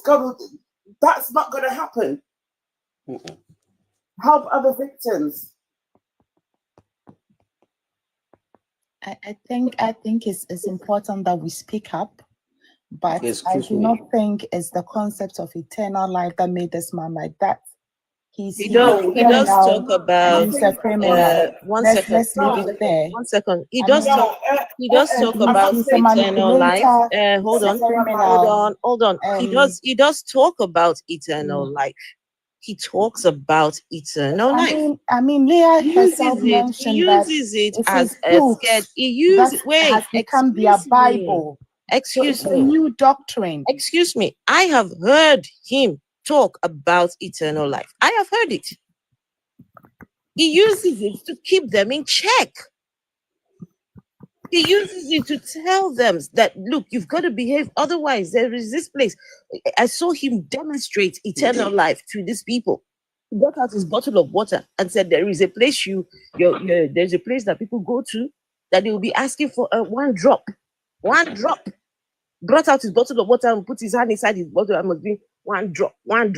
Eh? Eternal punishment is part of his the doctrines that he uses to put people in check in his cult. Afro-atheist, can I quickly come in here, my love? Yes. I just wanted to say, okay, yeah, but can you wait a sec? What I was going to say is, because I know people are going to come in and try and make this religious, I'm just going to shut it down right here because it's too triggering for me. I'm not saying, if you're a Christian, we're not looking at this through a Christian lens, number one. So whether you believe in hell or hell, heaven or hell, we're not here to discuss that. That's not what we're doing. What I'm going to say is, we're not saying it's a sin to believe in heaven and hell or whatever. We know it's very much part of the Christian doctrine. And if you decide to live your life that way, that's absolutely fine. How Dag uses it, he uses hell as a fear tactic to assert full control over us as members. Okay, he puts it in the songs. It's part of the transcendent belief system in cults. Now, this is not, when we say transcendent belief system, if you've got a SEX cult or you've got a Hindu cult, it's going to be according to the doctrine, to whatever religious ideology that they are trying to indoctrinate the people with in a Christian context. And this is why it's so difficult for people that are Christians to understand that it's not the demonization or the topic of whether heaven or hell is real. It's the fact that they use that and say, if you leave the church, you're going to hell. If you do this, you're going to hell. And it's the fear that it puts in people that when they are inside of the self-sealing system, they are so abused, they are so broken down, they are such a shell of themselves that they cannot think for themselves because it's governed and galvanized through fear. And that is through the hell rhetoric, period, point blank. Damnation. You've got apocalyptic cults like Jehovah's Witness that had them in a chokehold until I think the 80s or the 90s. The false prophet was telling them that the world was going to end. I mean, come on.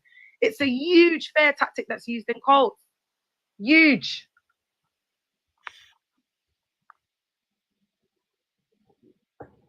And this is why people like ourselves who do not believe in these doctrines, when we speak on it, because we haven't got those sorts of biases, we can, speak from the point of view of someone who doesn't believe, right? And also because you have a belief, you also must treat it as though, what if it's not true? What if it was all a lie? Because it's a belief, it's not proven. So you should always express that element of doubt. You don't know where hell is, you don't know where heaven is, you have no idea where this is. So please always have just some element of doubt until you can prove for certain that these places exist. Yeah, so just saying. Wisdom, you've got a question. What's your question? Wisdom. My question, I want to ask her. Are you listening? Ask me, please ask me. Okay. Do you really think it is Christians of Believers of Salvation Gospel who brought the question of punishment and glorification after death? Do you really think it is Christians who spread that gospel of punishment or damnation or glorification after death? We are talking about a man who is a bishop. So he's a Christian, leader. Everything we're talking about here, we are talking about the Christian doctrines, particularly Dag's version of the Christian doctrine. So that's the conversation we are having. And I don't know why you want us to talk about the Christians which Christians are you talking about? There are various versions of Christianity. So which version of Christianity are you talking about? No, I heard someone saying that we shouldn't be believing in heaven and hell, eternal life. Why should you? Why should you believe in it? Because I know it's real.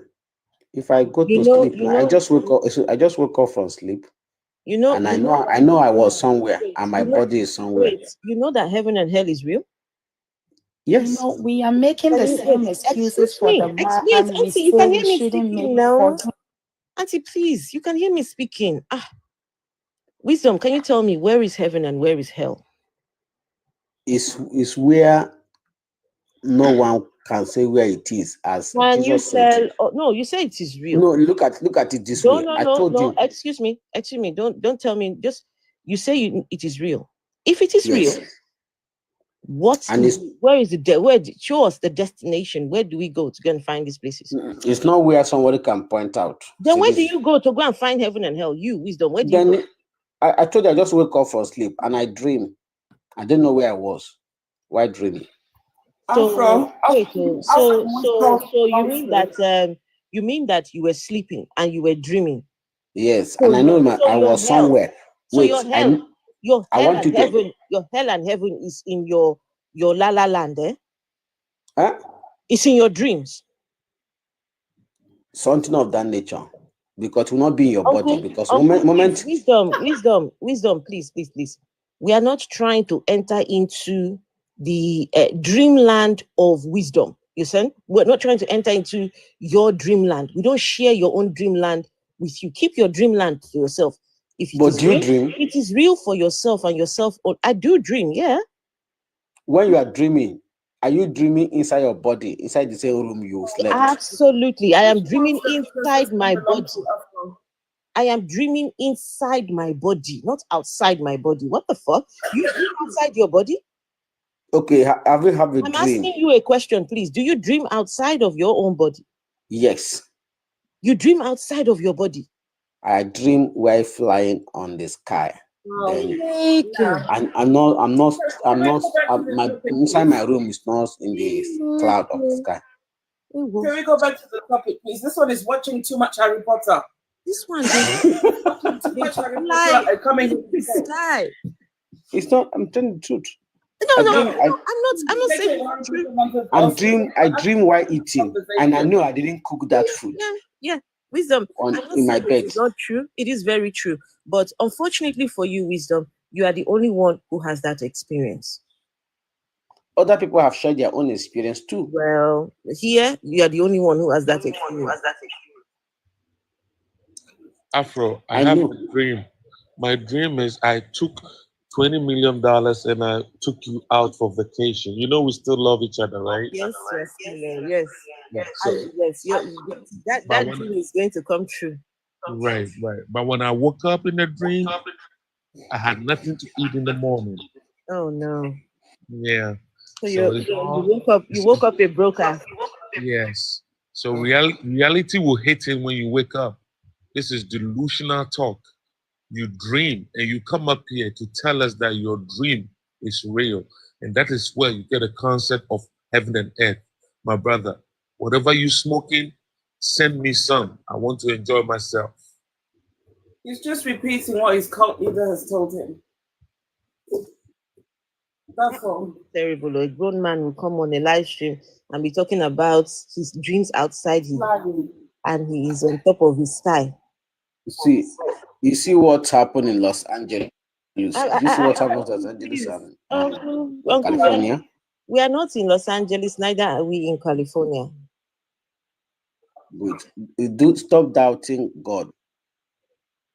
Jesus said it. Heaven is not where you can point. Wisdom, please, thank you for removing him. It's not a place to come and preach your nonsense. We're here talking about that. He's busy talking about Jesus, and please, nobody. I don't know why they always have to come up and derail the conversation. I had a really productive live stream this afternoon, and one of them just came up and just said, "My Lord, my Jesus, my this." Listen, it was an inclusive topic. It wasn't anything to do with religion. As soon as they start, we just need to stop them, because now, what were we talking about now? I think you made it religion when you talked about people should go and talk up to their churches, and it's about speaking out and exposing bad people. I think we should just that is what we're talking about. Yes, it is and religious. If we find one, we expose. We find another, we expose. Excuse me, it is religious. The man we're talking about, he's a religious leader, and he's controlling these people using religion. He has his own doctrine. So and he has his own books that people are following. Okay. And the books have been is what is manipulating the people. It's not the Bible they are reading. It's the Bible, my darling. It's the Bible. It's his theology. Excuse me, based on what he is saying. The Bible. He has read from the Bible. It okay, is the so Bible. let us deal with that. Wait, can I ask you? Have you read the Bible yourself, my lady? Have you read the Bible? Have you read the Bible? Please unmute yourself. I had to mute you so you could hear me. Have you read the Bible yourself?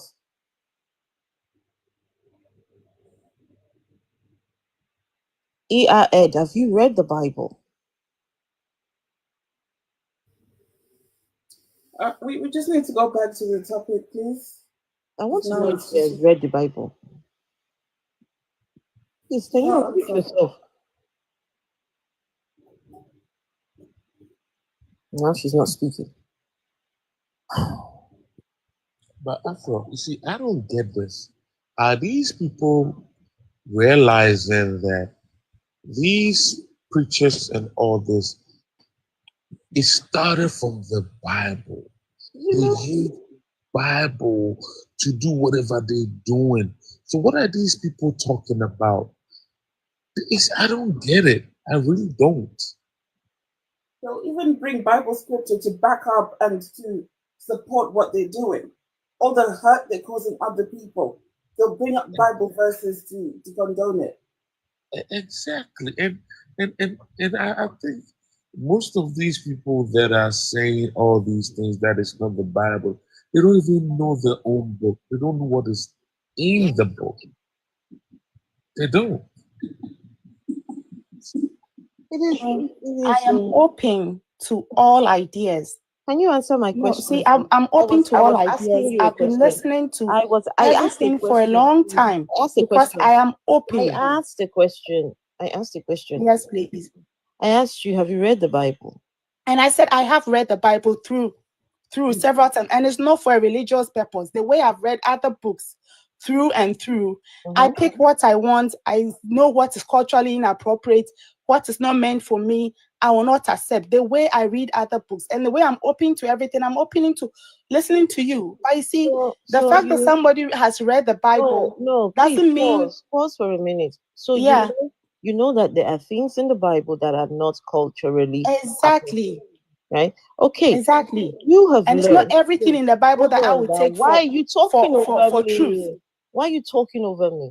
You have learned to take from the Bible what you want from the Bible. Exactly. You have learned to take from the Bible what you need for your own benefit.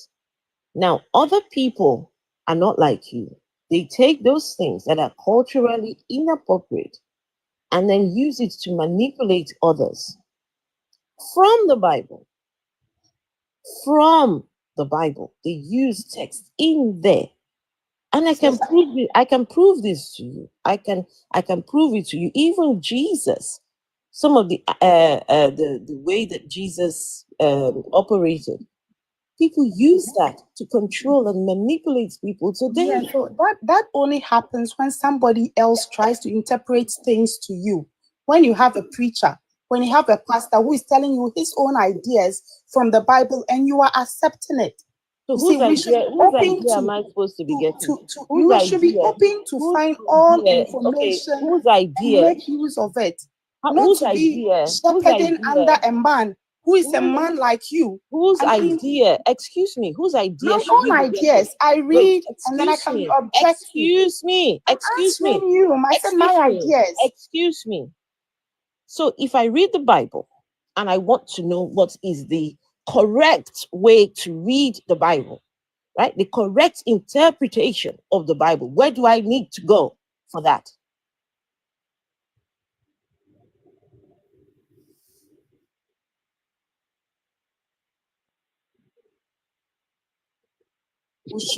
Should take like you shouldn't let somebody else tell you what you have to know from a book. You pick. Can you please tell me? Can you tell me where can I go to understand the Bible, the true context of the Bible? I mean, why do you want to understand the Bible? If you are curious about things, you read wide. You get information from all. You get wisdom from what is there. So you don't need to understand the Bible. But when you read, you understand it for yourself. So you don't need to understand. So you don't need. I mean, when you read a biology textbook, understand. So you don't need to understand the Bible. Do you need to understand it? You don't need to understand what you want to understand. Okay, so if you don't understand, why are you reading it? Right. So the Bible is like a textbook, right? It's a textbook for life. People have written things they have observed, things they have seen. You don't need to you can read. You can decide what you want to pick from it. You heard that she said you don't need to understand the Bible. Okay. I mean, it's like when you take any book, why do you read it? When you pick a story book, you need somebody to interpret it to you. You read the Bible, right? You read the Bible, right? I've read it at my own leisure, not as a scholar. Fine. That's okay. What did you get then from the story of Jesus being caught with the naked boy in the garden? And I mean, where in the Bible? hold on. Did Hold you on. read that? Why So that do I you can like? tell you it's Can not you in the hold Bible. on, Ed? Can you hold on? You keep And talking over also, people, please. also these two stories are sort of like intertwined. There's the story of Jesus washing the disciples' feet naked with just a towel wrapped around his waist. And then there's the story of Jesus being caught in the garden with a naked boy, right? And then there's the story of Peter naked on the boat with the disciple who Jesus loved. What do you get from these three stories? I bet you she doesn't know that is in the Bible, the naked boy. From So why? nakedness. No, Why? I mean, have you read the Bible yourself? Nakedness. Have Oh my you gosh. read You read it the about boy doesn't who was know. naked in the garden? It is not in the Bible. I have read it There you through, and go. I can There assure you you go. it's not Raskila, in the quote it. Bible. I Raskila, mean, you have quote to it. quote it and read to me. I'm open I'm not going to 20 quote years. you, Auntie, because you've been very rude and condescending. Wait, guys, can I You said interject, that please? Yeah, so tell me where it is. Go Because and I have find it. read it through Go more and than find once, it. and I've not seen Go what you and just find quoted. it, Auntie. Go It and is find not it. in the Bible. That's what I'm telling It you. is there. Go It and is find not it. there. Tell me It's where a it textbook, is. Can I right? kindly You interject, read your Bible like guys? a textbook, right? Go and No, I find mean, it. I have read it through, and I've read other books. I have. When you Go and respond, find it. please respond in a calm manner. You don't need to yell, sweetheart. Just calm down and answer. You don't need to be yelling and shouting, ER. Just calm down. Thank you. I'll mute myself. Okay, I just wanted to come up and quickly answer. I do want to mention, first of all, I really do like this type of conversation, but if you are on the panel, if the host, if anything, if other panelists are speaking, we don't need sound effects under what they're saying. We don't need people ad-libbing or speaking on top. And especially if the host is speaking, can we just not speak over it? It just really bothers me and it just kills the conversation. Ed, I don't think you're doing it on purpose. I think maybe you've got a bad connection, so you can't hear when you're speaking over people. I do want to answer your question about what's the purpose of reading different books. I definitely do agree that I've read multiple books in my life, especially self-help books. I was asked a question. That's fine, Ed. I respect that. It's just that when you had answered, you were being given a response, but then you were talking over the host when she was speaking, and she told you numerous of times, can you please stop? So as a moderator, I just wanted to let you know it's quite offensive to everyone listening. But I do want to answer your question. I think it is a fair question. In terms of reading different books and taking different pieces from it, that's fair if you're reading like self-help books, which I've done before. I've read books. I'm like, oh, this is really interesting. Like there's a book called The Power of Now, which I find really, really interesting. There's another book about how to not give an F. There's some things in that I find interesting, some things that apply to my life. But the difference between a regular book and the Bible, I have not taken any book and said, I'm going to make it the foundation of my life. The issue we're having is people that are saying, okay, this Bible book that I'm cherry picking from, half of it, which I believe is, oh, it's not true because I've got culture, because I know this, and basically saying, yeah, I'm going to make this my rock. I'm going to make this the beginning, my foundation of my life. Hi, Lucas. It's like, what is the purpose of making something the foundation to your life if you can openly say, yeah, there are some things that you don't agree with? How can something like that be the foundation? That is what we are struggling to understand. It's one thing if you saw the Bible as like it's a storybook with made up stories, and you can see that there's some stories that are quite interesting. Like, for example, I really like Spider-Man, but I acknowledge that Spider-Man's not a real thing, and I'm not going to be a Spider-Man-y like believer. I'm not going to be a Spider-Man believer and live my life according to Spider-Man, nor am I going to do that for Shrek and Shrek's donkey. So it's like, what is so great about this book that you still can't vouch for 100% that you would make this the foundation of your life and even come on this live stream to defend it? This is super worrying. It's not how the rest of us treat normal books. Normal books, you read them. If you like the story, you like the story. If you think there was some really good guides on meditation and you want to put it into your life, that's fine. But Ed, why did you make the Bible your foundation if you don't even believe half of it? That's what I'd like to know. Speak now. Yes, you can speak, but don't say that to me because it's rude. Okay. Like, I finished. No, I thought you asked me a question. Can I speak now? Go on, please. Okay. So in my submission, I never talked about foundations. I never talked about making something the foundation of my life. I told you that I like to know for myself. I do not rely on other people to translate things to me. So I read wide.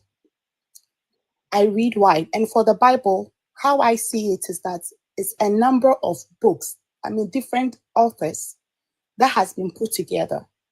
So when I read it, not everything in it may be sensible to me. It's part of the collection. That doesn't mean I've taken it as my foundation. I never said that. I'm open to ideas. I'm open to knowing new things. I like to read wide. Some of the books you mentioned, I have read. I read these things because I feel everybody has some little amount of wisdom. And when you listen to people, you pick on what they know. The Bible is just somebody's writing on their perspective of life. So if I read it, that is reading it. In one-sided way, you're seeing it as because I have read it, it means I have foundations. But you haven't even read it. Perhaps, I'm not saying you haven't read, forgive me for saying that. I read the Bible, I was a Christian, No, just so to I'm give you some saying, context. I'm sorry for that. That's okay. Yeah, I'm sorry for that. So perhaps some people haven't read through, but they would have a problem with somebody who has read it more than once just to be sure, why are people believing this? What is in there that I can pick from? That is all I would say. And we shouldn't be judging people the way we see like Christians judge others the same way others judge, but they never see it as they are judging. People have their right to believe or not to believe, their right to read whatever they want or not. What I have a problem with is to have somebody lord themselves over me as a pastor or a preacher or something. I feel we are all human and nobody knows more than anybody to do that. I have a question, I'm a bit confused. Coco, can we please get back to the topic? Because I think we should just get back to Dag. I think I will just say this, I think I've misunderstood. I thought you were a Christian, because obviously any Christian would be essentially making the Bible the foundation to their life. But if you admit that it's not the foundation to your life, you're not a Christian, it's just a book you like to read, that's fine. I never said I'm not a Christian. So then it's the foundation of your life. That's fine. Let's move on. I think you're confused. I'm not confused. So you see, you can't give me my truth. I'm not confused. I can't give you your what? My truth. You said in the comments it's not your foundation. When I made my statement, you responded to it. So I thought maybe I said something wrong in my statement. So you clarified to me, and I'm confused. Bible foundation means Christianity. When something's a foundation, it's what you're walking with in your life. It's your main thing. That you believe in Christ. That is all. It has nothing to do with the Bible. Jesus wasn't reading the Bible. Okay, darling. I think we're gonna have to go back to the subject. Honestly, I feel sorry for the fact that you're so confused. I think the more that you're live stream, you are confused. No, hold on. I'm gonna have to mute you. I'm not even being rude to you. It's okay, Can I say yes? Look, Christians get the doctrines from the Bible, and for this lady to say that, oh, the Bible, oh, it's written by man, the Bible is, she, as long as you're believing in Jesus, not necessarily the Bible, that is your own version. That is the gospel according to Ed. That's you. You've made up your own gospel. Can I just say one thing before I go, please? I think in the first instance, the lady, Ed, she has an idea, or she's read the Bible not as a foundation, but as a book. Now, in the book, in the Bible, the Gospel according to Mark, chapter 14, verse 51. No. Kiki, don't give it to her. Let her go and find it, because she literally called me a liar. No, she said it's not in the book. I'm telling her because no, let her go and read again, because clearly she didn't read it properly, and she keeps claiming that she read it several times, right? And that makes it seem as if I'm talking out of my nyash. Oh, so no, you're not. Let her go and find it. Ed, please, on the night that Jesus was captured, there was a young boy, a naked boy, in the Garden of Gethsemane. And it's very important that we people say, I've read the Bible. But people do not realize that a Muslim may have read the Bible carefully more than the Christian that is holding the Bible. So these are some of the issues which people, because a lot of the time, when you go into a church and they read a sermon, they read a particular sermon and they talk about it. But there's the whole Bible. There's the whole chapter that has not been read or explained or talked about. And people think that because they go to church and because someone is telling them what's in the Bible, and because they only concentrate on certain parts of the Bible, that they know the Bible well. But that is not how it is. So, Ed, it's important that you go back and you just listen. You do not fight people, because if it is your truth, that is your truth. But you can't know everything on this earth.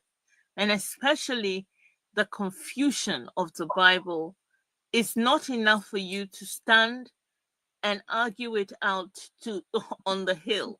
You may be damaged on that hill. So if people are telling you that there are things in the Bible, please, as a Christian, go back and search for it and read it. You can even, Google could be your friend. But so this is mainly what I can see that the struggle was real. And the lady was, she was trying to argue her point without having all of the tools. So maybe this is the time to help you so that you realize that maybe you need to go and read a little bit more just to add to the knowledge that you have, and then maybe come and argue your point again. Wait, can I just say there are people there are people in the comments asking for quotations, and the fact, go and type in. No, it's Ed. Go and type in Google. The naked boy caught with Jesus. Go and type that in Google. You want to be spoon fed? I actually put it there because it's only, this is of the time when he was caught, and it's there. I've put it in the chat.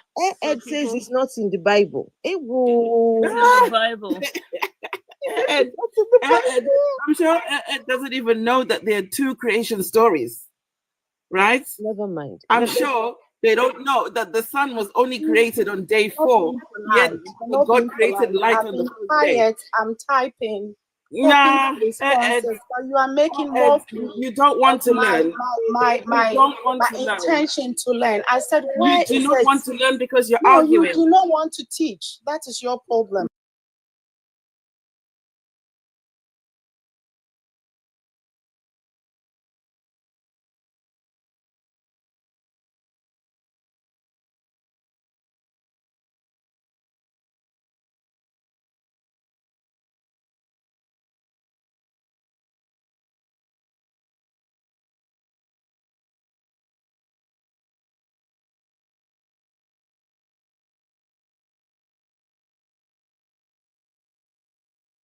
To Afro-atheists for just holding this space and discussing DAG, because it's so important. Like, I do really need everyone to realize that women have been great and essayed in this cult, and just to really just bring it back to like the exposure of what's going on in there, because there's no women's rights. The kids are at risk. Women are getting treated absolutely disgustingly, that they're coming up with postnatal depression, they're losing kids, missionaries are losing babies and nearly unalive and abroad. So there's a lot of things that are happening. So I just think that when people are, exposing DAG, there's not a lot of exposure on him. And survivors are desperate because there's 3,500 churches all around the world to kind of just get the info. So I just wanted to come in and say that, but thanks so much for everything that you've done tonight. And Leah, before you go, for me, the position that I come from is exposing DAG to be a false teacher. Yeah. It means to be a fake. Because when people are completely indoctrinated, trust me, they do not see abuse. They do not see that they are victims. They do not see anything. But when you can show them that this man is indeed fake and he is not telling the truth according to the gospel. There has to be different ways to try these things. I'm not trying to invalidate what you've been through, right? But because the kind of platform that I do, these are the kind of conversations that we have. And I respect that. I respect that. Like it or not, the foundation of Dad is he is a religious leader. He's been a religious leader since let me see, what's year? I've got 1987. You see, is there a way to do a petition for religious the leaders church to in shut down or something? Yeah. In the UK. Yeah, and I've worked this church in 1988. Oh no, sorry, 1985. Since 1985, this guy has been telling these lies since 1985. That's a long time. Come on, wow. Yeah, we need to do a petition, basically petitioning for the government to stop turning a blind eye on religious institutions and the cults' behaviors, because there's too many cults now. There is. It's I going think we on need and to on form and an on. alliance, don't we, and try and really push this. Like, Yes. try to... On the other hand, the abuse I have of a question for Leah. Sorry, go on, Bessel. I have a question for Leah. Okay, I was just going to say quickly that on the other hand, you've got the Church of England also covering up the essaying of children. Recently that priest that was sent to Africa who went on to abuse 300 boys. They were aware of this. So on the other hand, they can't talk about the black churches while not addressing their own. So it has to be a petition that covers all the churches. Yeah. One of the problems, I mean, Doug Heward-Mills is from Ghana. Right. Now, in Ghana, and a classic example of this whole situation in Ghana is that they will go into a business meeting, somebody will pray, they will then sit there and plan to stitch people up all in the meeting, and then somebody will have a closing prayer. This is the life that they lead in Ghana. Secondly, just to give you an idea of the power of religion in Ghana, is that the past president, the president who just left before we got the new one on the 7th, he demolished a whole area of homes, houses, offices, etc. A vast area, like the whole of Knightsbridge, for example. And then he said he was building a cathedral for Ghana. Now, no Ghanaian asked him to do this, but he said he had prayed to God and asked God to give him the chance to become a president. And he promised God that when he became a president, he would build God a cathedral. He then demolished the whole area, went to Israel, and brought back some stones so that when he built the cathedral, he would put those particular God-given stones on a particular side of the cathedral. Now, if this is not high-level madness, I don't know what it is. But he physically did this. And therefore, it's just to give you a background that religion it seems to underpin everything, especially evil in Ghana, my beloved country. I want to give you this view so that you see that every effort that you will use to do anything to stop religion, or this kind of religion that has given power to people to do crazy things, you will be fought. It will be stopped. It will not get anywhere. Trust me on this. I did have a question for Leah. Leah, I know you've done a lot of exposes on Dad. Do you think that his pastors know about his shenanigans. And I know he's a cult leader, right? I know that, but his personal, those, the personal shenanigans, are his pastors aware? I think the ones, because you see when we're looking at this cult, yeah, it's a pyramid scheme. Mm-hmm. And the highest echelons of the cult, they're all related. Yeah. So for example, his brother-in-law, which is his wife's brother, is Prophet Kakrabaden. He's got his own church, but it's still connected to his ministry. And then you've got there's loads of Badens in there. So what I'm saying basically is the highest echelons of the cult are family, girl. That's what I clocked. It took me about 16 years to clock that everybody that's like high up in the echelons, they're all related. Like Bishop Richard's wife's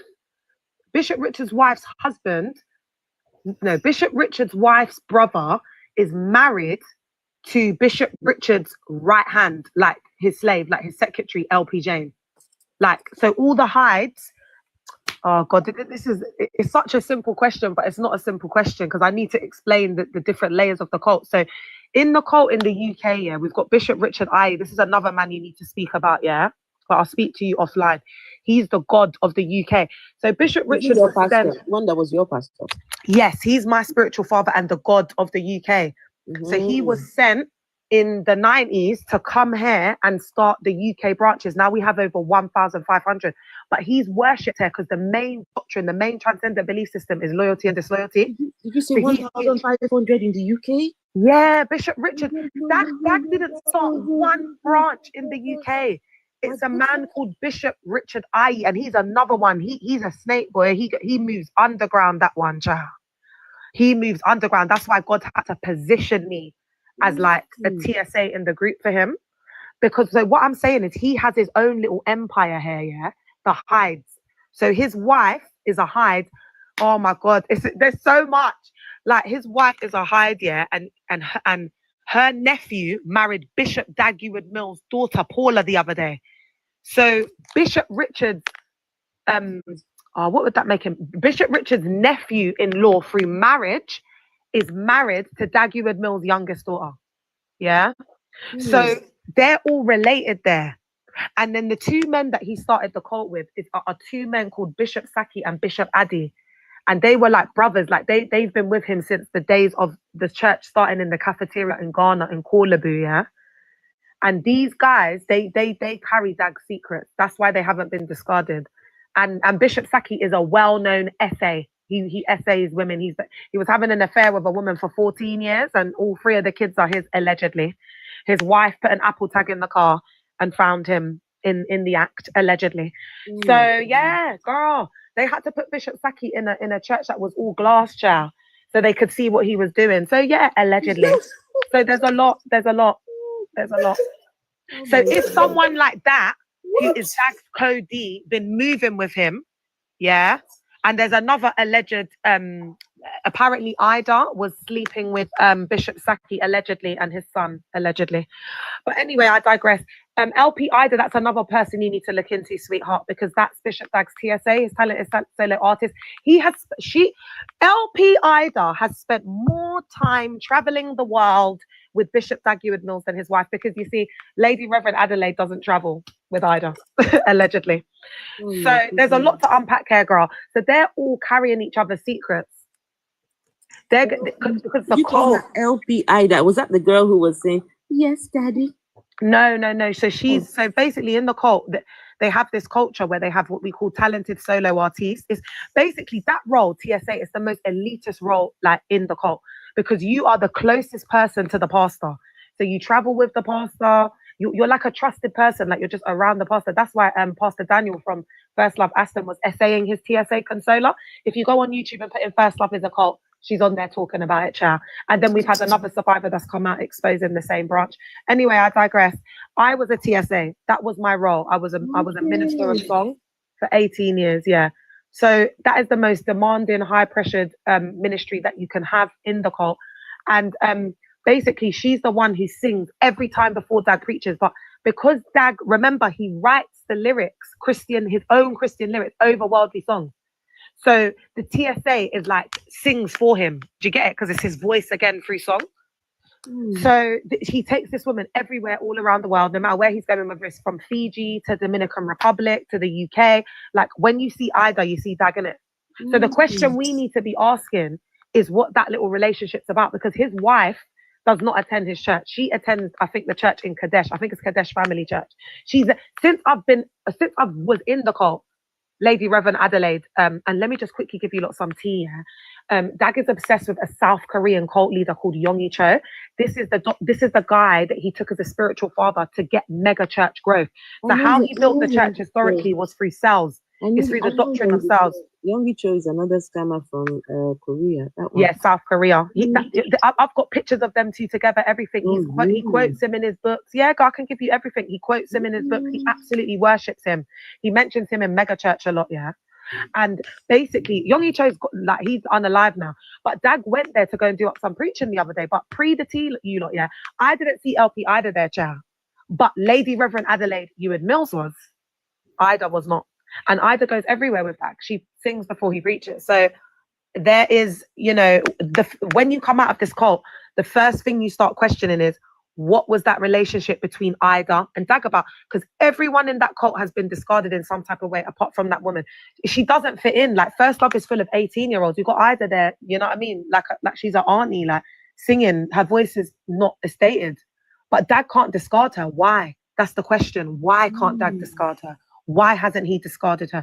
That woman has been singing, doing the same role for years and years. No one has that. Because in the cult, he teaches in seasons and cycles like, you were a TSA in your branch, and now the pastor has changed you, and he wants you to be in hospitality. Now you are saying that that you are talking behind the pastor's back. Do you understand? So they break you down when they discard you. But Ida has never been discarded. The only time we saw Ida sitting down was during the pandemic. He did discard Ida, but he can't discard her fully, because I think that they've probably been doing a thing. Because during the pandemic, she had to sit down, yeah? And when you sit down and you're not allowed to sing, it's usually because of fornication. It's usually because of an eggshell sin, yeah?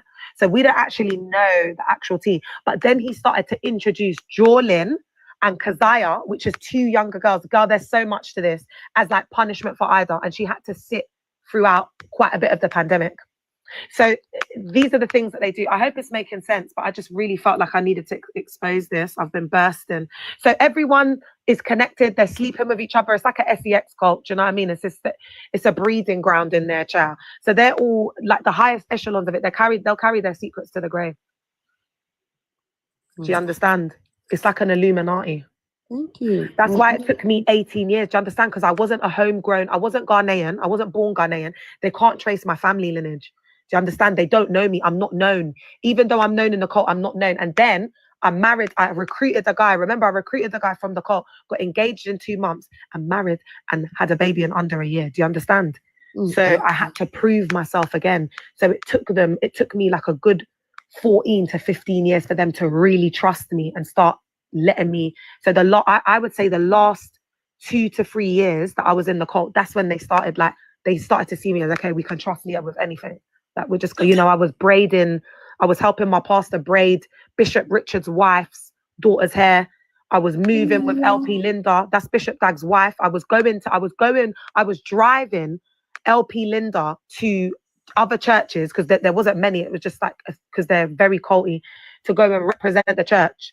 Do you understand? With her. So that's how like, because it's not even about the title in this, how close they bring you, what they say about you, what you see. What you get me? Because it's like a secret society. So thank God the last 2 to 3 years before I left, that's when they really got me in. So that's why I know what I know. Are you not scared though that they will try and do something to you? Like what? I don't know. It's just, if you are speaking and well, I prefer just not to discuss that, because at the end of the day, I'm doing what I'm doing. I'm standing 10 toes down on it. Do you understand what I'm saying? I have deconstructed fear out of my psyche.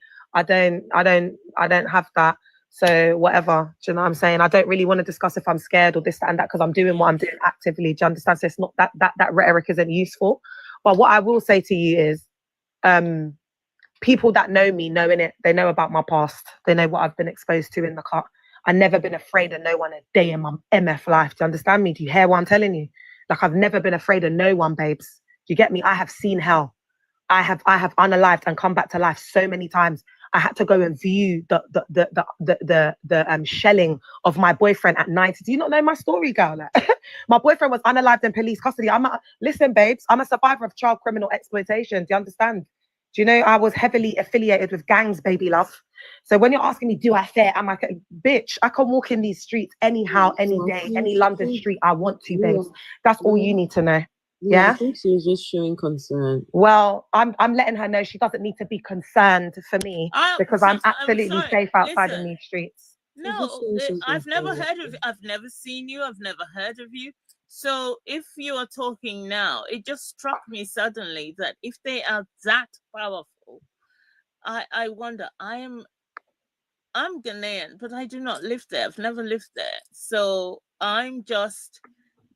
Everything that I'm telling you is because, you know, one takes interest in what happens in the world, especially in one's mother country. Okay, let me ask you something, Queen. If you were doing what I was doing and actively speaking out because a lot of people's lives depended on it and no one else is, and it's something that because I don't want to bring God into it, but I feel like God is leading me to do you think that the rhetoric of asking if, you know, are you going to be okay? Like, you know, because they're very powerful. Do you think that rhetoric's useful?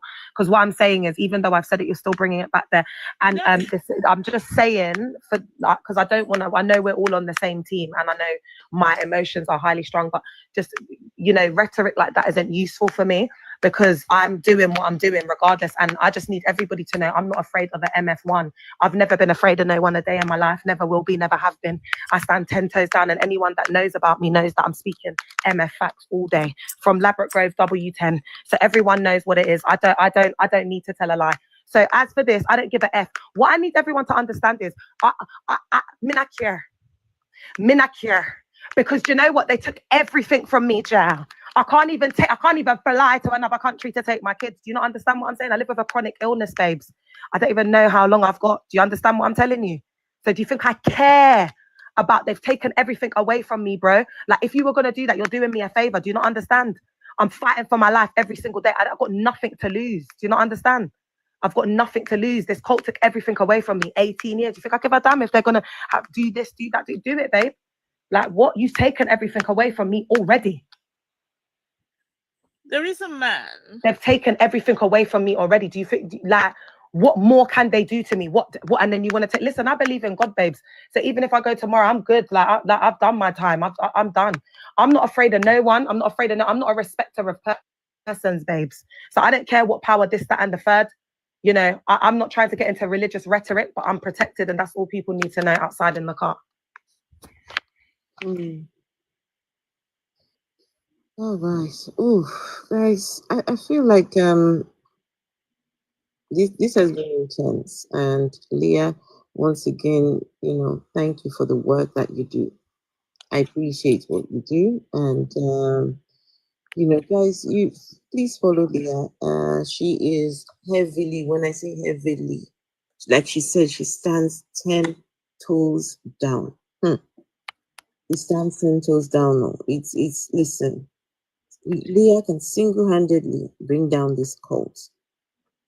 She can single-handedly bring down this cult because she's, you know, the survivors. They come on her platform and they share.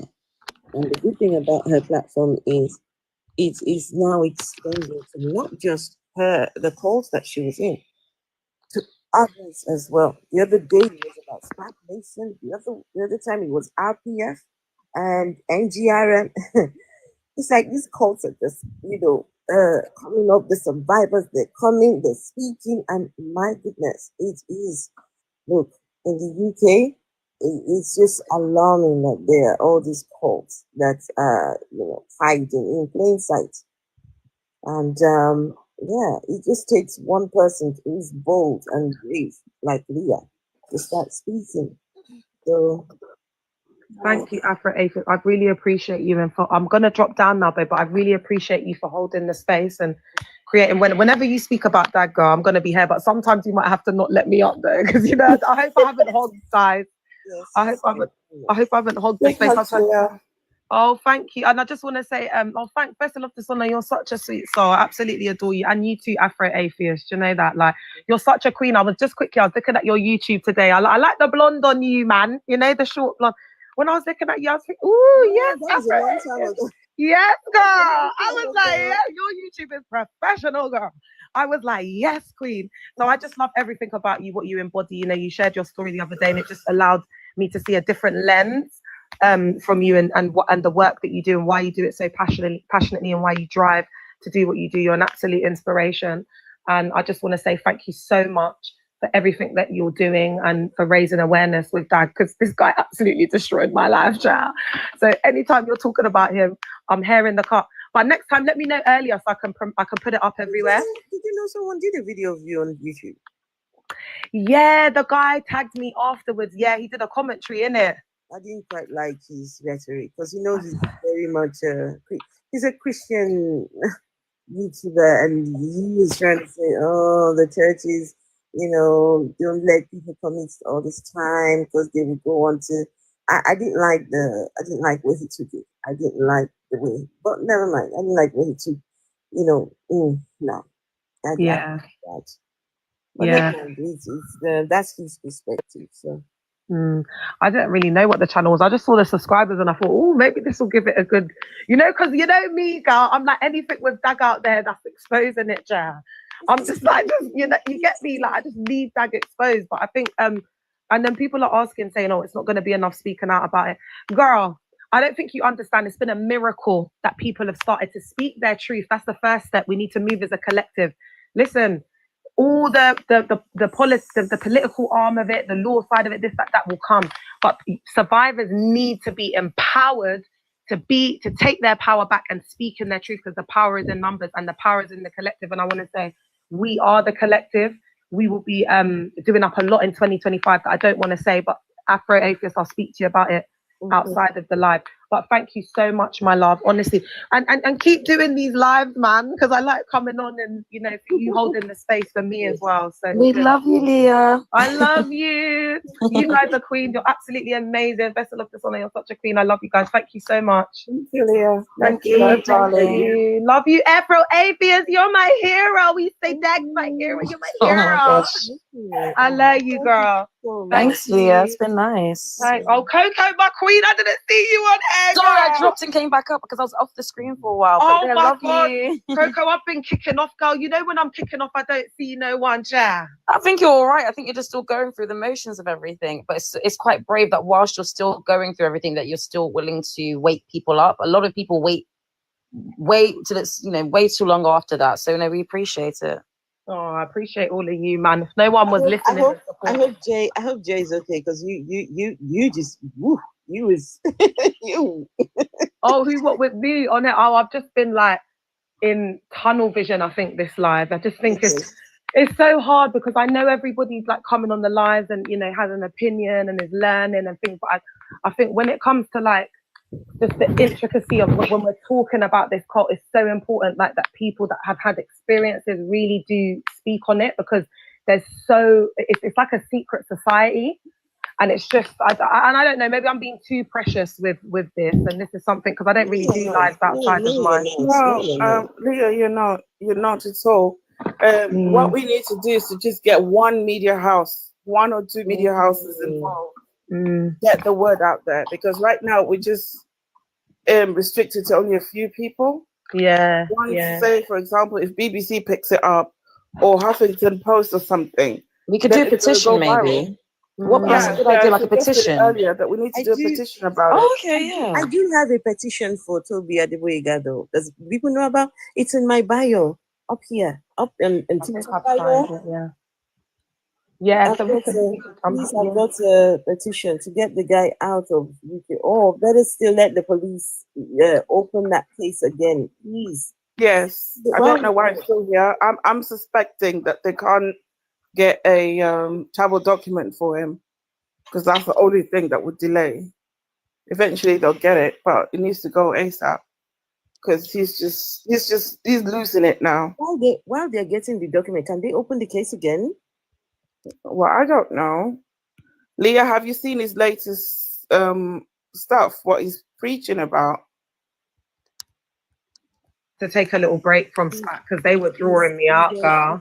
Yeah, he's basically said stop telling people to drop the sharp objects, leave them with the sharp objects to use them on themselves. That's what he's basically. Oh my God, it's just because you know what it is with SPAC, what we're witnessing right now, and I think that's probably why Afro-Atheist has been compelled to do more content around, because they're self-destructing.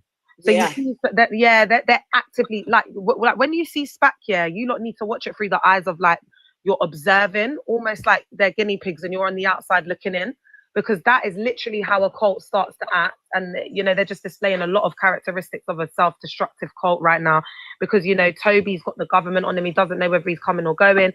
They're not getting the recruitment like they used to be. A lot's been exposed, you know, they've had a lot has happened over the and they were just starting to he was starting to rebrand the cult, rebrand himself, and then it's just been like all of this like really negative press and media. So yeah, a lot of people have been saying that they're concerned for the SPAC members as well, their mental health after seeing them on a few lives. They're there doing it until 2 a.m. in the morning, child. The first thing I was sleep deprivation, child. They're getting told to go out there and do up the lives, you lot. Mad. Yeah, so that's what I would say about SPAC. We got a lot of SPAC survivors, a lot. So if you could, when you do a SPAC live, let me know as well, girl, because we got a lot of SPAC survivors, you know. Really? Oh, okay. Yeah, that's our right, Vessel. That's the. I'm surprised you haven't been hit with a cease and desist, a defamation from their fake law. Oh no, Leah, because the way we do it, I forgot. The way we do it is just the way we've done dads tonight, right? We don't do gossip. We don't go after who's sleeping with who and who's fucking who. We don't have time for that, right? We take from your words, the words out of your mouth. Let your words do the talking, and we just give our own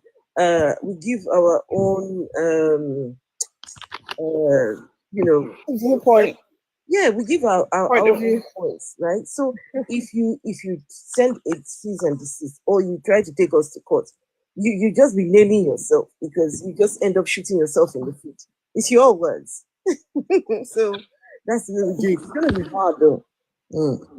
That's SPAC for you, yeah, man. But yeah, if you do the SPAC live, let me know, chat, because we could get some. There's a lot of SPAC survivors, trust me, and they do not hold back, chat. So yeah, there's a lot of them out there, but a lot of people are afraid as well, you know, because there's just so many layers to it, you know. Like Toby speaks a lot of human fecal matter. Do you get what I'm saying? I've got so many accounts. Yeah, he just talks human, and then they all try and go at like they got that rhetoric in it about the gang. So a lot of people are afraid. They're thinking that there's gangbangers in there. It's just a mess. SPAC's a mess. Quick question, Leah. You know NGRM Onyeka, was he in SPAC? Oh no! All right. Oh God, you're drawing me out tonight, child. You know I can't read on your current. It's just a quick question. It's just a quick question. Quick question. All right. So basically, the answer to that is no and yes. So he was part of the youth revival movement, and Nancy, a survivor's on here. So Nancy, help me in the comments, babe, if I'm getting it a bit wrong. He was in the youth revival movement. They came from was it Mountain of Fire, Prophet Elijah, that ministry, and he was in there. Yeah, he was in there with Enrique and Onya Kaobi, who is, are you following? And Onya Kaobi is the assistant pastor of the Whole of Nation family now. So he started doing this like uni vibe, yeah. And no, they set up a youth church from the Mountain of Fire. That's what was called Youth Revival. Mountain Movers. And then they started doing like youth revival. And then they were going to like unis. It was a whole movement thing. Like everyone knew about them from in South London, this, that, and the third. But now Onya Kaobi was the chosen and anointed one, the one that Prophet Elijah chose to be the head, the pastor, whatever, of that church, the youth church. But now Onyeka Power, and that's not his real name, he just put it there because he wants to be powerful. He was always jealous of Onya Kaobi. So when you study them, I've done a lot on this. His whole personality is Onya Kaobi, He just wants to be that guy. So anyway, they got into a physical altercation. I don't know if it was in or outside of the church. I can't remember. I need to confirm it. I'm not sure if Nancy was there. But anyway, they got into a physical altercation, and then they split, went their separate ways. Now, at that time, Toby was allegedly, because I need to say allegedly, allegedly saying to Onyeka Obi that he'd have to leave the Mountain Movers, the youth revival, and join him and focus on SPAC. So he did that, and he went with 3 other guys. I can't remember. Nancy, what's the name of the other guys? With 3 other guys. But Onyeka Power's got too much pride, and we know he's got too much pride because allegedly, when he left Mountain Movers in a rage because he weren't getting chosen, this, that, and the fourth, because that guy loves a bit of clout.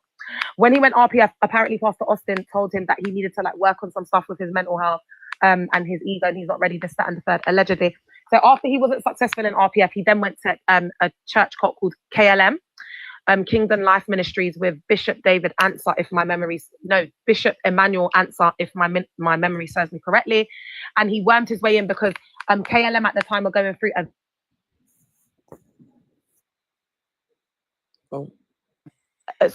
he was going through a huge financial scandal where £725,000 was taken out over the course of, I think it was 2 years, and there was another over 200,000 unaccounted for, but you're going to have to check. So the church was kind of sinking at that time. So Onyeka wormed his way in, and then he just took over the church. He just stole the church from him apparently, and took the members. But catch the tea. This is the biggest part about the tea. He basically, so you lot need to go on YouTube and type in Paul Bridges and Onyeka Power. You will see Onyeka sitting on there. You know Paul from the with his wife. With his wife. I've watched it. Yes, I've watched it. Absolutely disgusting, saying that a woman should give her husband FCX even if she doesn't want to. But the long and short of it is Cece is 48 years old and Onyeka has just turned 29, child. Catch the tea. So she had a fiance. Yes, girl. Yes, there's a lot of tea with these two. I haven't even scratched the surface with them. Vessel of dishonor. That's the woman that was cursing people for her birthday, yeah? Yeah, she was like, if you guys you couldn't even get me anything for my birthday, but you come here wanting me to pray for you. She's also the woman that wears kitten heels with tracksuit bottoms as well. What? Yeah. That is the biggest travesty. That's the biggest beef I have with her. For not giving her birthday gifts. God will punish all of it. Try me, man. Cece hurts my soul. They've been bullying a lot of people in there. So basically, sorry, I've just gone off on a tangent because I do have to get my NGRM survivors justice because they're like little sisters to me. I will just say though that when it comes to NGRM, so he was not in SPAC because he had too much pride. Onyeka's a very proud man. So he wouldn't go there because he doesn't F with the guys because it was like people who have described it back in the day, they would liken it to like bullying, that he was getting bullied by the other guys. So yeah, that's my contribution to that. Okay, thank you. And that clarification. Thank you. It's all right, my love. All right, thank you. Love you guys. All right, yeah. Bye-bye. Bye. Man, these cults, they're everywhere. I've always said it that people actually get up on a Sunday, have a bath, put on their best clothes, go to church just to watch drama. Just to watch drama unfold. But the thing is, they don't, as far as they're concerned, it's not drama. It is, they're doing the service to God. They are, a lot of emphasis is placed on their presence in the church. Outside of church is the world. Right? Outside of church, that's the world out there. And if you're not in the church, then the likelihood is you're out sinning and doing bad things, or you're part of the world and all of this. So when they're in there, whatever happens in there, it's all part of the kingdom. It's the kingdom. The kingdom goings on. The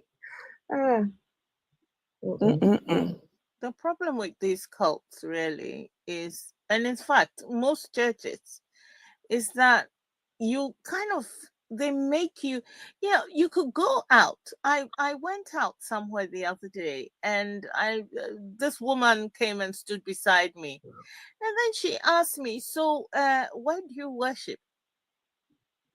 And I suddenly had this feeling of mad anger. Like, what are we talking? This is not.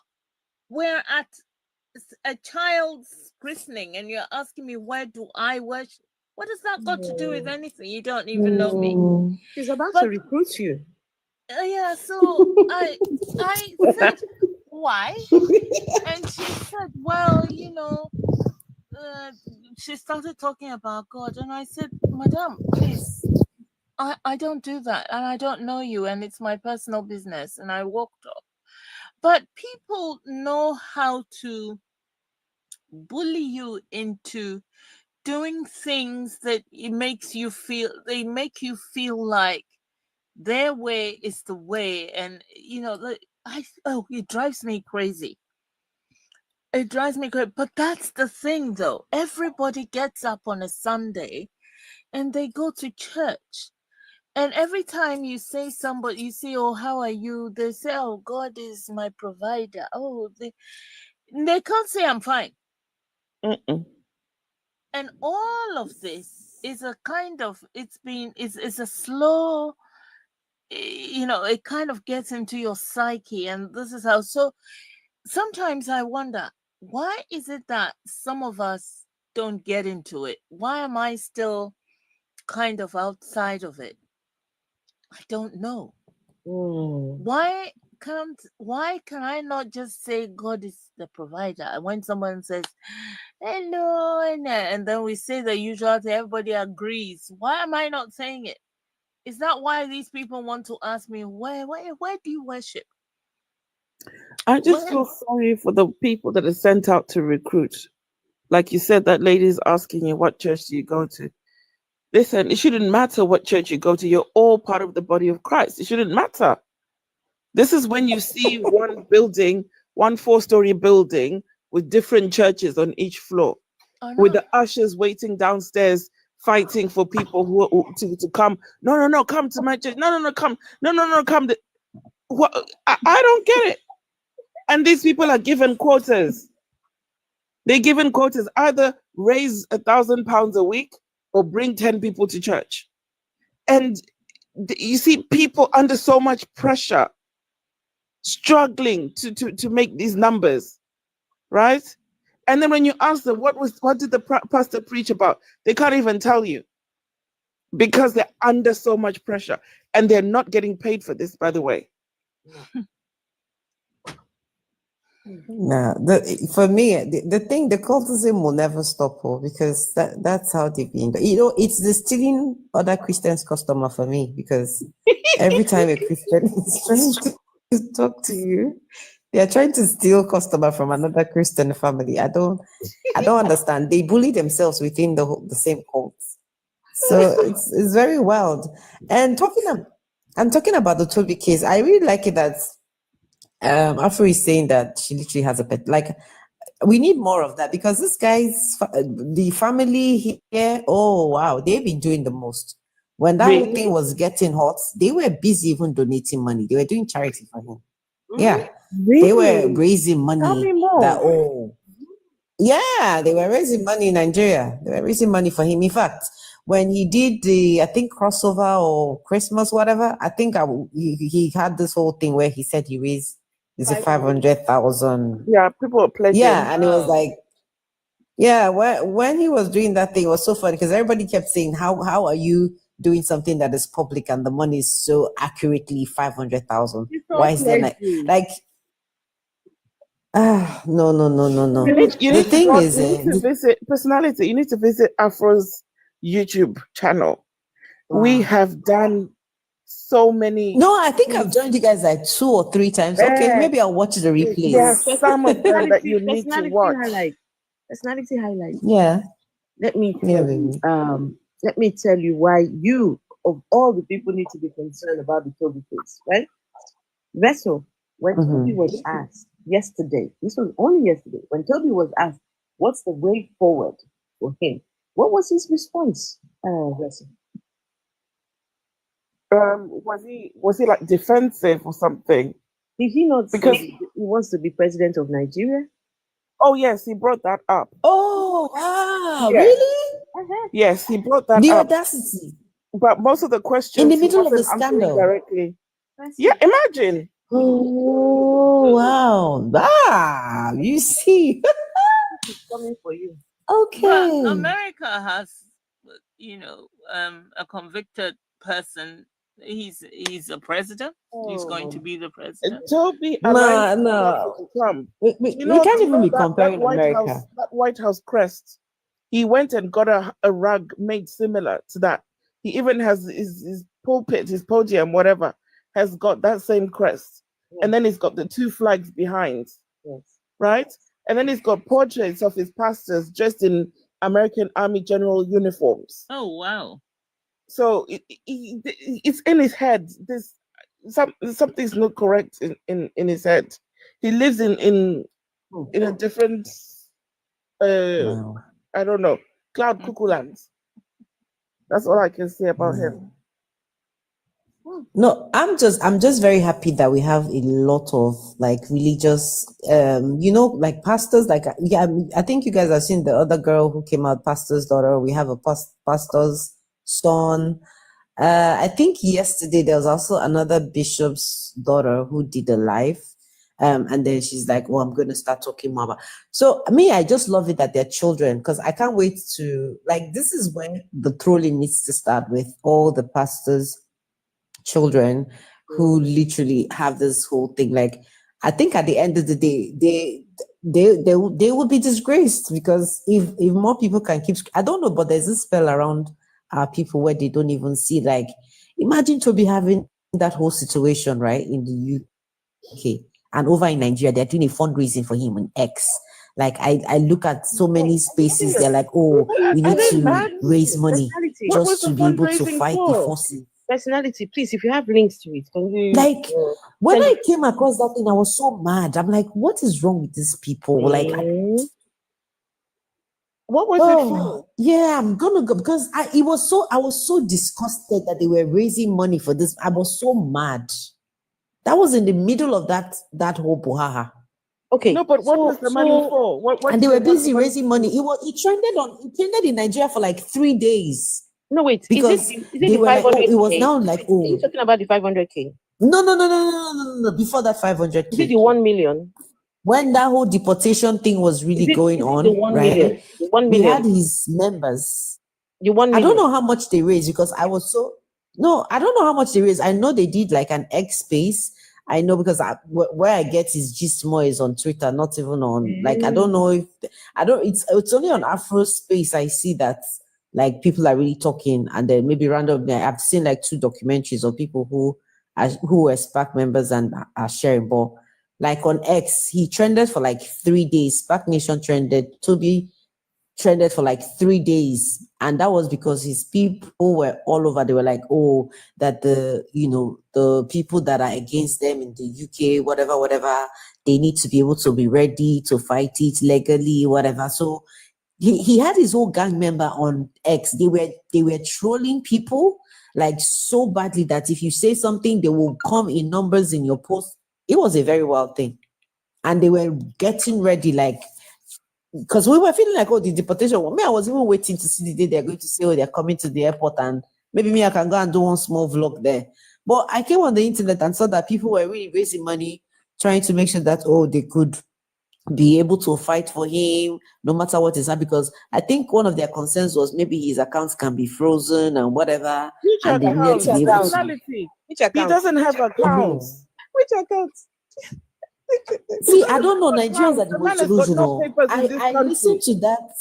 I listened to that space for like 3 seconds, and I'm like, what the fuck is going on? We no get paper. Which account? Who dash am? Oh, You don't have imagine. paper, you don't have account, you don't have driving license, you don't have anything. This is how they gaslight people, right? Because they were like, oh, the Nigerians and other people are witch hunting them. That in fact, they literally had to invest in the whole, like people hate Nigerians and they call every Nigerian a fraudster. So they use that line that, oh, people need to understand that we have people that just want to make Nigerians look bad out there. Like, they even took it to the level of tribal bigotry, something that had nothing to do with it. That's why that guy came up the last time. And was busy saying, "This is we're trying to take down Nigerians. We're trying to." Yes. Oh, There was a whole conversation on that thing. I said for 3 days, this man trended on Twitter because these people who came out with all their media savviness. They were like, oh, there's a witch hunt. Oh, the South Africans have done it. Now Nigerians are doing it. Kiniko, kiniko. You know me, I'm all about all the anti-African talk. So I know when the gaslighting comes. And then they were like, oh, this everybody talking about it is because those are the people. They had to turn it to tribal thing. They even moved it to political thing that is the sect of people that didn't support this one. They're like, it was just wild. The space was so irritating. I couldn't even stand it. At the end of the day, it was just a PR move. What I discovered was going on was it was like a PR move. They needed to protect his image. They needed to bully people, and they needed to use all the people are against Nigerians, successful Nigerians, and then there's a witch hunting against the Church of Christ. Like, there's a whole conversation going on that there's a witch hunting against Christianity, that nobody's going after the other religions, but everybody has problems with the successful pastors. So it's like a whole thing. And I'm just happy that we have more people, pastors' children coming out, because I think that's the new movement. We need more of these people who have children at home to come out and say, oh, I know my father is a thief. Like, I literally am looking forward to more of them coming out, because maybe that's when it will get to some people that this is a scam. People don't get it. I have the last. In fact, we need to round this up now. There's a young girl, young lady that I stitched her video on my profile. She's a pastor's daughter, and she's. You should see her. This girl is bold, though. This girl is bold. Yeah. Oh, I know her. I think she released a video 2-3 days ago. Yeah, I think I reposted her videos. This one, she's.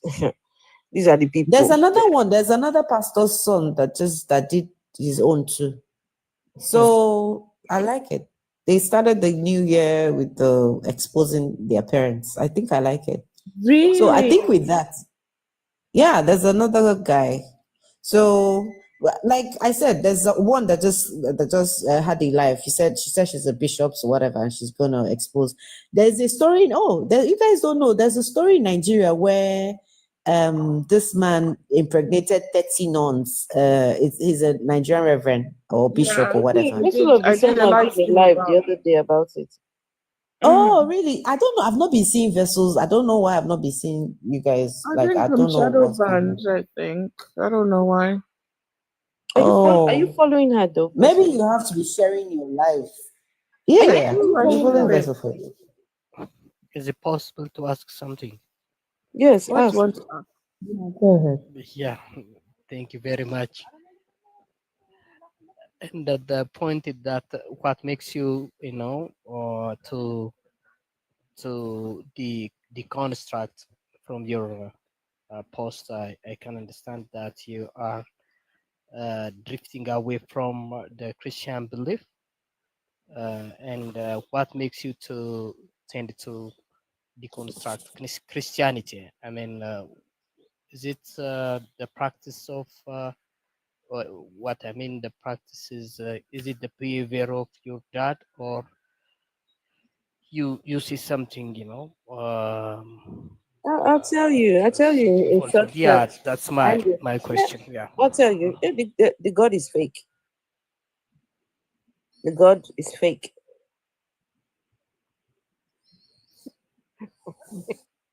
It's so simple. Yeah, the God is fake. The God is. I mean, God is a lie. They lie. They lie to us. The God in light of what? The God is fake. The God of the Bible, you mean? God, yeah, God of whatever book. It's fake. Yeah, that is so simple. I mean, answer. Very simple. Very simple. The Yeah, God, very God simple. is Yeah. nothing. The God is nothing but made up stories. So what makes you, come to that conclusion? I mean, Can I ask? I tell you, I'll tell you. Nobody knows where this God is. Nobody has seen the God. Nobody has seen the God. Nobody can tell us where the God lives. what he looks like, what does he sound like, we just hear all sorts of different stories about the God character. So yeah, no, we have nothing really, just people's ideas of what they think a God looks like, what he sounds like, what his attributes are. There's Okay. nothing. There really is. There's nothing. So yeah, the God of the Bible is a fake God. You mean? And the God you of mean the from Quran, and the God of the Quran, the God of the Torah, the God of Bible. Okay. the God of the Quran too. That one seems fake. Okay. I mean, is it not satisfactory? I mean, the answer that has been given by some scholars about the attribute of God and so on and so forth. I mean, is it not satisfactory? Since I myself Scholars. is a minister in the church. Who is scholars? And Who are these scholars, and why do these scholars matter to me? Why should they matter to me? Afro, how long has Toby been here? It's 19 years, right?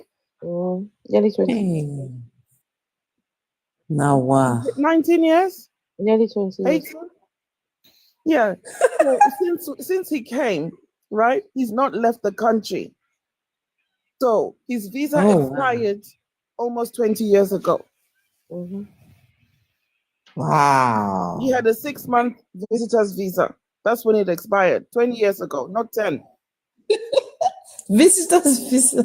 No, this is wild. Yes, he came on a visitor's visa and then said that he came here and he saw the way the youth were, doing all this unaliving, whatever, and decided to help them.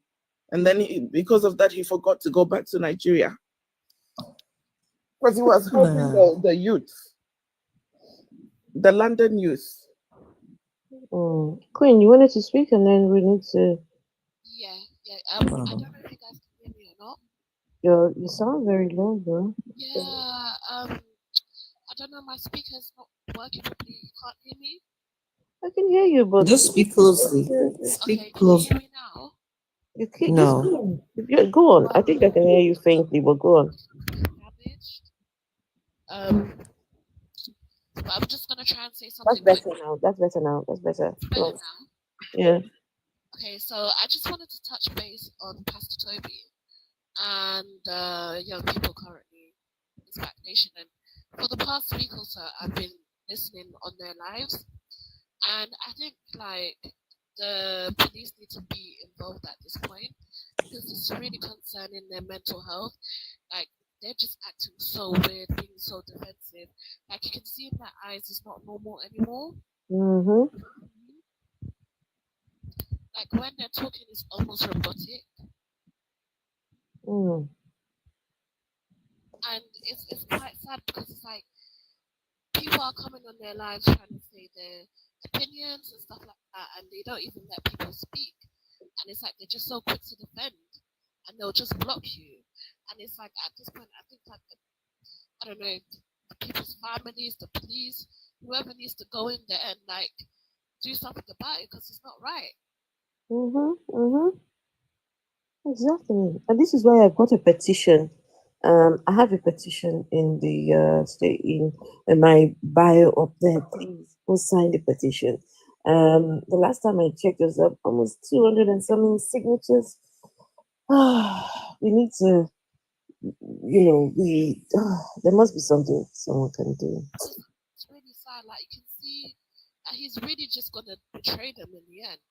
They think that he's gonna keep them along with him, and he goes to night. No, he's just gonna turn his backs on them, and that's what they don't realize. He's already turned their backs. He's already turned his back on a lot of them, but they don't just realize it. The moment I've been saying this, the moment you step away from any of these your preachers, just try living for one day. Let me just try it and see what pastor would say. Yeah, I'm telling you, you will become enemy number one. Everything that your pastor likes you just try. Just pastor, and I have a bit of doubt. No, listen, it's a madness going on in that Black Nation and all these cults. Because it's been going on for too long now. It's been like over 6 years at this point. You know? You're right. You're absolutely right. It's too long at this point. Like, it's too far. But you know, I don't know. I'm not a believer in karma. I'm not. But I don't know. I feel like I don't know why. I feel like something is brewing and something's gonna happen. There's gonna be an explosion over there. I feel like something has to happen. Yeah. Something has to happen. The guy is too arrogant, even for his own. He's arrogant. Did you see him yesterday? Did you see how he came out for church yesterday? Hey, hold on. This is how he came out. I think I've got a picture here. Hold on.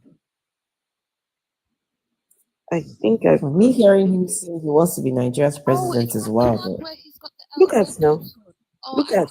Oh wow! Look at his get up for church. Showbiz now. Looks like a cowboy. Paparazzi things. Look. Oh wow! He even went for a photo shoot. Oh wow!